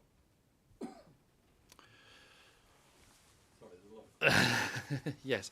I think, yes, purely a sort of spatial level, the existing farm shop is closer slightly to, I suppose, the centre of the town, and it is more immediately proximate to existing housing on the Heath Park residential estate. Some of the land on the Gittisham Lane frontage is within the control of the National Highways, the Highways Agency. That's the left side. I'm talking about the shop side. I'm given to understand from their consultation response that they do have some control over areas of the site frontage as well, on the basis of the consultation comments that we've received. Chair, just to aid the answer. I'm specifically talking about the fields with regard to the runoff, the farmed fields. The application site. No, I'm talking about the fields either side of the site, on the same side Right. of the road, those that contribute to the runoff that Right. causes the flooding. Yeah. My understanding is that they are under the control of the Coombe Estate. Yes. Yeah, this side, but I think the council owns this land. the council, yes, does have some land ownership towards Hayne Lane, the Hayne Lane end. But yeah, I must confess to not knowing where the exact boundary is. I think there is an area here, which it's not a regularly shaped area, which I understand the council has ownership of. But certainly land to the west and south, and certainly obviously the garden centre, and there is a service yard, I believe, to the immediate east of that, are within the control of the Coombe estate. Thank you, Chair. What I'm trying to clarify here is that in the report it was suggested that, and given the photographs that I have passed to the committee, the middle one particularly clearly shows that there is a substantial runoff coming from the fields either side of the current building, which is next to the one that's being proposed. So the contributing factor of flooding events is specifically directed at field runoff that's coming from fields either above the complex that's proposed or either side of it along the entire length of that lane. There is no contribution to flooding coming from the A30 side, because that's lower than this road in the photograph you have here. So what I'm trying to establish is, when you talk about responsibility when it comes to flood alleviation, my concern is that the Coombe estate as a whole, having regard to the number of fields that they actually own and operate along this stretch of road, do by deem of connection have a responsibility in terms of determining how much of an effect flooding will have on this application. So what I'm trying to establish is, can you separate out the planning application and say alone that's what we have to look at when it comes to flooding, which is what you state in the report, or do, because they own all the other fields, have to consider them as a single entity when it comes to the impact of flooding? Can I interject here? Because I think what we'd have to establish is whether this development will add or reduce the flooding from the site that we're looking at, whether or not the fields either side result in flooding. That's not part of our remit, and whether or not they're in the ownership of the applicant is not relevant. We're only looking, correct me if I'm wrong, but we're only looking at whether the field in question, however much flooding it produces at the moment, whether this application will increase that or decrease it. So yes, I would say that is correct. The requirement is to ensure that surface water runoff from the site does not increase. That's the end goal. And it was only if we felt that this development was going to increase flood risk elsewhere as a consequence that we would have a justifiable reason to refuse on drainage grounds. Okay, any other questions? Yeah. Shall I just come back? Because I think there was a couple of, I don't think we touched on the point of comparison, and whether it's a standalone shop, did you? Yes, Chair, that was quite important that you've alluded to the fact that there is both in highways as comparing the current shop and also the new proposal, you're constantly referring to the fact that this one is better positioned or highways access is better or whatever. So what I'm trying to establish is that, because I haven't heard this before, I haven't heard, and in any way, in some ways, the distance between the two dwellings is not relevant, because if you're comparing next to each other or a mile and a half apart, it's the principle of whether you can actually do that in terms of planning, because my concern is, and I've always understood this, is that a planning application, as you've just pointed out with regard to the fields around the site, it's a standalone item. You can't compare it or bring in outside external forces. And what you've done in the report is basically made a point of saying that this is a better position for a farm shop to be compared to the current one. But at the very end you say, but by the way, actually, he doesn't have to shut the current farm shop. He can run both. Now, if I was a judge, I would now be directing the jury to say, please ignore all the relevant facts that you've just heard. This is the important one. He doesn't have to shut the shop. So yes, the appellant's arguments have been put forward that they are saying that they are proposing it as an alternative, but it is quite correct. There is no mechanism suggested to close down the existing shop. It has a retail use as a farm shop, so it is restricted on the type of goods that can be sold from it. But as it stands, if this were to be permitted, there'd be nothing to stop either the applicant continuing with that as a separate entity, maybe keeping the cafe opening, or an alternative person deciding to take it on and running it as a farm shop. I mean, you know, what the likelihood of that is, I don't know. But yes, very much we should be looking at the planning merits of this proposal on it as a standalone proposal. Can I come back, Chair?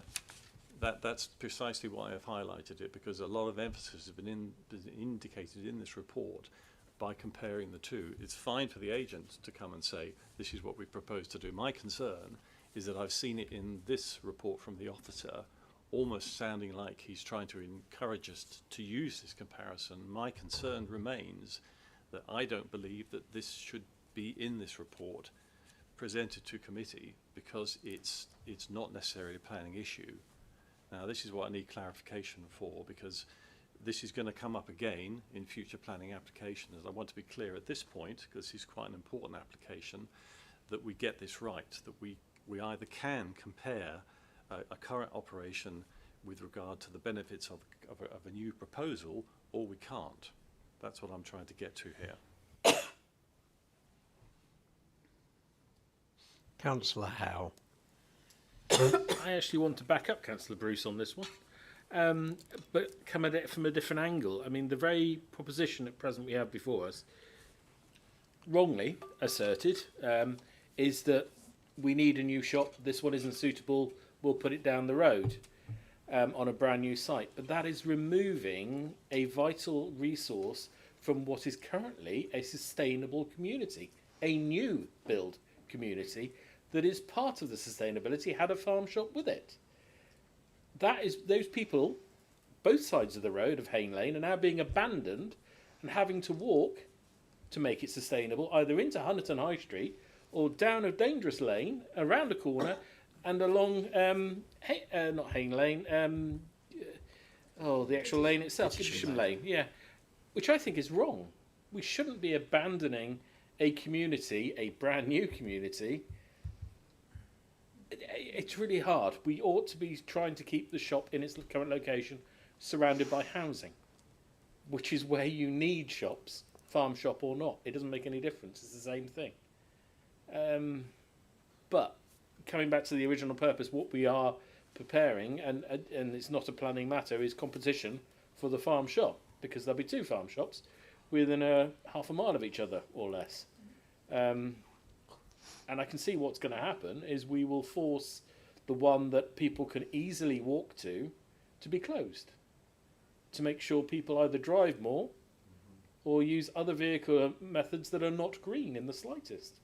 And I do have severe doubts about it, added to the way the report has been written for that very fact. There should be no mention to the existing farm shop unless, as way of passing of it, as a unilateral undertaking has been made to shut it. And that, I don't think, is right either, if you get my meaning. So I do have concerns about this. Councillor Hall. Somewhat related question, really.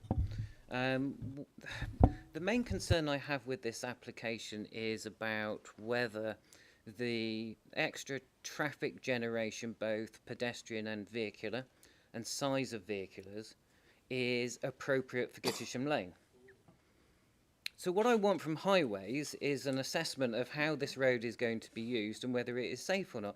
I don't want it to be a comparison with the existing site. That's like my good lady asking me whether I want broccoli or cauliflower. I don't want either. You know, I want to know whether this is safe or not. I appreciate the officer's comments about trying to link the two sites and condition it, but I'd like that to be up front, because I want to know that somebody can park in one and walk into the other, or that the car parks are joined, so that you're not actually creating two lots of traffic effectively on a small narrow lane on two businesses right next to each other. In many respects, this is something that I feel is quite essential, along with the points that Councillor Howe and Bruce have made, to understand whether this is suitable or viable or safe. And I'm just not sure at the moment that I've got that answer. Perhaps I'm just after a bit of reassurance, but... There is a considerable amount of parking shown on the plan, isn't there?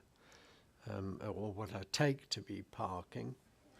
If I could come back, Yeah. but that's sort of the point. Are you creating a business model? And I think it's important to know because of the size and the width of the road. Are you creating a business model where Mr. and Mrs. Smith drive to the garden centre, finish in the garden centre, want to go to the farm shops, have to get back in the car, drive out to the road, and then one of them decides they do want to buy the plant, and then they're back out again and driving? You know, it's just, to me, it's mind-blowing. I think you need to have a lot more clarity and explanation for me to be able to make a decision, I feel. There is an existing opening through, I believe, from that field to the other one, isn't there? Because, well, on Google Maps, there's some kind of track shown that leads round to the existing gateway, which is proposed to be closed up, but presumably that could be used as a footway through from one car park, presumably through to the other. No, but there is a specification in the conditions that pedestrian access between the two has to be provided. So it is conditioned. So if I could just come back, Chair. Yeah. So yes, it's something that we looked at, and we did check and look in terms of, you know, topography. Is it, you know, is it achievable to be able to be left to be dealt with by condition? Because we were having the same considerations, that we do consider it to be essential, so that people can then link their trips. And we did come to the conclusion that yes, it looks like it you know, it should be achievable within the current layout, without any revisions to the parking layout, etc., to be able to put that pedestrian link through. Hence why we put it forward as a condition. And on the matters of highways, so we did get some initial comments back. One of the reasons this has been delayed coming to committee is that we did go back to the county highway after their initial comments, because they were making that comparison, to point out to them that, you know, they need to be looking at this on its own merits, and also because of the comment in it about comparing the road to a sort of a shared surface, which we felt was an unusual analogy in this kind of situation outside of a, you know, sort of residential housing estate. And then, so that's where we got the addendum comments coming through. And again, you know, their comments have come through not raising any objections, you know, certainly in terms of vehicular access, raising no objections, and commenting that they acknowledge there may be a modest increase in footfall associated with the new use.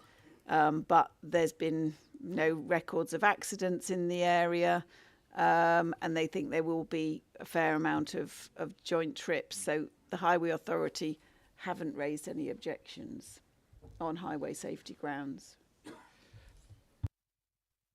Okay, Councillor Bruce. Thank you, Chair. Yes, we're back again to this comparison. You've just said you went back to highways to try and get them to separate out the comparison with the existing farm shop and the new one. And if that's the case, why is it being presented to committee? If you've asked them to say no, this is not an issue, why are we hearing as committee the comparison in writing? I'm really struggling, because obviously anything that gets put in the officer's report is going to be influential towards the committee's decision. And so that's why I'm concerned that it's got to be very carefully worded so that it's made absolutely clear that these two are separate. And what I've seen presented to me today and hearing from the report is completely the contrary. We continually see constant comparisons between the two when, as far as I can see, it shouldn't be happening.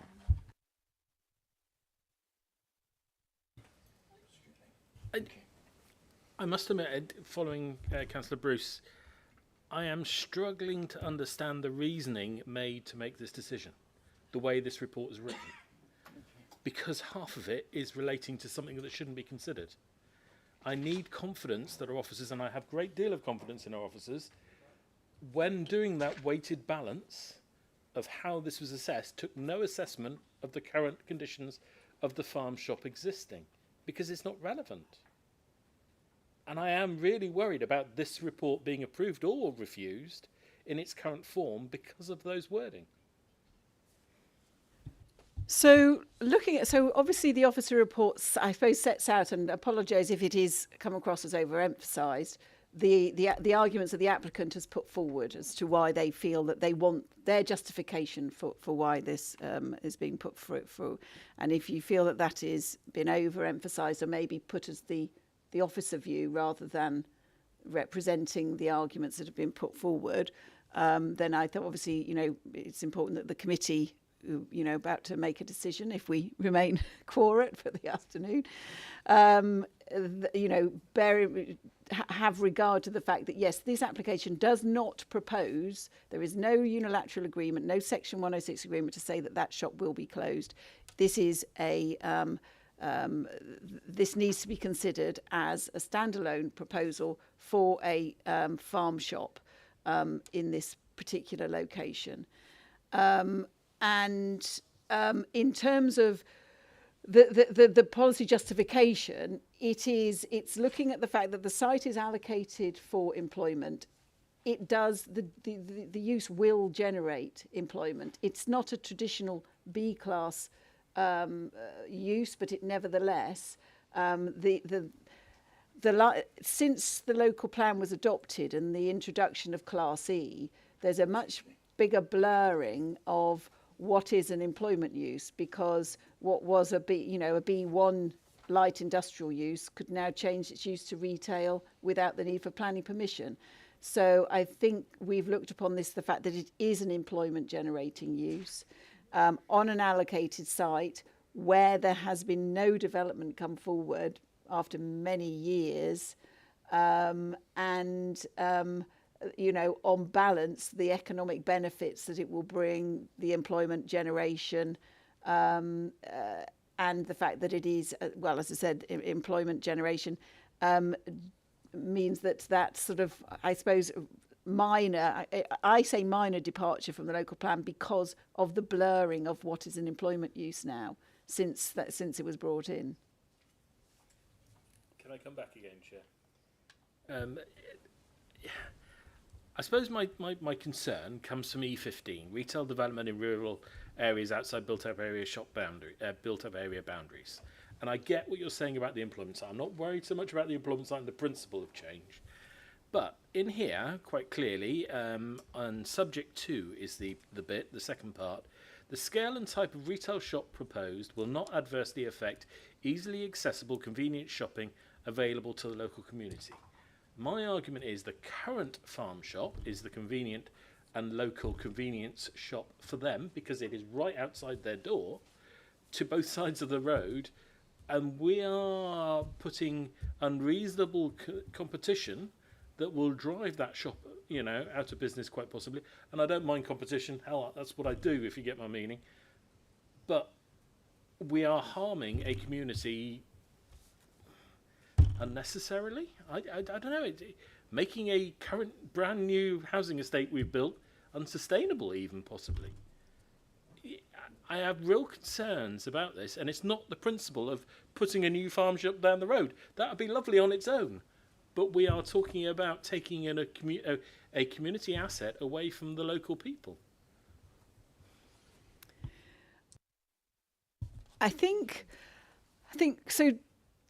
Obviously, this site is, well, it actually isn't. This site is in the built-up area boundary. And I think that's where we would challenge. So if, for example, we to refuse this on policy E15, we would really struggle to do so because it isn't outside the built-up area boundary. We went through a lot of these discussions ourselves as officers because I think we had a lot of the thought processes that perhaps members are having. And and felt that that wasn't a policy that we could rely on. And so then we were going to looking at the policies for retail development. Because it doesn't exceed the 500 square metres threshold, then it doesn't get subject to the retail impact assessment. And ultimately, our assessment was then taking the development plan as a whole. We felt that it was in conformity, hence the recommendation for approval.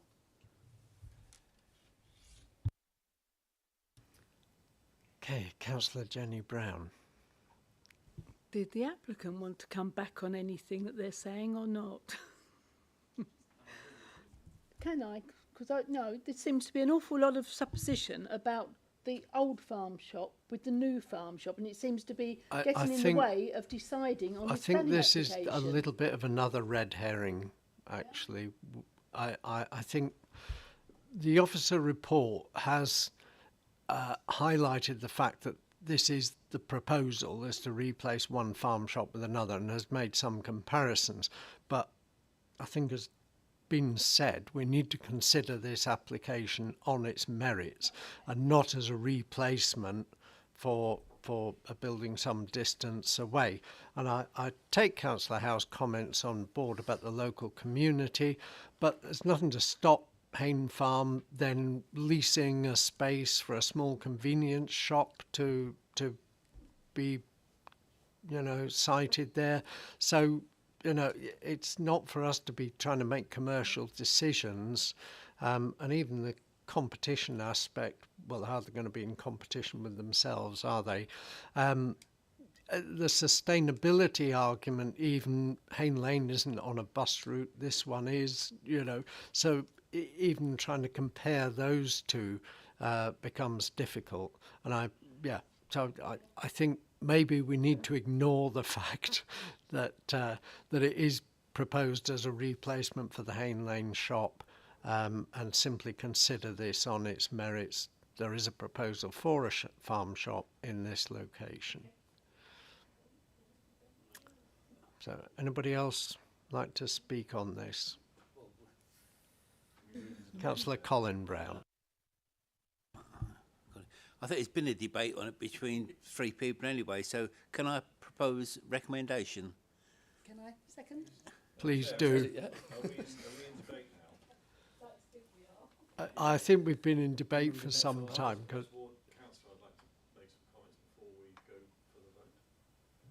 Other proposals? Yeah, we can have a proposal and then we'll have... Okay. Go ahead, Alistair.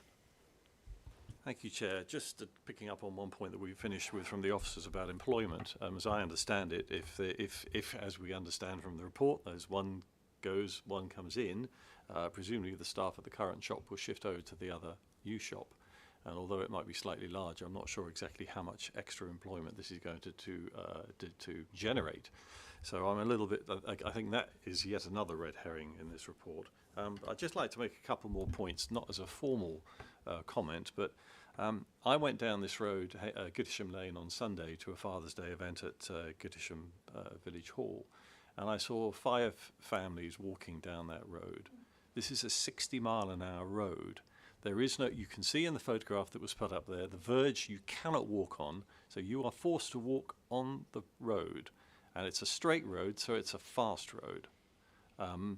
And I just find myself horrified with the thought of pedestrians playing Russian roulette with traffic. We've in the past come across highway comments from highways which baffle us, frankly, because when we see the situation, we don't understand how they've come to that conclusion.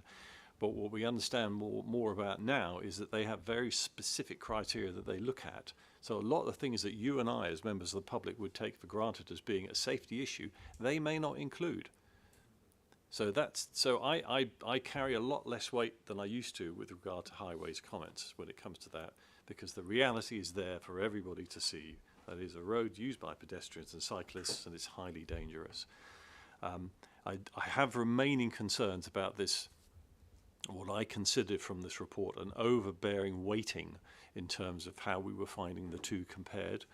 And I haven't yet had a proper answer to say, realistically, we should never really have this in a report because Wendy is right. It did begin to sound as if the officer's report was echoing what the agent would be saying, and it had that flavour about it. So you are right to bring attention to that, because that's certainly the impression that I got.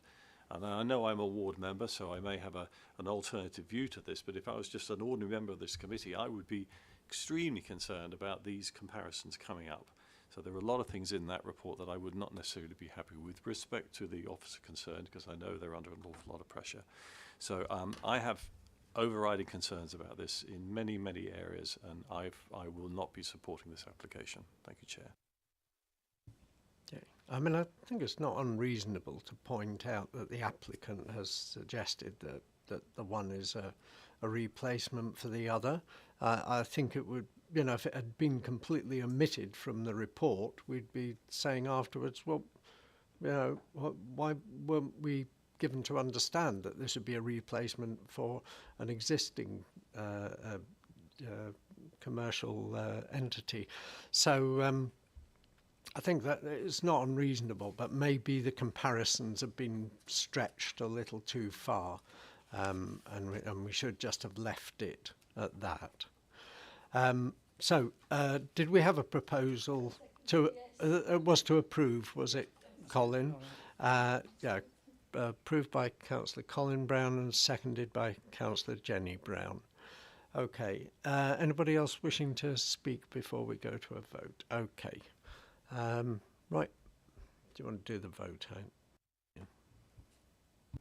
Can do, Chair. You've outlined it also. All those in favour, please, if you can raise your hand. So we've got 1, 2, 3, 4, 5 in support. All those against? 1, 2 against. And any abstentions? 1. One abstention. So that's carried then, Chair. Thank you. Okay, thank you.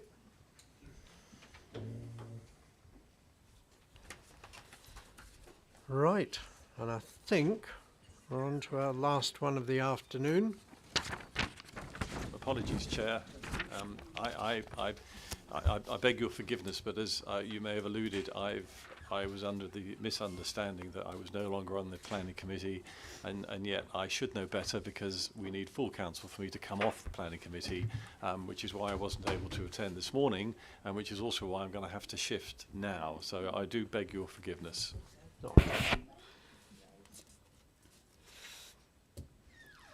I think we were all a bit confused after full council which committees we were actually on and which we weren't. I thought Andrew was allowed to change it now, small tweaks. Yeah, but he hasn't. Yeah, we didn't vote it. Well, they haven't put their, eh? I don't dare put their name forward.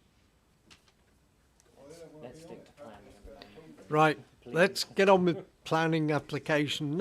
Agenda item 13, planning application 232382 FUL, Great Hound Beer Farm, Caravan 1, Sunnyfield Ales Beer, and it's over to Wendy to present the report on this one.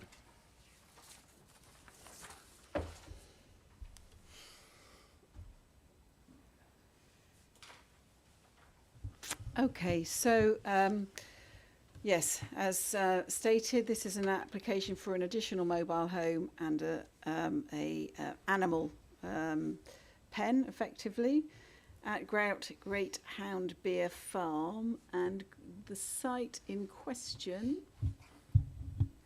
is this parcel of land here. So you can see, you can just about make out there is a sort of cluster of buildings in this area here, because there is an existing planning permission for that permits 2 mobile homes and 1 touring caravan to be on the site. There's been a bit of a protracted history on this site, where originally there was permission granted on appeal for Gypsy and Traveller accommodation, mobile home, caravans on the site. which I think was originally granted in 2005, a temporary permission granted. And that was allowed on appeal because the planning inspector took the view that East Devon Council had not been fulfilling its duties in terms of gypsy and traveller site provision. So a two-year temporary consent was granted. Then the council extended that for a further 2 years in 2007. And then in 2010, a proposal came forward for a permanent consent. And at the time, the council had made no meaningful progress on provision of gypsy and traveller sites. And so permanent permission was granted for the site. And the permission was subject to a number of conditions, and they're set out in the officer report. But principally, the conditions restricted the site to be used by persons who met the relevant definition of a gypsy and traveller, that it should be occupied by a single family only, and then it was also made personal to the applicant, a Mr. Small, with a condition saying that only Mr. Small and his spouse or wife should live there. The proposal now is for an additional mobile home. So this is what is currently on the site. You've got 2 mobile homes, and I think these are actually sort of animal structures and pen areas within the site. And the proposal is for an additional mobile home that's going to be sited in this area here. Originally, when it came in, it was proposing the new mobile home by the entrance, and you'll see some photos that the existing buildings back in this location are relatively discreet in the countryside, but anything located right next to the access would be much more visible. Hence, they were asked to move it.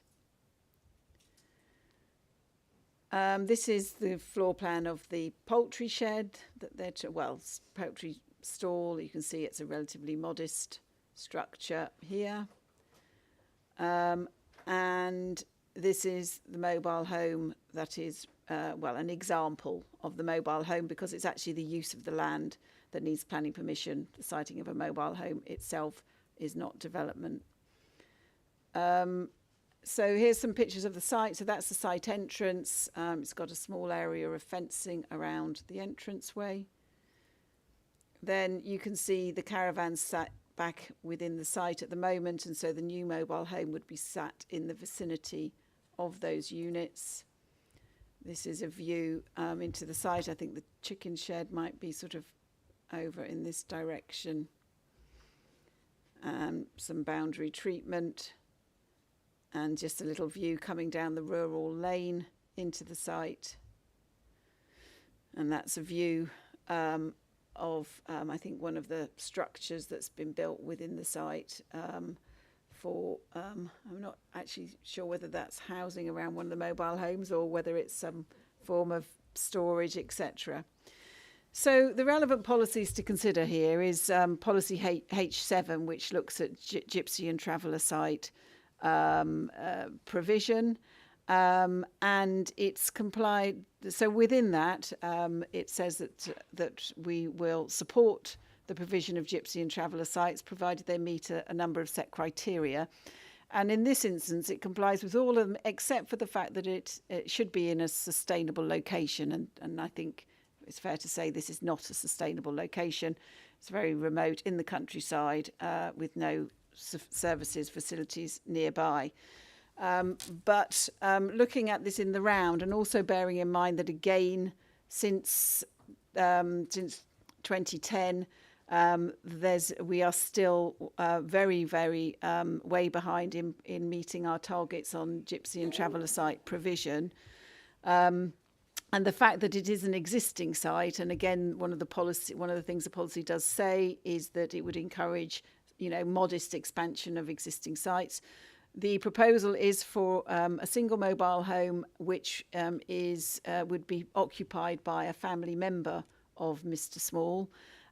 So it is recommended for approval but maintaining similar conditions as currently exist on the site, that the site is only to be used by people meeting the definition of gypsy and traveller, that it's to be occupied by a single family, albeit in this case an extended family, but nevertheless a single family, and that it is a personalised permission allowing the applicant, Mr. Small, his spouse, partner, their children and then grandchildren, so the extended family, to live on the site.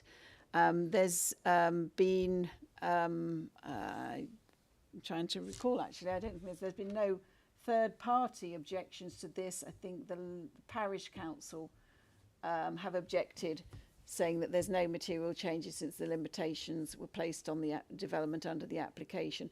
But there's been no, one letter of objection has been submitted. But otherwise, it is set well away from other residential properties and isn't causing any significant local concerns. So this application is recommended for approval, subject to the conditions set out in the report. Thank you. Okay, thank you. Do we have any questions first? Speaker first, Chair. I have ward member comments. Oh, sorry, yes, Jess Bailey. Yeah. So she would like me to read out this. This application is before the committee not because I've requested it as the ward member, but because the planning officers are treating this as a major application due to the large red line area. Consent was granted in 2010 for 2 mobile homes on a personal basis only to Mr. Small, and the use of the 2 mobile homes is restricted for him and his partner, spouse to occupy. I have already raised with planning officers that there appears to be evidence of a parties living in the second mobile home on site, which would appear to be in breach of the 2010 permission. I am concerned that condition 7 as drafted is not sufficiently clear. It needs to specify the names of the adults who will be occupying the third mobile home, rather than referring to Mr. Small's children and their partner spouse, as it currently does. I hope that the committee will take these comments into account when considering this application. Okay, thank you. I'm not sure if condition 7 has been amended to reflect that. Councillor Barlow? Well, just questions. I just, again, you've quoted H7, and it says that all of the conditions are met, and it doesn't seem to meet many of them. You know, the access doesn't look like it was very good access there. Satisfactory relationship with other neighbouring land uses. Is it in an AONB? Impacts on the mitigated? Is it acceptable? And looking at the pictures there, it doesn't look beautiful. But saying that also, again, you're then saying that you're going to allow children, grandchildren. What happens if they split up and divorce? Does that mean both sets can? Are we suddenly going to end up with a very much larger site? I thought it was supposed to be done on specific numbers maximum. So are we just saying 3 is it, that's it, finish? Or are you then saying that if there's you know, if they have children, grandchildren, they're allowed to stay, they're allowed to have a van or not? So there is a condition limiting the number of vans. So effectively it's saying that there could now be 3 mobile homes and 1 touring van. Previously it was 2 mobile homes and 1 touring van. So it is very specific, and if they wanted to increase it, then they would need to come back to us and we would consider the merits of the application as it stands. I think the key issue that we need to bear in mind, if we were to refuse this on the grounds that it doesn't meet all of those, and I acknowledge it, my view is that it does. I mean, and the officer's report goes through each of those criteria and addresses each one of them. The one where it fails principally is sustainability of location, and arguably the access isn't ideal, and that was acknowledged by the inspector, is the fact that we have got such limited provision, and we are so behind in our targets of delivery for gypsy and travellers sites that I think that we would struggle to defend a reason for refusal. I mean, from the officer's, I did note that the previous 2010 decision to grant a permanent consent, the officer recommendation was just to limit it to the small size and a single family, but not to make it personal, but to allow it as a Gypsy and Traveller pitch. It was the committee that added on the personal permission onto it, which is why, in a way, you've got so many layers of conditions. You wouldn't necessarily have that it's Gypsy and Traveller and a single family, and then actually specify who those people were. You're rather sort of, over. And I think the officer report includes that. So yes, there is some conflict with that policy, but the officer view is, having regard to the fact that it's there, it would be the same family remaining on site. I recognise if there are any enforcement issues that we would need to pursue them separately to make sure we have got the right people living on the site in compliance with the condition. My understanding, what I was told when I spoke to the applicant, is that he is in poor health, that his daughter is living in one of the other mobile home at the moment, and his other daughter now is moving onto the site to help in his care. And that was the reason that I was given. But that obviously isn't, that's not a material planning consideration for us today, but that's the information I was given as to the reason that they wanted to move on to the site. But I think our lack of Gypsy and Traveller site provision is something we need to bear in mind when we're considering this application. One last question, is this the right site for a Gypsy and Traveller site? Because that's what you're basically creating now, isn't it? So it is, as I said, it meets the criteria, except for it isn't, yes, it's not a sustainable location, and the access is okay, but it's not ideal. It is in current use. It's been used as a Gypsy and Traveller site for 20 years. Without, we're not aware. I mean, it's been getting the necessary licensing from our property services team. I'm not aware that there's any sort of issues or problems that have arisen from it. And it is one additional mobile home. I recognise that it could be then one more, and then when do you stop? But at the moment, the fact that it is restricted to a single family, I think, does keep it close. But yes, there could be pressures to expand it in the future, and we would have to consider that on its merits at the time. Councillor Howe. I was just wondering if we can go into debate. Questions? You've got questions? Oh, go ahead, Matt. Thank you. A couple of questions, just for clarification, really. I mean, there is the mention here of the site being registered as two separate addresses. Is that true? Is this application for a caravan on the correct address or not correct address? I wasn't aware of that. So what are you saying is the... It's in the responses. Great Home is unused.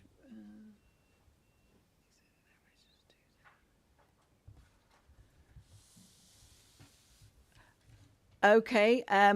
Well, we have a single red line application site. We have an address that identifies the location. We have a site plan that shows where the mobile home would be sited. So I think we have enough information. Whether that site has been sold off and is now in the ownership of two people wouldn't be a reason to, unless, of course, they hadn't served notice on the correct people.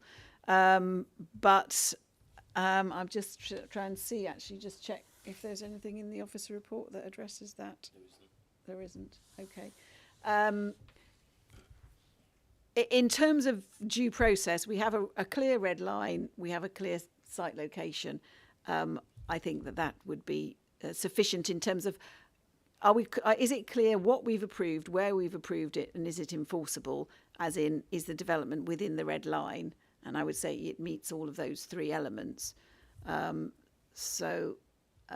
don't know whether there is what evidence there is behind that commentary about the site being two addresses. That's okay. That's fine. I mean, and the next question is, again, it's just for clarity, and I appreciate the submitted plan in question is the site plan, but if we do the standard condition of build according to the plans, should we say the things on the site plans are a little wobbly, which therefore technically I believe means they have to build it slightly wobbly? That's a good phrase. Yep. We acknowledge the fact that the plans are of poor quality, but we feel they contain enough information in this instance for this type of development, bearing in mind, the main elevations are for what would be effectively a relatively temporary structure. I would anticipate a timber barn in the ground, and as I said, the mobile home itself, we actually do have some more accurate drawings. It's the land use that we're approving rather than the actual structure in that instance. Okay. Anyone wish to say anything else? Not in questioning, no. Oh, well, yes, so we'll go into debate now then. Well, in debate terms, I don't think we've got much choice. I think we've got to approve this. So I will recommend approval as per officer's recommendation. But I also at the same time wish to raise that we do need enforcement to look at the ownership of the two sites, whatever we're calling it, the two caravans. Because we have been alerted to the fact that local residents don't believe it's being used in the accordance with the current conditions. So as such, I do think we need to have that verified as a matter of course. Before we issue the planning permission? They go alongside each other. One's not reliant on the other. A breach of planning conditions will exist either way, and as such, then they have to take action. It would be a breach of the existing planning conditions, wouldn't it? Let alone the existing and the new. Yes, yes, It's the same thing. yes, yes. But yeah. So that would be for enforcement officers to take up. Okay. Have we got a proposer? Mike. Oh, sorry, Mike. I wasn't. So we're getting some very enigmatic proposals today. Yeah. Oh, sorry, Mike. Maybe I just was more interested in what you were saying rather than the proposal. Right. Proposed by Councillor House, seconded by Councillor Jenny Brown. Okay. All those in favour, I'll do it. Thank you. 1, 2, 3, 4, 5. I have. Hang on. Try One. again. Right. 1, 2, 3, go. 1, 2, 3, 4, 5. Yeah, 5. Those against? Abstentions? 2. It's carried. Yeah. Okay. And that brings our meeting to a close. Thank you, everybody. Another long one, but we got through it.